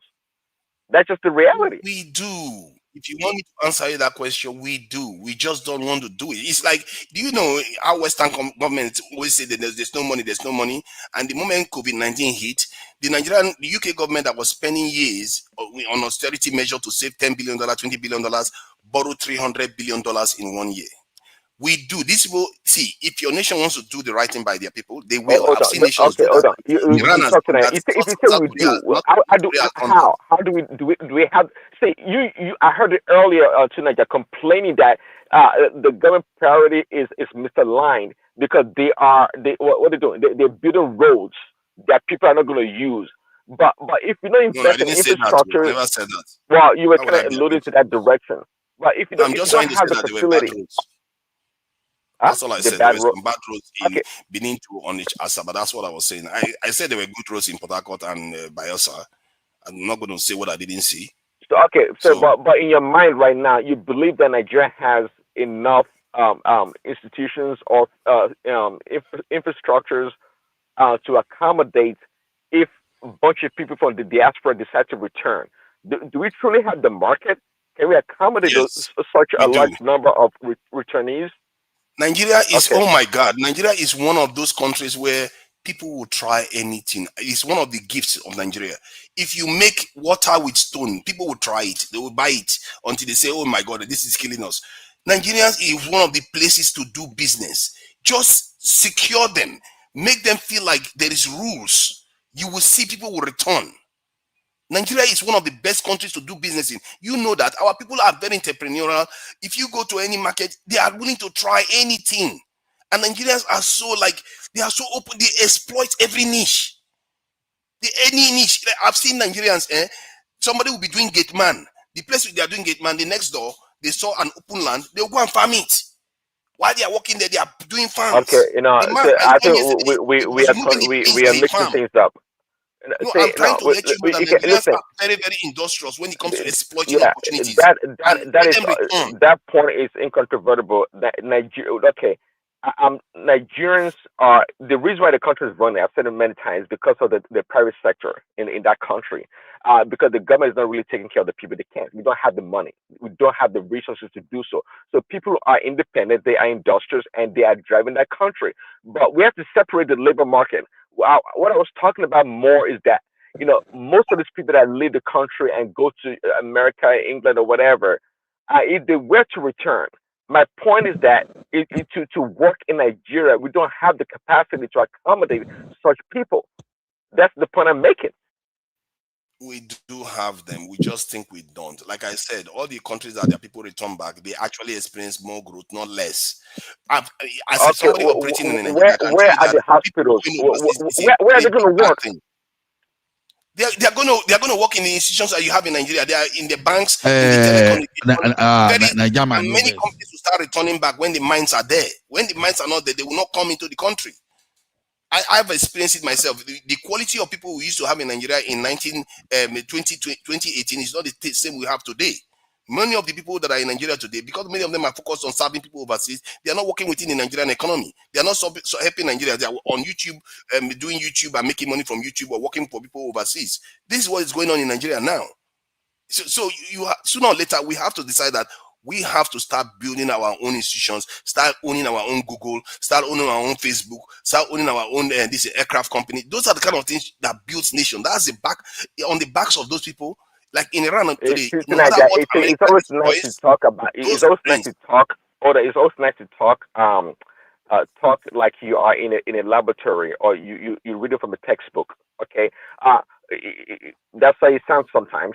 Even though you make some good points. I'm giving you an example. The point here is that are we investing in the R&D or in such an economy that will bring about all this development and these ideas you're talking about?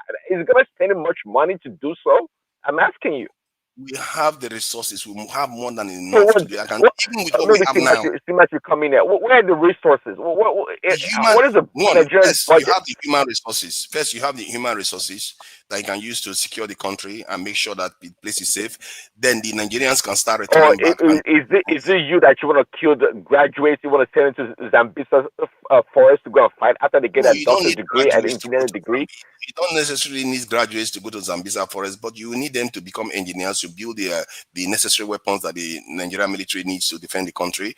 You don't necessarily need graduates. Do we have the do we have that industry? Do we have that industry right now readily available to accommodate such workers? Do we? But what are you talking about? We have it, but we don't have it at the scale we need. What is it called? We have companies that are manufacturing weapons. We have companies that are manufacturing ships. We have doctors. We have different. We have them. We are not scaling them up. We are scaling our people down. See, I'm not talking about companies making 200 guns a year. Okay, are we talking about a massive scale industry? For example, in gun manufacturing or weaponry. That's what I'm talking about. Everything you talk about. We have them. We have everything. You can scale them up. That is what government is there. That's what I'm talking about. Listen, you know very well in the West, the government spends a lot of money, supporting or investing in private companies. Do we have such opportunities? That's what I'm asking you. That gun manufacturing company that we have right now is the government ready to spend $1 billion to help build the capacity and scale up? Do we have that available? You asked the question, is the government willing to do that? That's the problem with Nigeria. Many of our governments don't want to do that. But to say that we don't have the resources, we don't have the money. That's a mistake. We do. Actually, we do. Okay. We have the resources to do it. And one of the resources is the people too. We have so many people. We have so much, and this is the natural resources, and we also have the money. Our people, we have the economy is personally, I think the Nigerian economy, real economy, is more than 500 billion GDP. Sorry to Nigeria. I did not see the cost advantage for Nigeria to militarize our environment because we want no. It's not cost advantage for us because if you don't do that, no you way. are going to remain in poverty. There is no way we are going to be competitive with those established countries that are into manufacturing of guns and whatever. So why not? Why are you pushing us to that area every now and then? No, why not? No, why do you think we cannot? No, it's not fair. We have other things. We have our own cost advantage. Why don't we leverage in our agriculture? Why don't we leverage on our women services? You know that what you are saying, we should go and fry akara. Let me finish.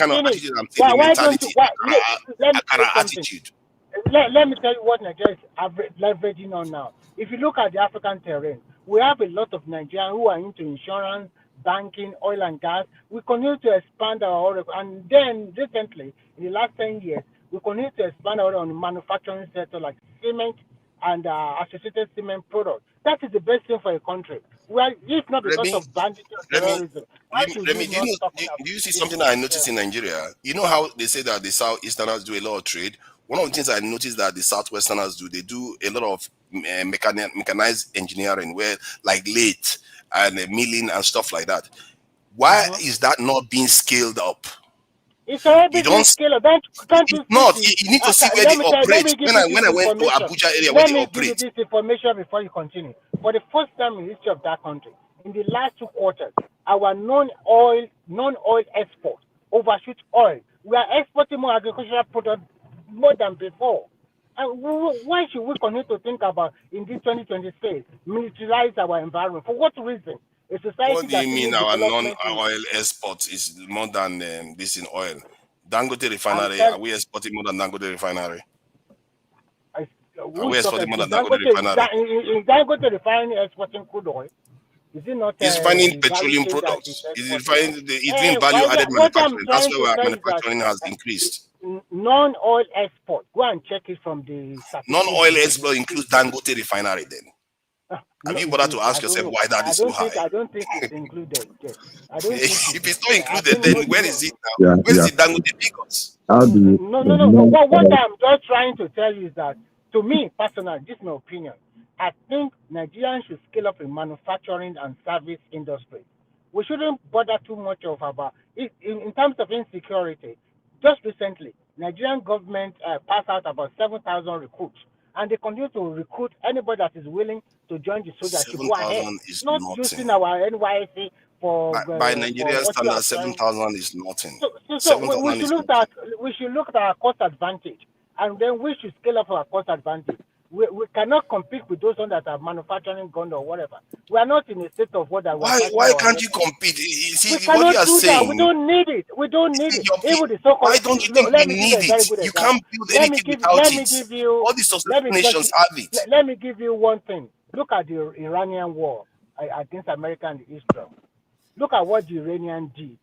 Look at what all the military ammunition, warplane, whatever American have bombed them. At the end of the day, did they win? So we don't need it, and we are not. We What are you talking we don't about? need all of these things. What I'm To trying to tell you, Niger, to Niger, I don't even know how can you not you. need Yeah, to Niger, I don't- wanted to interject you the other time. Sorry, no verse. Now, sorry, Remy, Yoma Binu. Now, you know, Right. when we're talking about those things the other time, do you know that Nigeria could have been in the situation of India as well? But the problem we had that time is this: we didn't have infrastructure, and we mismanaged our structural adjustment program because of corruption. So now, whatever, like we said the other time, like India deliberately, they are not sending their people out. India are just like our people. Is Nigerian government sending on us deliberately? No. It's just because what Nigeria does to us is that Nigeria trained us, and we now look beyond the opportunity within that Nigeria. You understand? We moved. But where the strategy of United States of America backfire, that India start going, is that their own capitalists, their business people, they were actually looking for cheaper cost of labor. You understand? So they now, when they started having their cost center, their remote manufacturing center, everything, they started sending them to India. You understand? Because India could not compete with China in terms of machinery. You understand? They rather moved out of IT there. Yeah. So that is why that even look at the cost here, you understand? They could not be bringing us. There was a time we were going to UK for training, and so we go to America for training. But at a point in time where they know that sending people to that place, the cost will not be okay for many people, they moved their training center to India. So now, where the India gain advantage is the world of IT. That is why when you see the banking application today, like FlexCube, Finaku, they were developed in India. You understand? FlexCube, for example, and Finaku, they were developed in India. So they compete very well when it comes to fintech. You understand? But when it comes to hardcore manufacturing hardware and all those stuff, you give it to the Chinese. That's your different strategy. And when it comes to AI, which is part of IT, the Chinese own more patents than the rest of the world put together. The Chinese surpasses them on almost everything. The Chinese surpasses. Do you know why? Hold on now. Do you know why? Because you need AI to run on hardware. You need software to run on hardware. So now those guys, they were able to produce the capability. That's why I said that when it comes to hardware machinery, you can never compete with even the United States of America can never compete with China today. When it comes to hardware and heavy machinery, you can never. Exactly. You have to know. You understand? So, but the thing is this. Where real power lies, and that what I'm saying is that Chinese understood that. If you look at Japanese, they manufacture a hold on. But you know all those things, Hold on. You see those heavy machinery they manufacture, since America manufacture them their own, they are not bringing it from China. So America, sister is not here now. I can't see in the background. Oh, sorry. I miss him. Sorry, sister. So the thing is this, because hardware and all those things is what China do. You understand? So they don't need to be traveling across. But you know, when it is software, I can stay here now and be managing application for someone in India. I can stay in Nigeria and stay. So that's but hardware, you understand? If you are leaving China, do you have the same opportunity in America? But if you're an Indian person, leave America, leave India and come and stay in America, you can still manage the solution everywhere in the world. But you cannot stay in America and be manufacturing car physically in Japan. So it's not as if India intentionally pushed the people away. It's just because of opportunity. Nigeria did Nigeria push us away? Nigeria did not push us away. I'm not saying it's intentional. But it's wrong conclusion. They are reaching the wrong conclusion that sending your people overseas is beneficial, when clearly the evidence shows that the ones that are not doing it are doing better. No, do you know? Okay, but that's what our leaders literally said. Tinubu said it himself that they will supply more doctors, and a top businesswoman in Nigeria was saying that if they want 50 million of us, we should send them away again overseas. Can I speak? We are reaching a wrong conclusion, but we think it's the right thing. People have been speaking for 7 hours. Madam Zita, we are reaching the wrong conclusion with the narrative. Yeah, Madam Zita, please, you're going to comment. Let me just finish what I'm just saying just now. I will shut up. See, my issue is that we take something from the world and we misanalyze it for whatever reason. Maybe we are brainwashed to analyze it that way, that sending our people overseas is beneficial to our nation without them returning back to actually come and build our nation, like the way the Asians did it, versus the South Asians, like the Indians. The Indians are following our model, but because they are so close to China and they are doing competition with China, that's why they are even this advanced. But they also have an anti-life culture compared to the Chinese, the Japanese, the South Koreans, Vietnamese. You see how those people behave. Vietnamese, they manufacture hardware too. I see that even in the West here. They manufacture hardware. Even Vietnam, that just imagine. South Korea manufactures hardware. Japan manufactures hardware. But all these people that have this mentality of colonial mentality, they tend to want to come and live in the West. They don't want to build their own economies. Anyway, let me make this statement and allow Madam Zita to come in. Now, you are not looking at it there. You learn a skill and you go back to your country and replicate the same thing. Who told you cannot do that? After all, there are more money to make back in Nigeria when you learn something there and go back to Nigeria. Ask yourself, why is it that people are not coming back, going back home? Nigeria is not pushing people away. But if you learn something there, you go back and replicate in Nigeria there, you become billionaire faster than you can become everywhere, because our economy is still virgin. Thank you. Madam Zita. So what is the topic? Madam Zita, you wanted to come in. Okay, let me give you the topic. No, don't mind that. That is our usual style now. Okay, the first of all, they talk about the Kenneth Okonkwo being chosen as the spokesperson for Atiku. Then second one, they are talking about having the fourth tier of government. I think they are talking about the regional, all these Niger Delta Development Commission, Southeast Development Commission as another arms of government.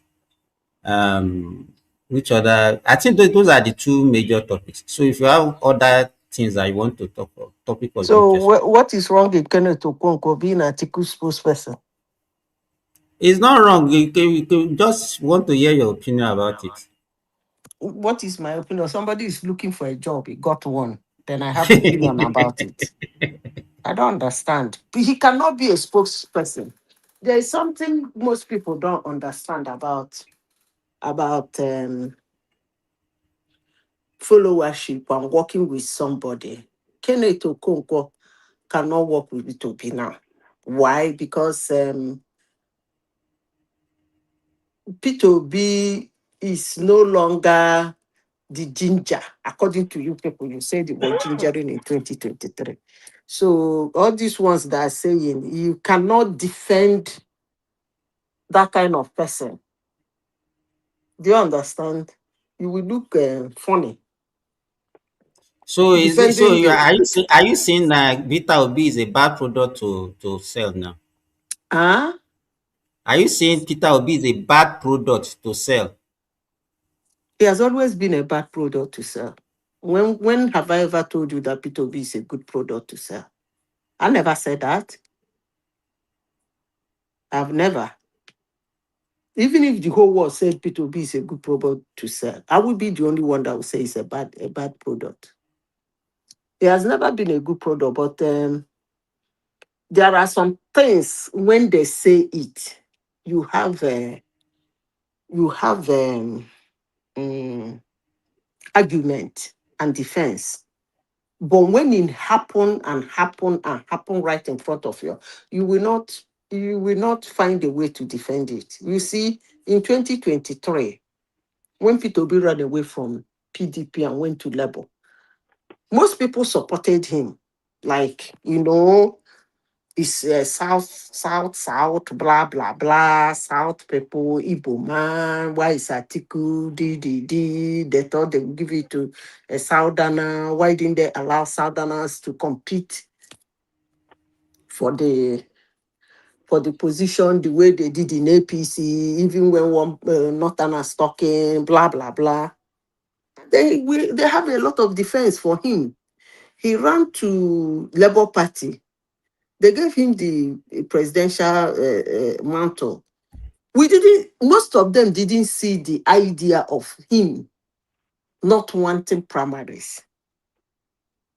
It was easier to defend it then, that this man doesn't like primaries. No, it was easier. They concentrated on what was done in PDP and ignored what was done in Labour Party. But now, it is obvious he doesn't want to face any primary. He doesn't want to. He doesn't want any, he just wants something that will hand over to him. And that's what Kenneth Okonkwo has been singing like Canary for a long time. And again, the young man needs money. You know what I mean? He needs money. Anybody who is going to pay him very well, he should follow him. Then what's the other topic you said, Biko? You said the fourth tier of government. What kind of nonsense is that? Hmm? Hello? It is not same by it is one man topic, okay? And So what is you people talking about colonialism and that's diaspora? What is it? I think they are, because of tonight, they're talking about harming our military corpers, so that in terms of need, we can push them to Sambisa Forest and all those places that we have banditry terrorism, so that they can defend the nation. And it's also enlightening on using this kind of people into our maybe. I can't hear you. Yes, I don't know if it's me. Can you hear me now? Yes, it's better. I'm trying to say, True Nigeria is pushing that because there's a proposed NYC reform that the government is going to promulgate an act later in the year, or maybe I don't know. So, but True Nigeria was trying to say the best thing we should do is to militarize our corpers, maybe give them military training, so that they The can be. way they do in Israel. Thank you. So that they cannot defend ourselves when they will take them to Sambisa, everywhere they can take them to, so that they can defend the country. And also highlighting that maybe some of these guys can find their way into military interest, companies or wherever, so that we can develop our own intelligence, develop our own armament in terms of guns and whatever you can do.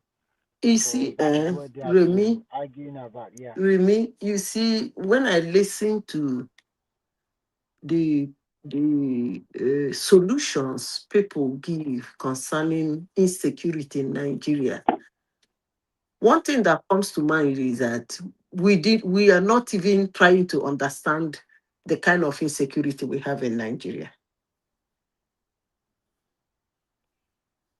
If you the kind of insecurity we have in Nigeria is not outside.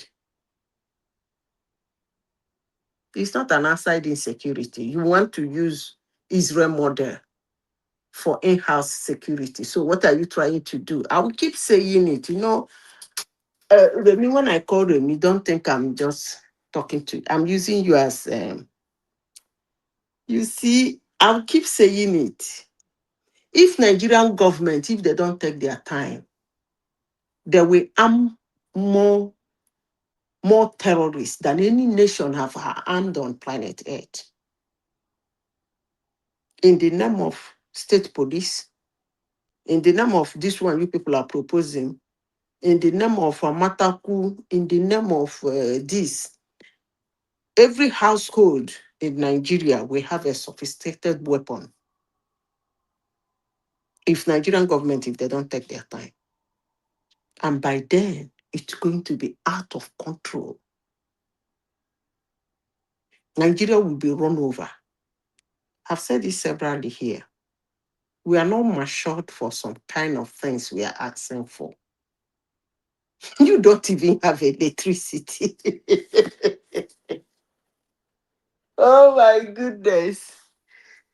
In a country where in some of the cities, you can be a house without water. You build a house, no access to the internet in a whole house. Hello, are you people there? We are here. We are there. You see, when I listen to some news outlets, when they say that a place is inhabitable, like a war zone, like when they talk about Lebanon, Gaza, you people's favorite, then they talk about some places in Ukraine, and they talk about some places too that having some security issues, and they use words like they don't have, they are out of water, they don't have regular water, their electricity is out, and they say there is no access to internet, that the place is unbearable, it's uninhabitable. Then I will ask myself, so what kind of life are Africans living? It means we've been living in a dungeon or something like that. Because most areas in Africa, these three things they just mentioned is not there. And the country, some group of people in a country don't lost it, and they're saying the place is not inhabitable, it's uninhabitable. We are talking about a country that doesn't have electricity. People build houses without water, without electricity in some of them.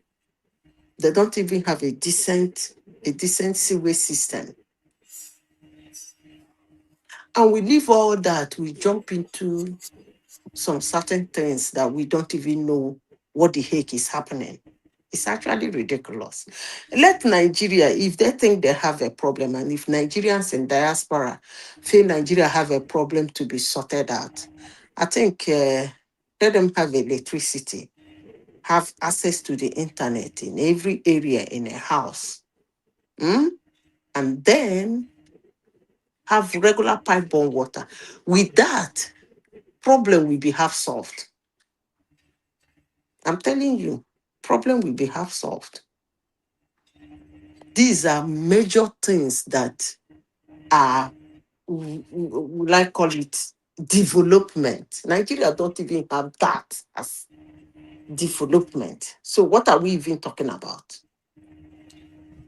That's why people will be sleeping in the night. No electricity, no internet, nothing. Network is not there. Somebody will run round and pour gasoline around the whole village and set it ablaze. Because of this, necessary amenities are not there.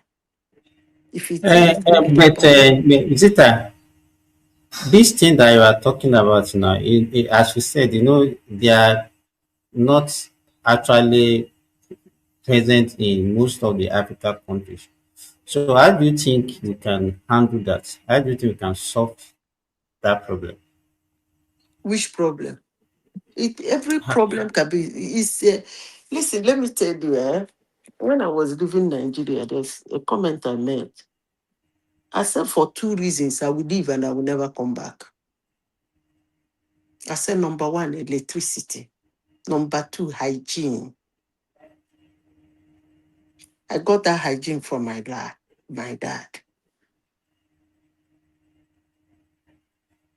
Security and electricity and hygiene. That was what made me to leave Nigeria. It is so bad. Remy, I'm going to tell you people something that happened to me. And then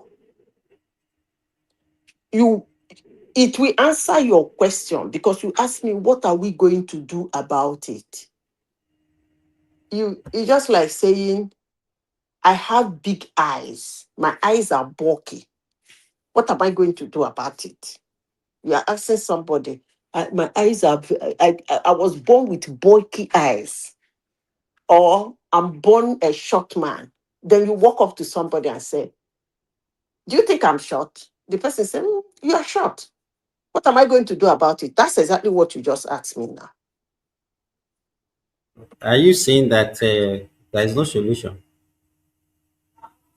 It's us. Let me give you an example. Why I tell you it is us. There are things, they call it standard of living. I've told this story severally here. There's what they call standard of living. If you tolerate that low standard of living, it's on you. It's not in any government. It's standard of living. If your standard of living is high, it's high. You cannot see a bad road in your street. Instead of demonstrating and fighting and writing petition for it to be repaired, you just find around to look for money and get yourself a truck. You are selfish.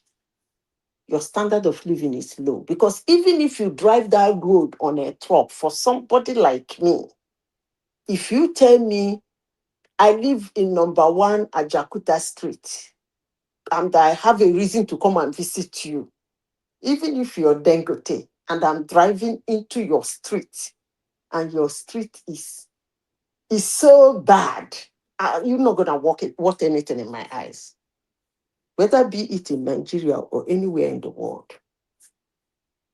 Automatically, your standard in my eyes will drop.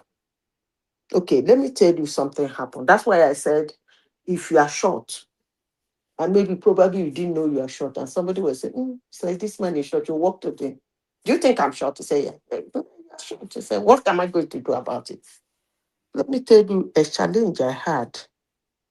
That was 2 years before I left Nigeria. My neighbor, the next building, hello, are you still there, Remy? Go ahead. Everywhere is Yeah, quiet, and I we know can we can hear you. Go ahead. there's something wrong with my this. I don't know why my network keep knocking on. But we can hear you. Okay. My house in Port Harcourt, my neighbor was building twin duplex. He was a banker. I won't mention the banks. His wife, they were holding some strategic bank in one of the big banks in Nigeria. And they bought this massive land beside my house in Port Harcourt. And they decided to make twin duplex. The land in front of to tell you how big the land is, the front of that twin, this thing can take up to, I'm not exaggerating, up to 20 or 25 cars when parked. On the process of building their house, according to story, because I lived in that my house, how many years? 12 years I built it, lived it for 12 years before I left. Maybe they stopped building. The building stopped. I know them, they used to come to check their building. Beautiful couple. I'm saying this thing in a global platform. They have about 3 kids. The thing just went, before you know it, before you know it, these people packed into an uncompleted building. Year 1, pass. Year 2, they were not trying to finish it up. They just moved into one of the duplexes because it was at the roofing stage.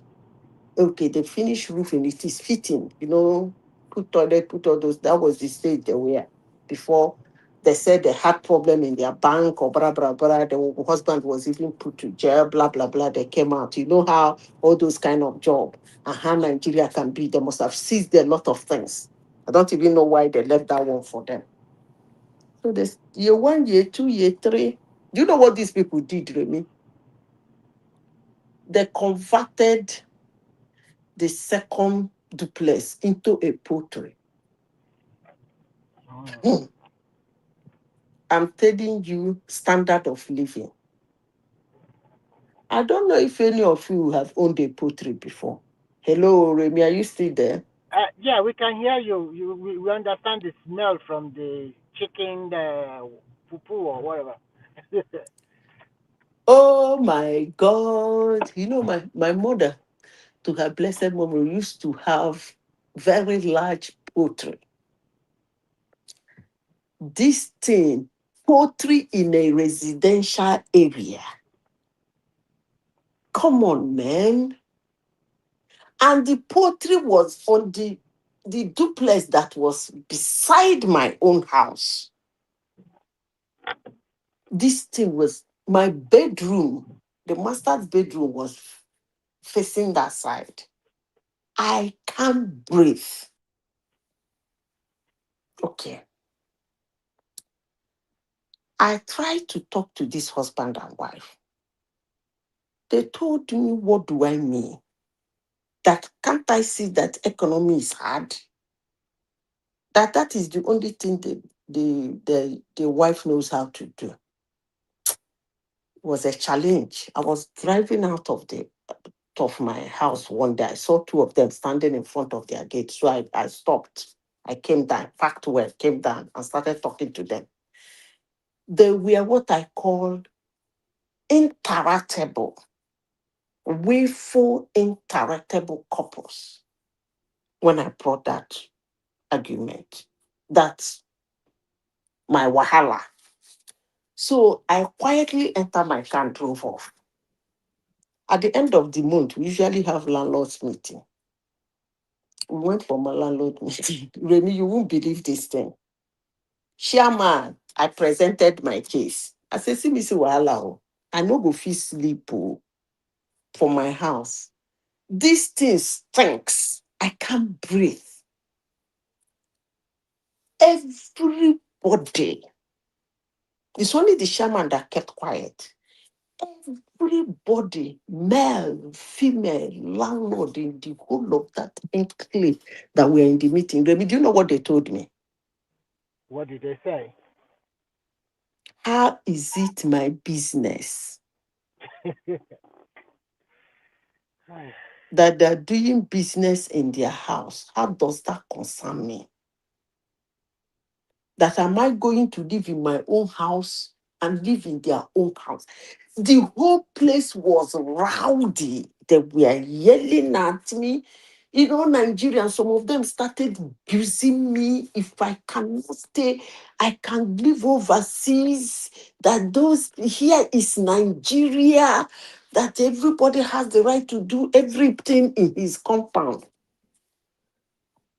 Remy, for 30 minutes, it was a shouting match.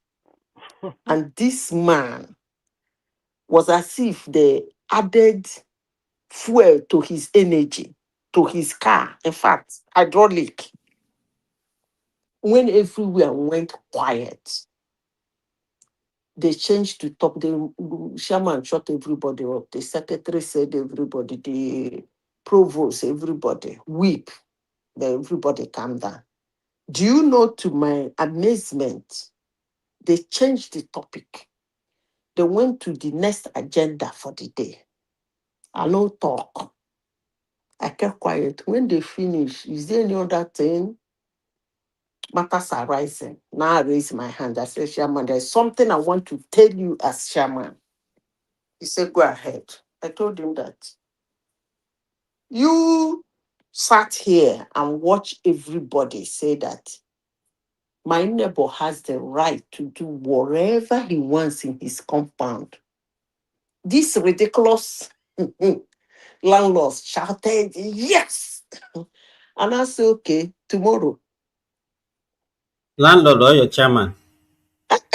Other landlords now Okay, shouted okay. yes. The shaman did not know. Shaman, no, the man is so rich. He can't even say, he doesn't meddle in that kind of thing. When they're doing that, their mind plays, he will keep quiet because he doesn't know what he will. He doesn't take size. He will keep quiet and be watching. Is the whip, chief whip, that will be saying order, order, that kind of a thing. The man doesn't take size. And the troublemaker will continue to shout. Now. So when I now said, I tell you, whenever I remember that incident, I will laugh. Okay, okay. Let me ask you, Zita. But what you just summarized, that is the way an average Nigerian behave to a situation. Yes. No, We Wahala. don't. Now let me finish the story first. I'm almost ending the story. You know, say I'm a very ridiculous somebody. I always handle people from what they say and what they do. I don't bring my own on top of it. We run with whatever is your opinion. Do you know that I said, Chairman, you heard them say that everybody here except me said that, and you don't take side. They said this, we all have right to do whatever we want to do inside our compound. You know, Nigerians used to call it compound. These people shouted yes, including that man. Do you know what I said? I said, okay, no problem. You people have given me license to kill.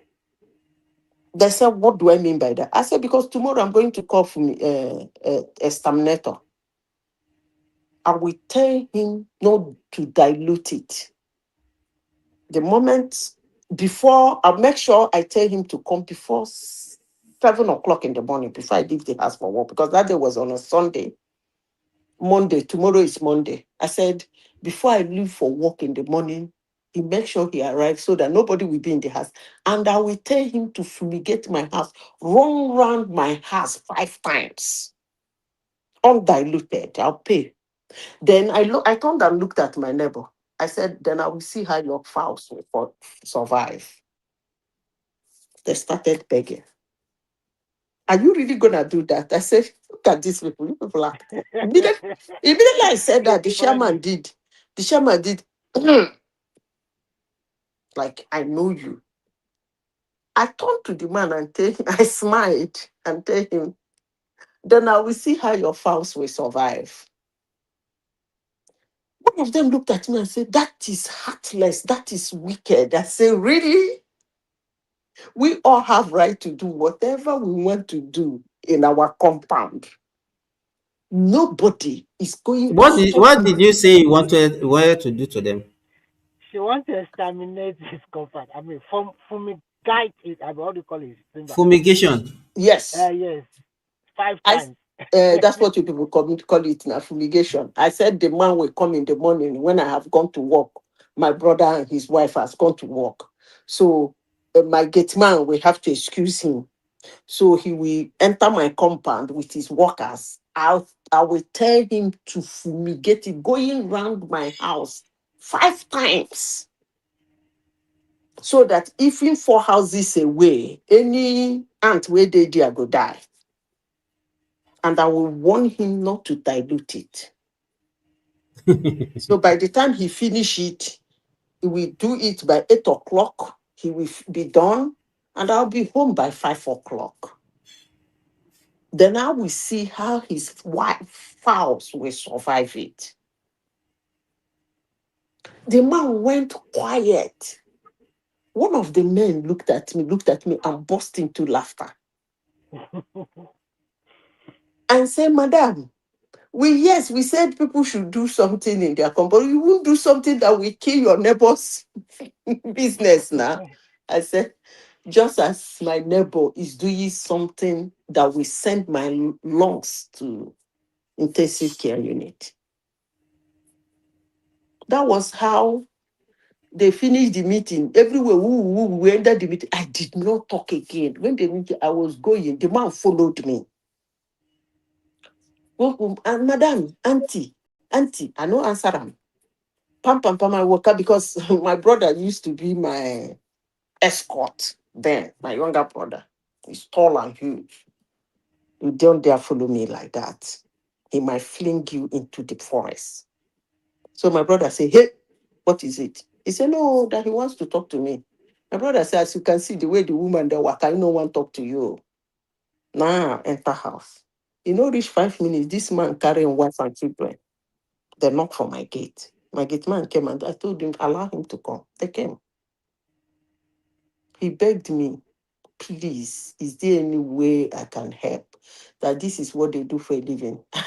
After begging and telling me how they clean it and everything, I said, now we are talking, we are communicating. I wanted to talk to you and your husband in the gate. That day I stopped, but you people were uninterruptible. I reported to you, got all the votes in the meeting. So why are you here? The man said, no, so that tomorrow I will not go and fumigate my compound. I said, anyway, I will give you a tip. Don't pay me, but make sure you do it. I said, you people don't know that I'm a master in animal husbandry. The man said, yeah, eh? I said, yes. My mother used to own one of the biggest poultry in my part of the world. I said, go and get charcoal, burnt charcoal. Mix it with the sawdust you put on the floor of the poultry. They said, I said, that's all you need. Mix the charcoal, pound charcoal, mix it with the sawdust, pour it on the floor, and that odor will vanish. Then in the evening, you know, all those people where they peel orange, she said, for road, he said, go there, gather their orange peel where they throw away. In the evening, leave it when they dry in the evening, just put it in a pan, put light on it, drop it around the building, downstairs. And that's all you need. And they did that. I said, if you don't do it, I will know. Because my nose is very sensitive. I go smell them again. And you know what? This time around, I am not going to talk. I will fumigate my house. As they say now, where they have bread, they come from now. What thing I go do? So, Remy, the question you asked me, I think I've answered you. Is standard of living. That's It's our not me. standard. It is Simba. Oh, okay, Simba. Who is the other? Is it not Remy that is talking the other one, the other time? I think maybe Simba and Olawa are talking to you. Okay. So it's the standard of living. There is nothing anybody can do about it. How can somebody live in a house? There is no electricity, there is no water. But they don't have the capacity now. So what can they do? Would they not kill themselves? See now, let me tell you. If the law said you don't put a house that doesn't have water running in it. Nobody can build a house that doesn't have water running in it. You see, as they push down house for Lagos, any, excuse me, any part, even if it's village house, you build it like that, they go match and down. The standard go high. So when you be village boy, you go You plan. know why, Zita? The reason why I asked that question, let me tell you. Even the people that are supposed to enforce all those laws, they are not ready because They're not. they don't. You They are didn't not going to understand do what I it. said. It is Let me tell you us. this. There Wait is now. nothing like ready now. Listen to me. It Hmm. is only when you find out that that thing is, you first of, they said the first stage of solving a problem is identifying it. What do you mean by they're not ready? They are saying they're not ready. That means they know it is not good, but they're not ready to change it. Come on now. They don't even know They that you are know. not supposed to live like that. They know. They They know. Let me don't. tell you, No, they people. don't. Let me tell you. They don't. You will see. They know. Nigerians. I don't, maybe because people have stayed long in abroad. Simba, Eh? listen to me. If there is any country on earth I infiltrated, it's Nigeria. Because I didn't, in as much as I married Let off, me give you example. Let me give you example, Zita. uh-uh. Somebody will They start. don't know. Wait They now. don't know. Somebody will start building a house, and then the town planning authority will go there and mark it and say stop construction, and the person will still go ahead and finish that house. So you want to tell me that that person doesn't know? Even if he doesn't know, when they have already called your attention to it, why did you need to continue? You see, Remy, when I'm discussing Nigeria, I'm not discussing Nigeria as Nigerian city. I'm discussing Nigeria in a whole. When I was talking about this, and I said, even your village house, in Nigeria, they have what they call family homes. Some of them were built decades ago. That's what I'm talking about. Let me. Excuse me, let me finish. You cannot just put down a structure. Some of those houses in the I villages, think maybe some of them, something there is is no wrong with wire. You our. know what you mean? Wait They now. didn't even wire Let me electricity. ask you. Let me ask you. In US, wait now. Zita, wait. In US, does individual owns land? Like you say, okay, this land belongs to this family or something like that. Did they Yeah, do it yeah, like they that? do. That way? Yes, yes, yes. Now, why So, and not? then that individual can sell land to another person. Yeah, sure. Yes. But sometimes Why? I don't Because know America, but in Europe, like where I live in Sweden, you can have a land, but in most cases, once you don't use that land, because most of the private land are agricultural land, once you don't use it, you start paying tax. If you farm with it, then you get some money from the government, and that is why most of the family will always try to at least to have one person that will retain that kind of skill you know within the the family. reason why No, no. the reason why I'm saying After this. Wait now, Remy. Where I stay, all the land belongs to the government. So there is no family or individual. So, and Not the the land same is US. already the all the land are already designed for a purpose. Yeah, You that know, designed, that your land will be designed for a purpose. If you are lucky, your land is where the city falls in. It's still your land in the United States. If it's fair, it's not purpose, you so cannot sell her. It is still it. is government that allocates land, and they have standard, as you said, they have standard for the kind of a house that you can build. Yeah, the same with the United States. Simba, let me give an example of here in Finland. What they do here is that they will rent the land to you for farming, if you are going for farming, for 1 year, in which is renewable. It also depends how many square kilometer or whatever you want. But a small portion of land that you can use to plant something. And The reason why I'm saying this, the way they do it, that land is already apportioned. Yes, So I you know. know where the So road if is. You know Nigeria where. follow that kind of Do concept, you know? this that kind of thing, maybe Nigeria will be more organized. But in which case, most land belong to people. The Wahala is just too much, okay? Let And me that is tell one of you, the And I in things the mean, that that if you allow me to let me comment finish there, my this. brother. Let me Okay. finish. That is one thing I really appreciate some Asian countries and some European countries about. Like in China, the land belongs to the government. Every land, every inch belongs to the government. If they already Remy, plan and let me organize. tell you, even here in Nigeria, Mhm. you will see a land that is already even that supposed to be. This is where school supposed to be. This is where the residential house supposed to be.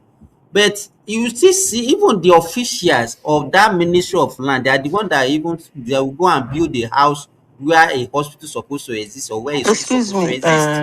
Yes. somebody said he wants to come in. Go No, Yeah, it's ahead. it's me. Midwest. Say Well what done, you good want. man. The thing is this: whether we have a private land or individual have land, the way it is in Sweden, does not mean you are the one to regulate your land. You understand? It's well defined. The right of ownership, being an indigenous people, is being given to you. In fact, the local government is the one that is actually in charge of land, not even the federal. Even the federal cannot even put federal road in any land.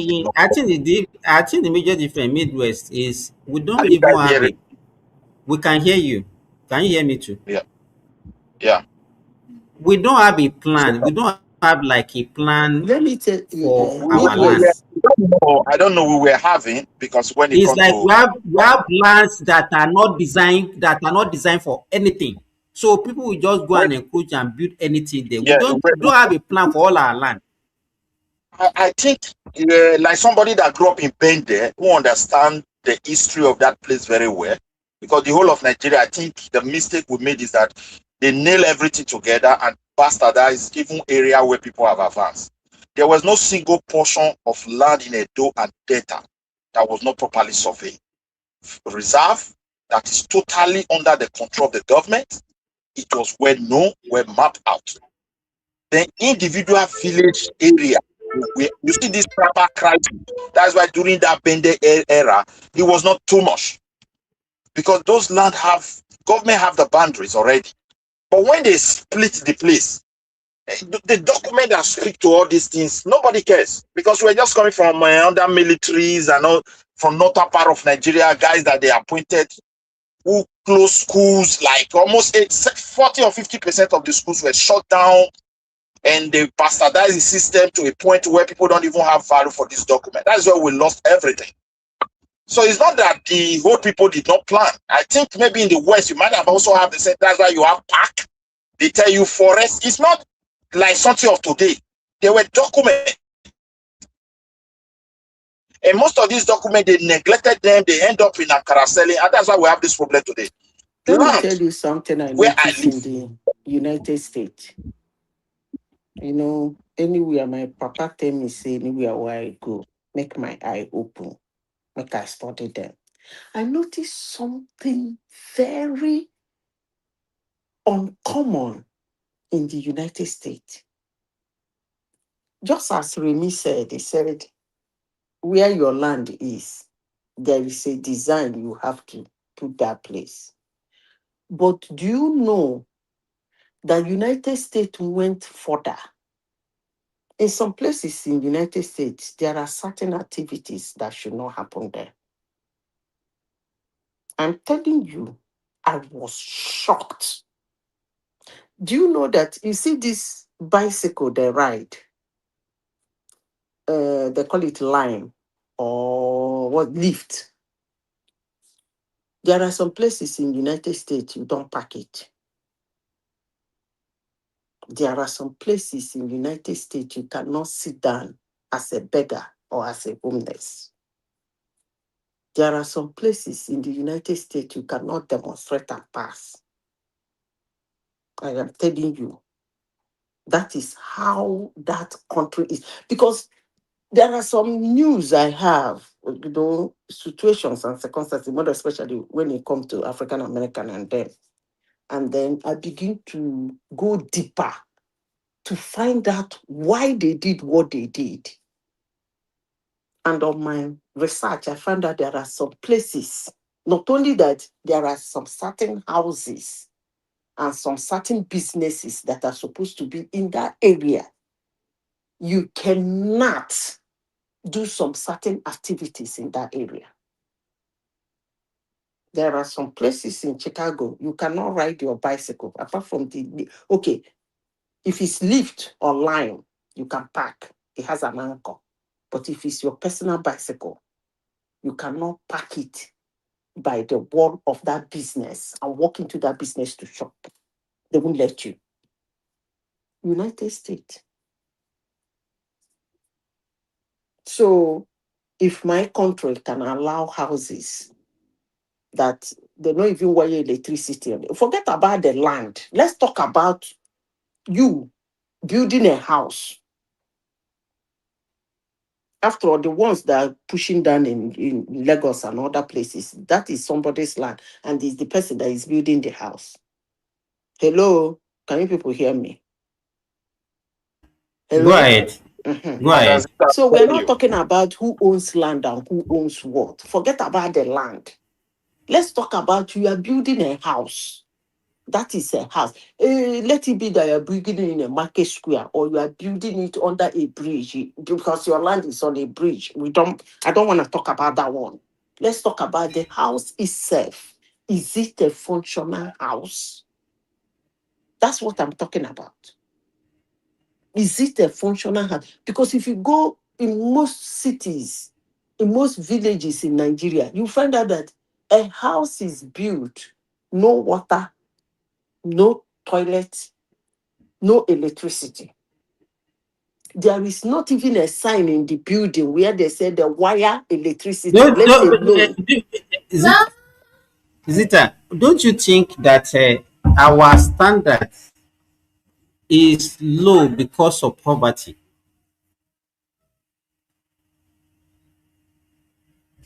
No, it is not.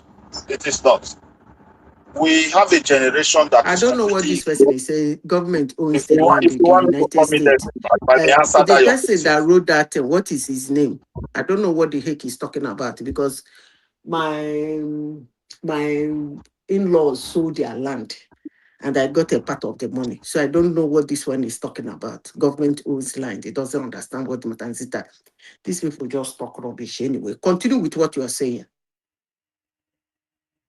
The thing is, when you have a society where, or a strong educational system where bureaucracy is not valued, that's what you will get in your society.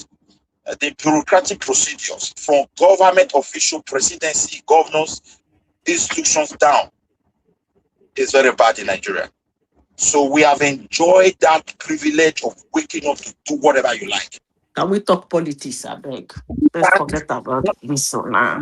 Wait till now they talk. They don't delete to be from political party. Who waiting till people don't do again? I land this point small. I land this point. So Ah, if we make I land this point, if we want okay. to get a solution to our problem, we have to revive our institutions and we must put down bureaucracy that make that make things to work. Let me give you an example.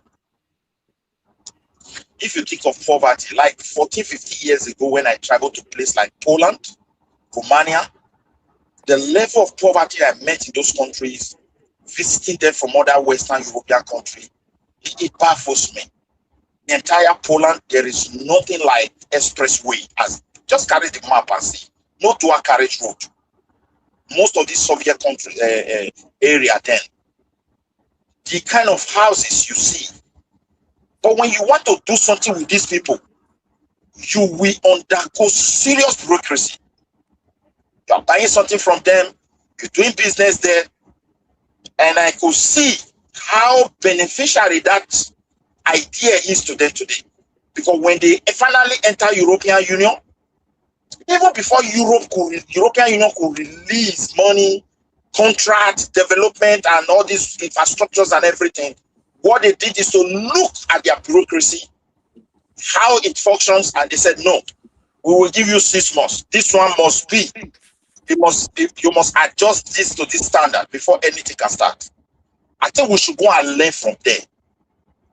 And that is the only way we can move forward. This idea of Nigerian waking up every day to do whatever they like, you can rent a shop, you buy goods in the B position, you take to C, you start selling, you can buy a vehicle, just register, put in the road, carry people goods. In fact, we are training our future. These are things that are supposed to build tomorrow. These are the economic activities we're talking about. The employment we're talking about lies on all these economic activities. But unfortunately, it's a place where you do what you like. That is why people can go to a place. You go to a village, you buy a land, you start building a house. That is the government.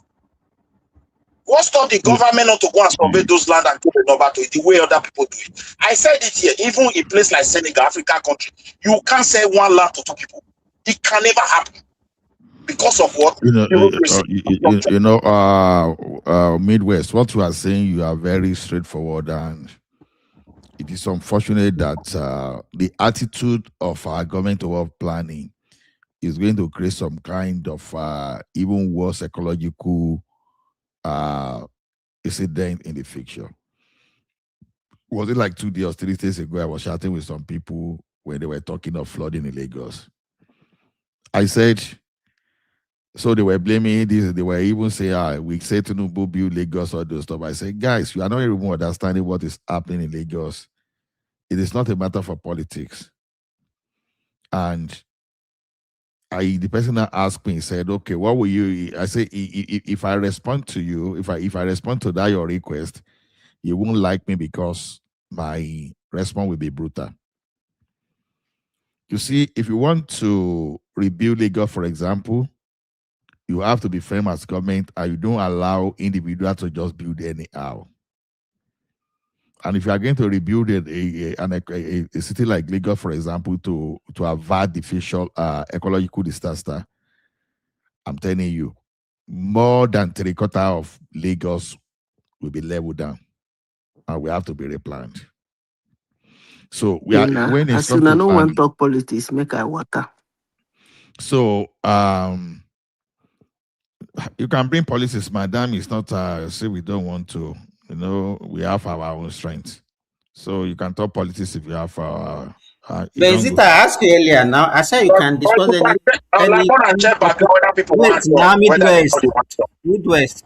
Wait. Okay, sorry. I told you when I asked you to talk that you can discuss any topic of interest now that you have. She has even gone because we are not stopping politics because you know me, I don't give address. So many people talk because there's nothing, you know, when it comes to politics, I'm not really that good, so I don't bother myself. Now the thing is, yes, now the thing is, our country is not planned. Okay, look at all those illegal mining that is going on today.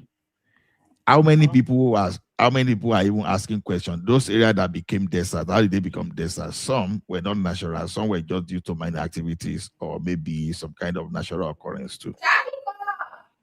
Where they are mining today, they are creating some kind of radioactivity, kind of induce disease for the future because everybody just go and do everything. The greedy people that they just go and mine anyhow. You don't even recover the land. You are destroying agricultural land. If you go to some mine area, primitive way. Ola, the kind of hole that you see, some of them can take 10-story building. Yes, now. Hey, but they're even mining it primitively, very old way. You understand? Because normally when you mine solid minerals, you have to recover the land. You have to plant tree eventually. But what is happening in Nigeria today is that, you know, when I say I don't believe in natural resources, people don't really understand. Because the way we are going reckless in that country, that everybody keeps saying we are very rich mineral resources, you guys don't, many people don't really understand what they are talking about. Because it simply means that if 3/4 of Nigeria is filled of mineral resources, you are going to destroy 3/4 of entire land in Nigeria. And what happens to the people there? You have limited land to live. You have that limited land, is where you plan around your agriculture and some other things. You understand? So whatever you destroy in Nigeria today, you are not recovering all those things. Unfortunate. Even where we call urban area, it's not even well planned. You know, I make a joke like about 3 or 4 years ago that I said, "Hey, we just build like a Agman Koile BDA." You understand? You just build, oh, I got land, I want to build that. You keep building. You keep building, your population keep multiplying. When you don't build, you are having some kind of unethical mining, destroying your land. See, let me tell you one thing. See, people are not even looking at, if you destroy this land and tomorrow you build everywhere, you don't have land for agriculture, everything. If a country want to fight against you, they just use food and you are finished. Yeah, They just use food and you are finished. But Ola, sorry to interject you. Because I noticed one thing that is going on, maybe Simba or you guys are also collaborating on this one. The prices of land, to acquire a land in the southwest now, the prices they are increasing every day. And because we're not also controlling the population, you can't believe your eyes. The southwest is more than densely populated. It's unfair. No, Everybody just trooping there. I think what government should do now is this. Although the fear is just the fear of domination that I'm scared of, because some people, when you have good intention, some people, what they want to do is just to hijack you and chase you away without even thinking of the future. If I have my way, when you say government is holding the land in trust for the people, I think government should have a way in such a way that if a place a plan for residential estate, that's what they should be doing. There should be proper developer. All those people that just sell and go and build, don't do that. No, you are going to build, you are going to sell, help people get mortgage, you build sewage system, you build the road, you build the electricity. That's how it's supposed to be. So some places, they are supposed to be like apartments. All this one that maybe the plot of building that the plot of land that is supposed to be used to accommodate like 50 people. One person that want to show power, maybe they are just 3 members of the family of 4. They just take the same land and build one useless structure there to start showing their weight. You are wasting land, and serious as you are multiplying anyhow. And to make things worse, even the land that we reserve for the government, we have some aliens there occupying. I saw something through this. You know, there are many forests in our land. All these Fulani, they just claim land there. They just leave. Exactly. You cannot even know inside the forest, deep inside. And they have I even saw one land there. I saw cocoa plantation. They've chased the owner of that cocoa plantation away, and they built their community there. So one thing that surprised me in your life is that by the time this guy get there, they already ran away now. So we should all just destroy their whatever that is there. They didn't. What happened was that when they were going there, it was the people in the town, their elders, where they weren't taking them around. The only thing is that they were not showing that to the general populace. But the criminally minded among them, they ran away when they saw, because police follow Iruekun. So Iruekun didn't go there without the police. They were the police, so they went there with the police. But immediately those criminals spot them, they ran away. So the elders left, they were taking them around. So they kept different. Now the guy that recorded everything said they did that because of future reference, because they know how Nigeria can turn things upside down. So because of that, they say they didn't go into that place without informing their elders. They informed them that they were coming. But how did the Fulani got that kind of land? They just went there and they created land for themselves, right? Exactly. You know, I No, said that no, no, Ola. I saw one, even if this one even happened in Igbo, it was one of the villagers that gave them the land. Good morning, everyone. Good morning. Was the villagers, Dr. Efrod, you are welcome. Great to. Yeah. I wanted to say, I don't know if you guys have discussed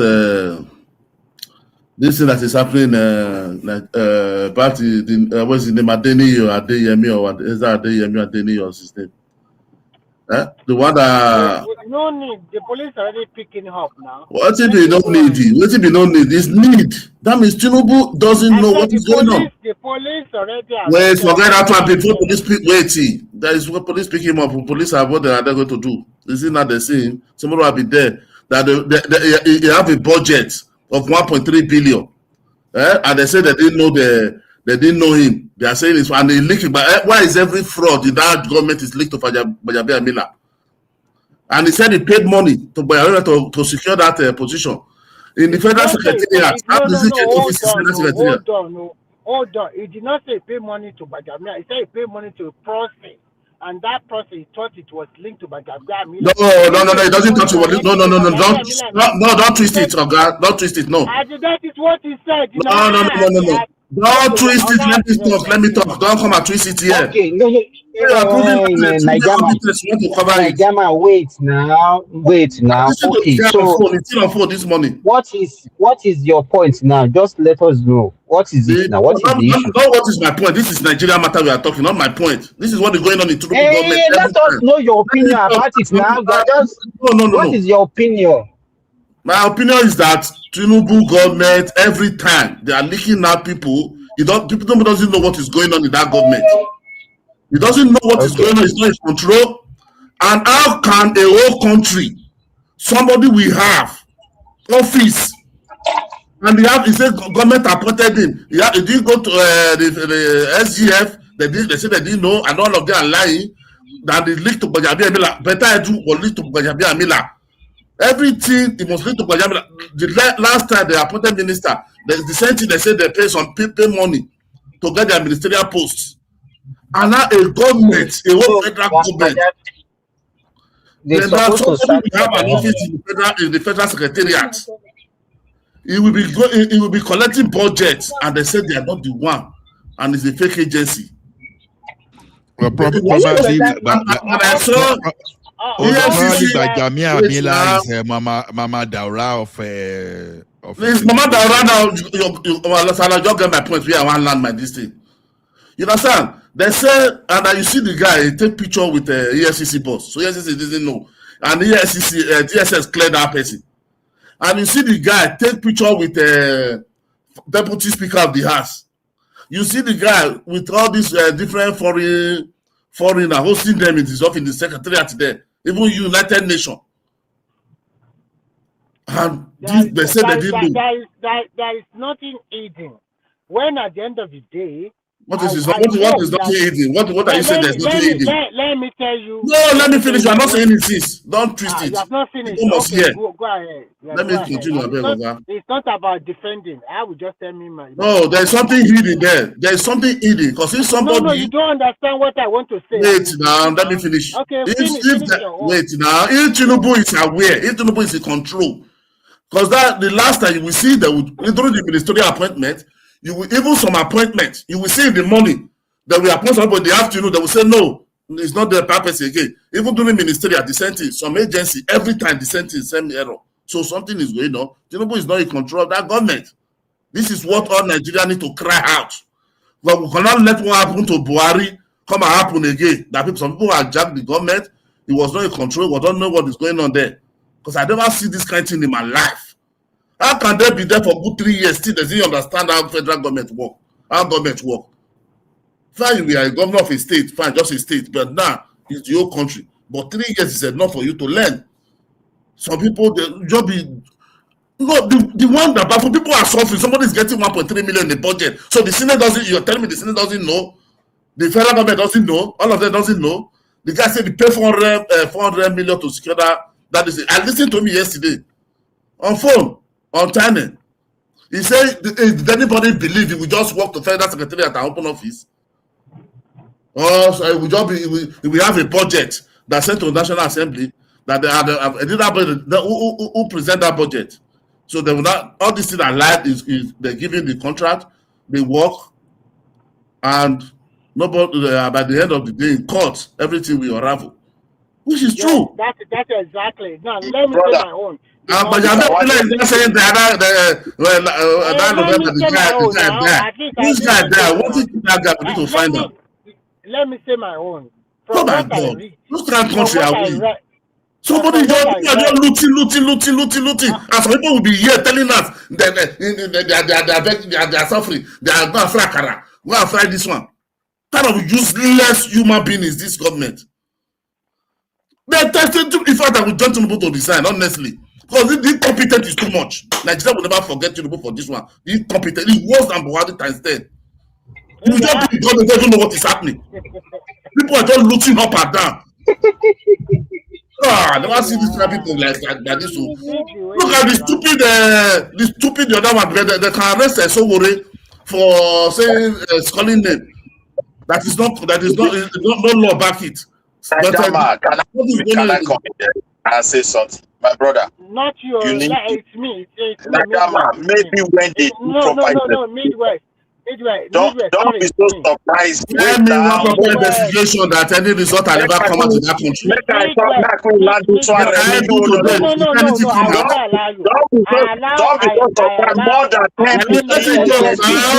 No, everybody, shut up. What is all this? We are not many on the platform now. And I don't know what you want to say that is so serious that everybody just shouts. Okay, let me go ahead. When you finish, then no. It's me that talking. I only permit Midwest. I didn't permit Remy. How can you? What do you mean? Hey, Niger man. Nobody even asked you to talk before you start talking. Now,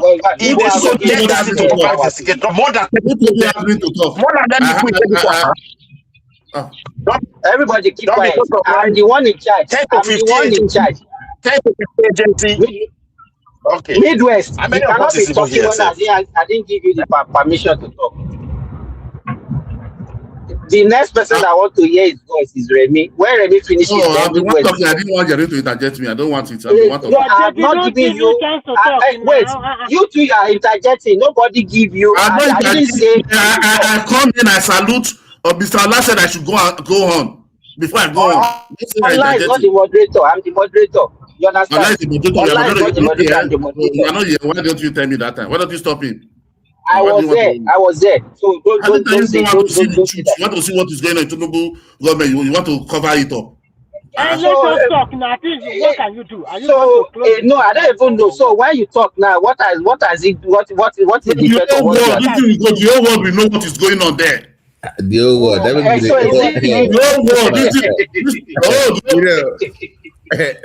My friend. Go and check it after you watch this video. You will see some of 1,006 or 2,000. So not many people have watched it there. My friend, why are you? The whole world will know. Hold on now. Why are we turned to an online bandit and abusing people now? Calm down now.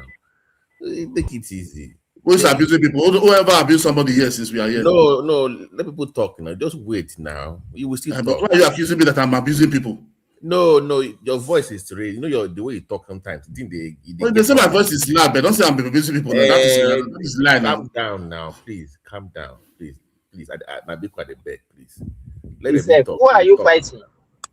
You know, it's your voice. It's extra bars 14 now, but let me talk now, please. But I did ask the big question. The way he was even talking as if we didn't have. Did you have a sound sleep this morning before you wake up?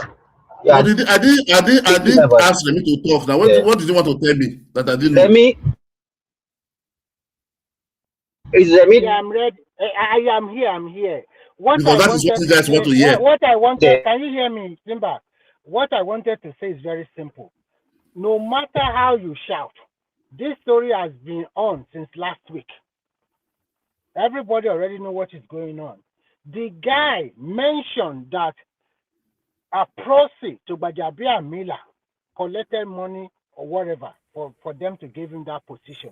He also mentioned that a prostitute Bajami and Bina also wanted to collect money Remy, from. that is not the point. The point is that Remy, brother, forget proxy or no proxy. The main issue is how can a government allow that to even happen is the issue. Yes, you are right. And so that's exactly what I'm trying to say, that there's nothing hidden in this world. The truth will come out. So because the presidency came out and telling us that this particular government agency does not exist. When they take them to court, Remy, here's the point to man's point or options point. This is my thing. How many more of these do we have in this government that we don't know of? No, thank you, Babati. That's what I wanted to ask Babati, I will answer your question this way. In any government, especially in any part of the world, you cannot tell me for 4 years or 8 years of that government there will not be one scandal or another scandal. Oh my God! And unless we are lying to ourselves, that's the truth. And I'm not saying that I'm now here to defend anybody. Just repeat what you said. Let me say the beauty of it is that things are coming to limelight very quick, which I like. And anybody find culprit should be jailed. And if Tinubu himself does not handle the situation very well, Nigeria have authority to vote him out. Remy, this is not a matter of shouting or blah blah blah. My brother, you know, why is he always the office of the chief of staff? So they should remove him. No, wait. It's not the first time, second time. Remember, even during the nominations. Yes, it's true. You know, when things start to happen with you all over and over again, at some point we need to look at you with side eye. Like, you know that after that incident the first time, they brought in Muri Okunla and some other people. Mm-hmm. You have seen that his power has been withered down for a long time. But this time around, I think probably they will just. You know, Remy, on this show, even on this show, we prefer to have. It should have been for us. So it should have been Fashola should have been the chief of staff. But Fashola excused himself. Fashola really excused himself. They should bring him back. This guy has not been. He's tired. It's not easy. It's too much now. At some point, you need to. It's not about defending the government, because if you are leaking in one area, then I want to know where else is the country leaking money. Where else? Somebody needs to do the investigation. But yeah, they need to do the investigation, and I will not be surprised if they find his position. Our country is leaking in all directions. It's a country that is leaking. We know. We already know. It's not new. Let me also say my own, because what you are saying, I will give you time. You see, Babati is trying to focus you on the pain. You are not trying to know. You try to justify the situation with other country has kind of nothing. I don't need to listen. Let me learn my point. If you're let other person talk, my brother. If Finland lose that kind of money, everything will collapse. If Sweden lost that kind of money, everything less than 1 year. I'm telling you, they are not super rich. They just manage their resources efficiently. And that's why they are up. In our own place, my brother, just look at this investigation. It involves Central Bank, it involves Senate, it involves House of Rep, it involves this authority for budget and everything. And that is why I said bureaucracy. When you look at Nigeria, they know how to design things on theory. Because we never really raised with practical system. When you reach a point for them to synchronize something, they will put one person there. And that's all. And they talk about the benefits, how it was designed, what Nigeria will gain. But when it comes to transparency, practically, they've silenced the procedure or even totally eliminated. That is why I said let me add this one to it. Anybody you put in that office is under hostage, internally and externally. Let me add one to it before we move ahead. Do you remember the first 3 months of this administration? What happened? Let me remind you. That girl that they fired from Delta, Ministry of that they scrapped. That's not Abi. No. That one is a prosecutor. That is a better I do. Yeah, that case was linked to Femi also now. Yes, now that's what I said now before the free fire first one. It was linked to him now. They covered the case tomorrow, now. nothing happened. So, Remy, it is getting too much. It is too much for. Come on now. Now only you did there. Come on now. You can't. Nobody can defend what's going on. You can't defend it. I defend this one. It's too much now.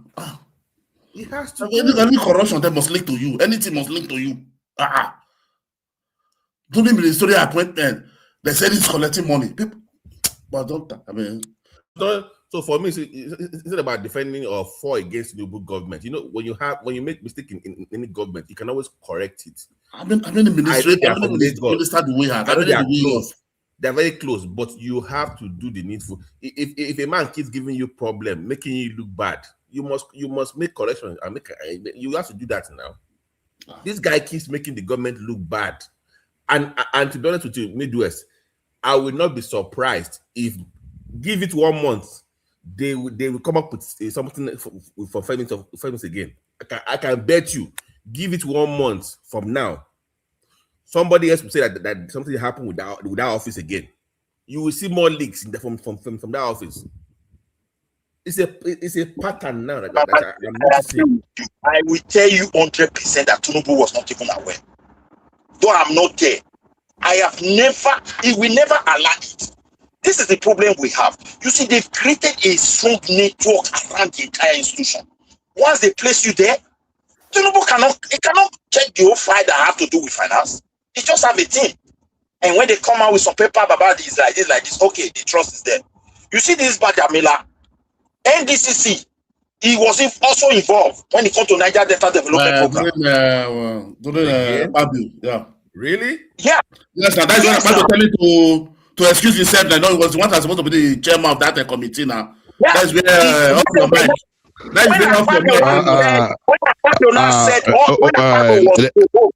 Let me ask a question.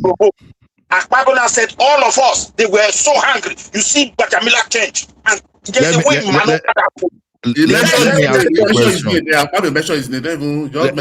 Let me ask a question. Remy, sorry, let me ask do you have anybody in the government or you are related to someone? Because sometimes when we are they're just gaslighting now. Hold on. You see, Gbajabiamila is going to bring bad PR to Tinubu the way he's behaving, because truly, as a Yoruba person, you understand, when we are giving ourselves that praises that we are doing fine, we are better than others, you understand, when we see the like of Gbajabiamila doing this rubbish, we are supposed to mount maximum pressure to push the like of that away, because Gbajabiamila is not a representation of Yoruba people. But that is his job before. He frauded the climb in Georgia before now when he was a lawyer. No, that's what I'm saying. Now, Yoruba will, we'll be saying it that, Southerner rebuild the economy of Nigeria, and some Janjaweed, Fulani, including Daura and Go, they brought us backward. So when we are talking of this thing, we shouldn't be laying the bad precedents. You understand? Even if you want to shop money in the government, that's not the way to do it. You understand? You basically committed fraud against the state. How now the question now we should be asking the National Assembly too. Are you really National Assembly? How will you pass a budget for an agency unknown to the Constitution, unknown to the executive? So, who's sharing that money? And now the presidency. I believe it's sharing formula that brought this thing out. Now, how did the presidency even give approval? They are borrowing money, some people are looting it. If you do not stop what Gbajabiamila is doing, allegedly, when others do that thing in the future, we won't be able to speak. And the question, now we're in this country when some people hold on now. We're in this country when some people went and got judgment against Nigeria and they wanted to slash our he said You understand? Presidential something, presidential advisory council something. You understand? The like of Gbajabiamila, if allegedly, if he has done that thing, we should not in any way even support the presidency. The presidency, they said they should come under Kubuku for even allowing that. It should be handed over to the police immediately, and it should be investigated. Exactly, that's what but you wanted to be defending him. It's not that you are talking about it. You wanted to cover it up before. Ola, listen carefully. I am not defending him. When Nigerian said, the man said he gave Gbajabiamila 400 million naira. And I'm saying from what the man said, the man did not say he gave Gbajabiamila. He said he gave somebody like a process. He did not say, when he said somebody is a process. So that means that both him, that man that is talking, that is accusing Gbajabiamila, and Gbajabiamila himself, the police need to arrest both of them and interrogate them. Because they need to arrest the Accountant General of Accountant General. They need to arrest the CBN government. Anybody. Because how can CBN open a CBN doesn't know. Accountant General of Nigeria release money. It's not easy. Even when you are a president of a country, you will go and arrest CBN governor, though they have changed that one. You go for Accountant General. You go to all those, what's it called? Those body let me learn me. You go to Senate, there is a body they formed there that under this appropriation of budget and all of them, you go to question all of them. So you go back to the procedure to go and rent to put a government agency in the secretariat, national secretariat. Because all of them, you go the entire institution. Who is going to navigate that? It's a total mess. No, look, Midwest. Because of one person that will just destroy the country. I'm not support that one. Everything is total mess. People are doing well. Midwest. See, in truthfulness, we don't expect the president to know everything going on down him. Because I've been one of the loudest critics of Obi when he was saying, okay, nobody buys gasoline except it's in the car. That is rubbish. In any team, even if not for you be, if not for you just there for team, you are not expected to micromanage your staff. You allow them to think, and all you want to do is you want to give leadership. You understand? You want to lead. So now, the president, I've never expected him to even know what Gbajabiamila is doing. But the question is this, there are some committee, you are sending that into National Assembly, and you have some committee that scrutinize all those stuff. And you cannot detect that. It's a shame on those people that are supposed to be in control. But now that the thing is in the public domain, the president cannot claim not to know. Because it's not by that. It might not, it was not even known initially, but now that it's a public domain, Better Edu, allegedly, his own was a public domain, and Gbajabiamila still kept the job, right?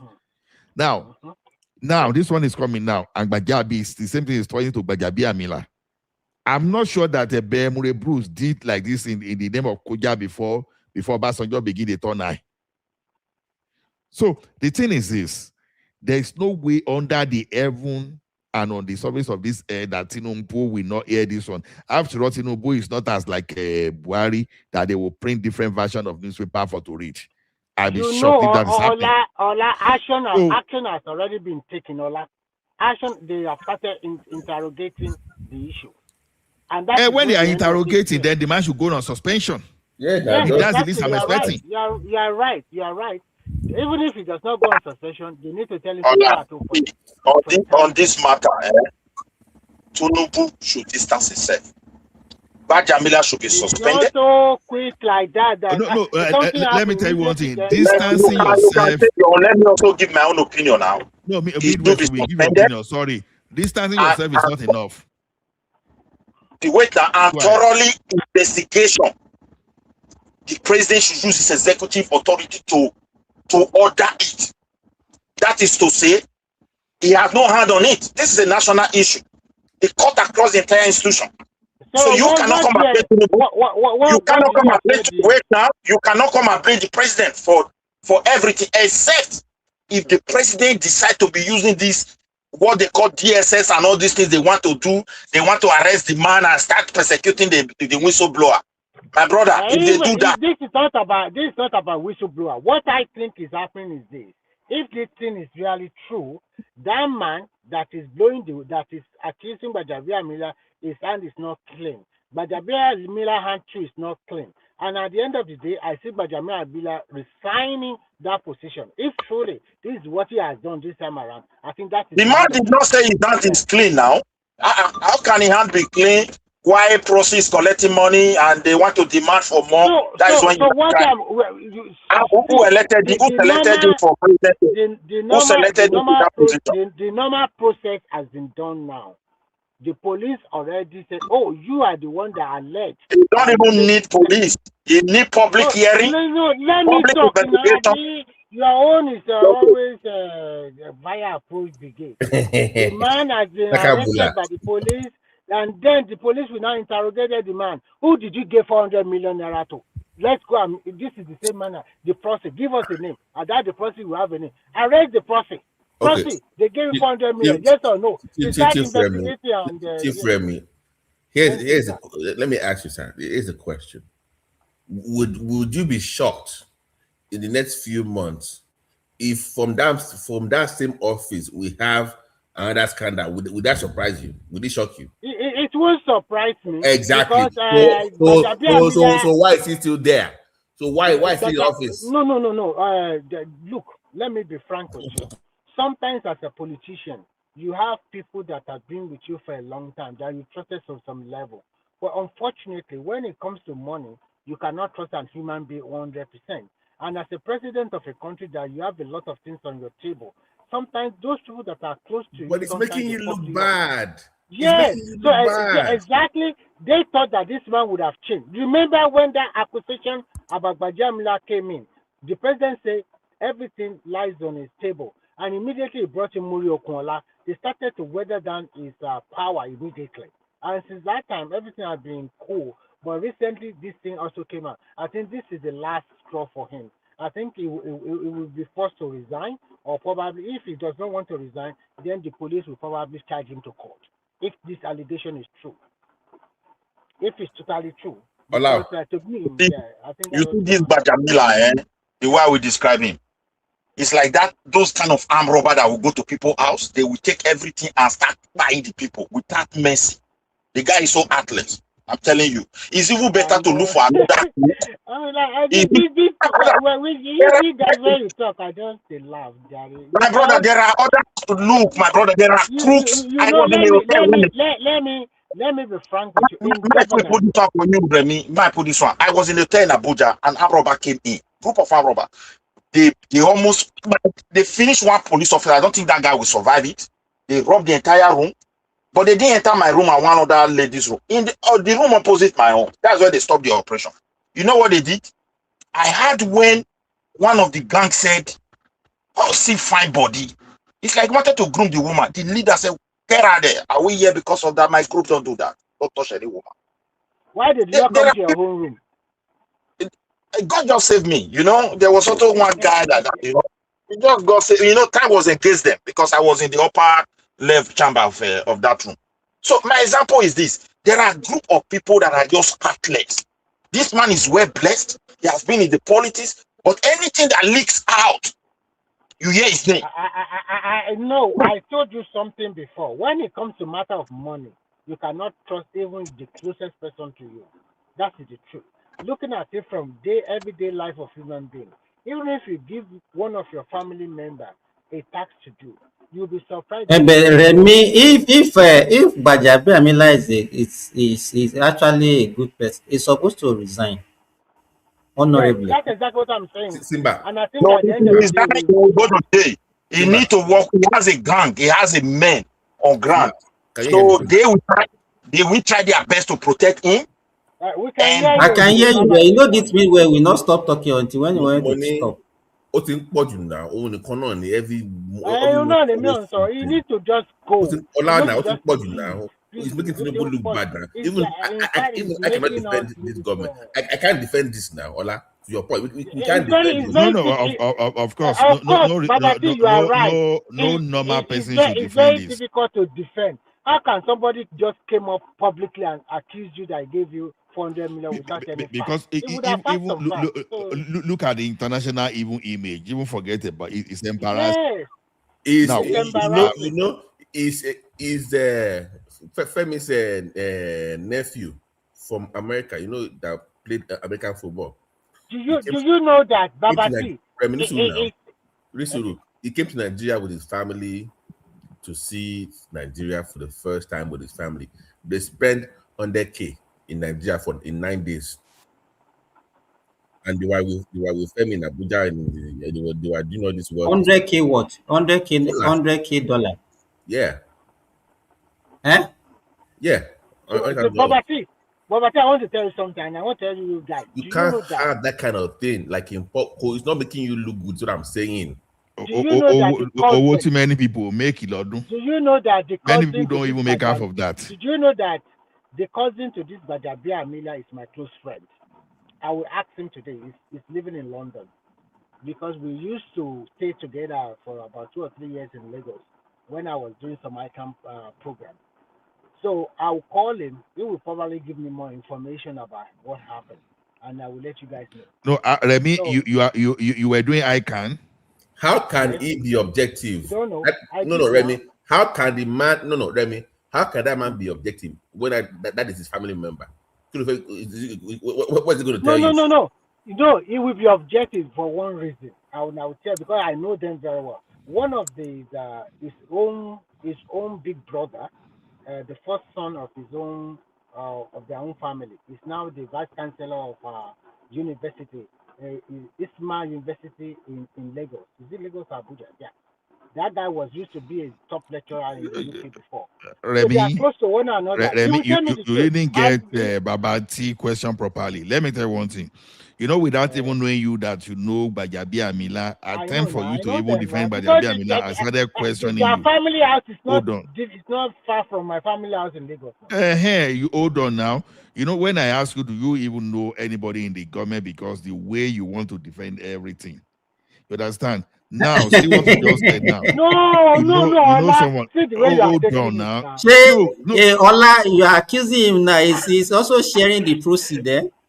No, see, Simba, there's nothing even wrong. Hold on, Remy, Baba Farabale. If you know someone sometimes, 2 things you can do. When they are discussing that person and you feel that if you talk, you might offend your friend, then you do him. But when you now want to defend what is not defensible, you are only talking us that the remaining 5 of us here we are speaking. Hold on, sir. Hold on. Please, let me say this and you continue. And let me say now. this, you know my line. You know what's in my mind. I just asked you now that you did ICANN, so I expect you to be an accountant. And they are saying someone, okay, let me put it the way it is now. What we are saying here is this: we'll just be playing with semantics. We are being nice. Femi Amila has been committing fraud against the state. Yes, that's what we are talking about. You are right. So there's no point when that first incident happened to him, I talked to my friend. I said, Ola, let me even ask you. Forget about that one, Remy. Forget about this. How did that guy manage to be the Speaker of the House of Representatives? It's Tinubu boy now. Only God. But it was under Buhari now. Only God knows how much. How the guy. How it became is very simple. Because Tinubu stepped down as a VP candidate. I didn't say how he became it though. I say how he managed. I'm not talking about that. I know how he became good now. It's not that it's so bad like that academically or in terms of leadership something. It's not so bad. But the problem is that I think everybody can see now that probably likes money more than the job. It's not decent. Anybody can steal money, but his own is not decent. The way he does it is just too you can like money. Okay, let me give you an example of what some people have done at the corporate level. Now you see inside that dealings in corporate at corporate level, sometimes a vendor is bringing a product to you for, let's say, 1 million naira, and you that you want to do deal inside, you have access to that resources for 700. You know, when you do something like that, you understand, and you do it legally, you have upfront, you do all those stuff. You know, nobody will even raise eyebrow. Nobody will even raise eyebrow, because once auditors sit there, so hold on, sir, they won't even care that, okay, this is inside that deal. Okay, we are saving money, bang, bang, bang, they look away. But you now have some people that they will not carry, they won't only overbill 1 million. You will see someone that's, okay, I can supply this in 1 million. They will just look away. They won't give that person. Someone will now say the same thing for 1 million. They will now carry it for 2 million. And they will not supply. They will not do everything. That's exactly what, that's a clear fraud with that. So that is exactly what we are talking about here. You understand? We know people steal, but when to bat a jolly, what a jolly, so shall we to get the argument will divide people. I think what but this argument is not even worse, dividing people now. Everybody is almost agreeing now that everybody is almost agreeing now that this Bagabia Mila is bringing Tinubu down, and it's going to be shameful and it's going to be embarrassing if Tinubu cannot do something about this man. Yeah, exactly. I totally Except agree there's a secret between them. I think the worst part of it is that decision making as chief of staff is not good enough, and he also putting his head into unnecessary fraud and allegation of fraud and criminality. You are chief of staff, for God's sake. Talo Bayi Buhari gets you Bashi Mama Daura, but how many people mention Mama Daura today? How many Mama people? Daura it's not the chief of staff to Buhari now. It's not. But let me tell you one thing. But everybody knows that time, if Buhari signs something, if Mama Daura say that thing is not flying, it will not fly. I think he's going to resign soon. That is the end. It shouldn't even start this debate. Immediately that thing up. Okay, now look at this. I think that guy has ruined his political career. Yes. Because that office that Tinubu gave to him, he didn't manage it well. Yes. He didn't manage it well. He didn't manage it very well, and I think I think he will resign. It's quite unfortunate towards the tail end of election. What? Ola, your college boys, where did you people get all the player where they play for Canada now? Are they school boys? Gao. What happened? Ola, Why are you they talk again? Are they talking now? What happened? There are 3 Nigerians playing for them. Simba, let me be honest. I said the college boys. I know they hear you that your microphone not be my own. They don't take it. Let me be honest with you. They play for Canada. I don't like this 48 team. I think it's kind of what I sport a little bit. Let's go back to our 32. This one is the quality is not there. No, it's not about money. They knocked them out. So Algeria is also out this morning. The quality is not there. Look at the quality. It will never be there because 46 countries are bring Kakara or what do you call it? All these small countries. Waiting Haiti they do for World Cup. You see Congo that defeated us at that World Cup. See what they are playing. You are playing against a team. You just go and pack your bus. This is World Cup, for God's sake. You just pack the bus for the whole 90 minutes. And they were the better team. They were the better team. The way they were playing. Packing boxes is part of this thing now. Your master, okay. You are when they now pack the bus, now. They are hitting posts now. DRC were supposed to even beat them because they were not they're supposed to came out forcefully against them. Ola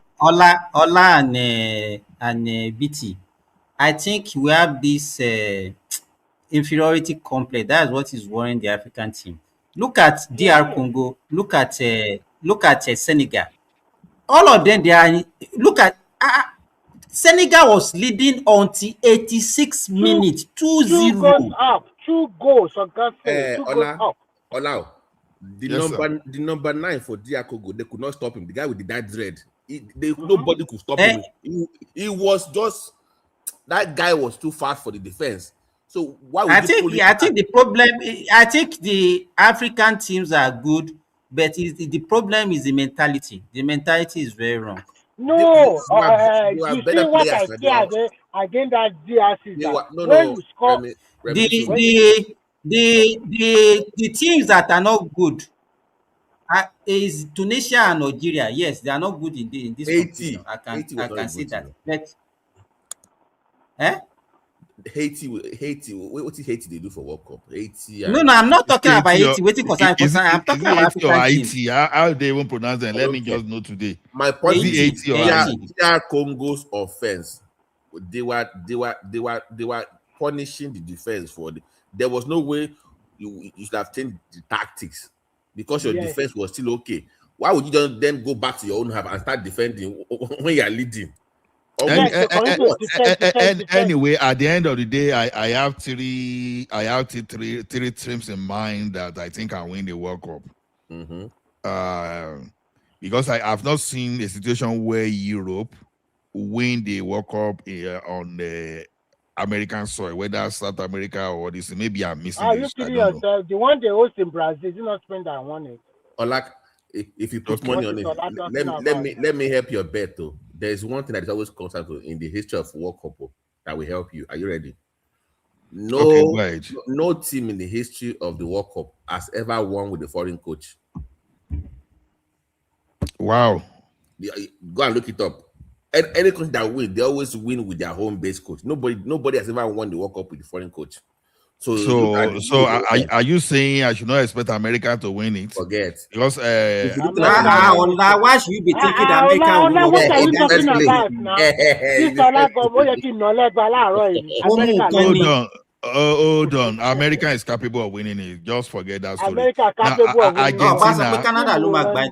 Look, Argentina. No, I would have said Canada, but I don't want to be unrealistic there.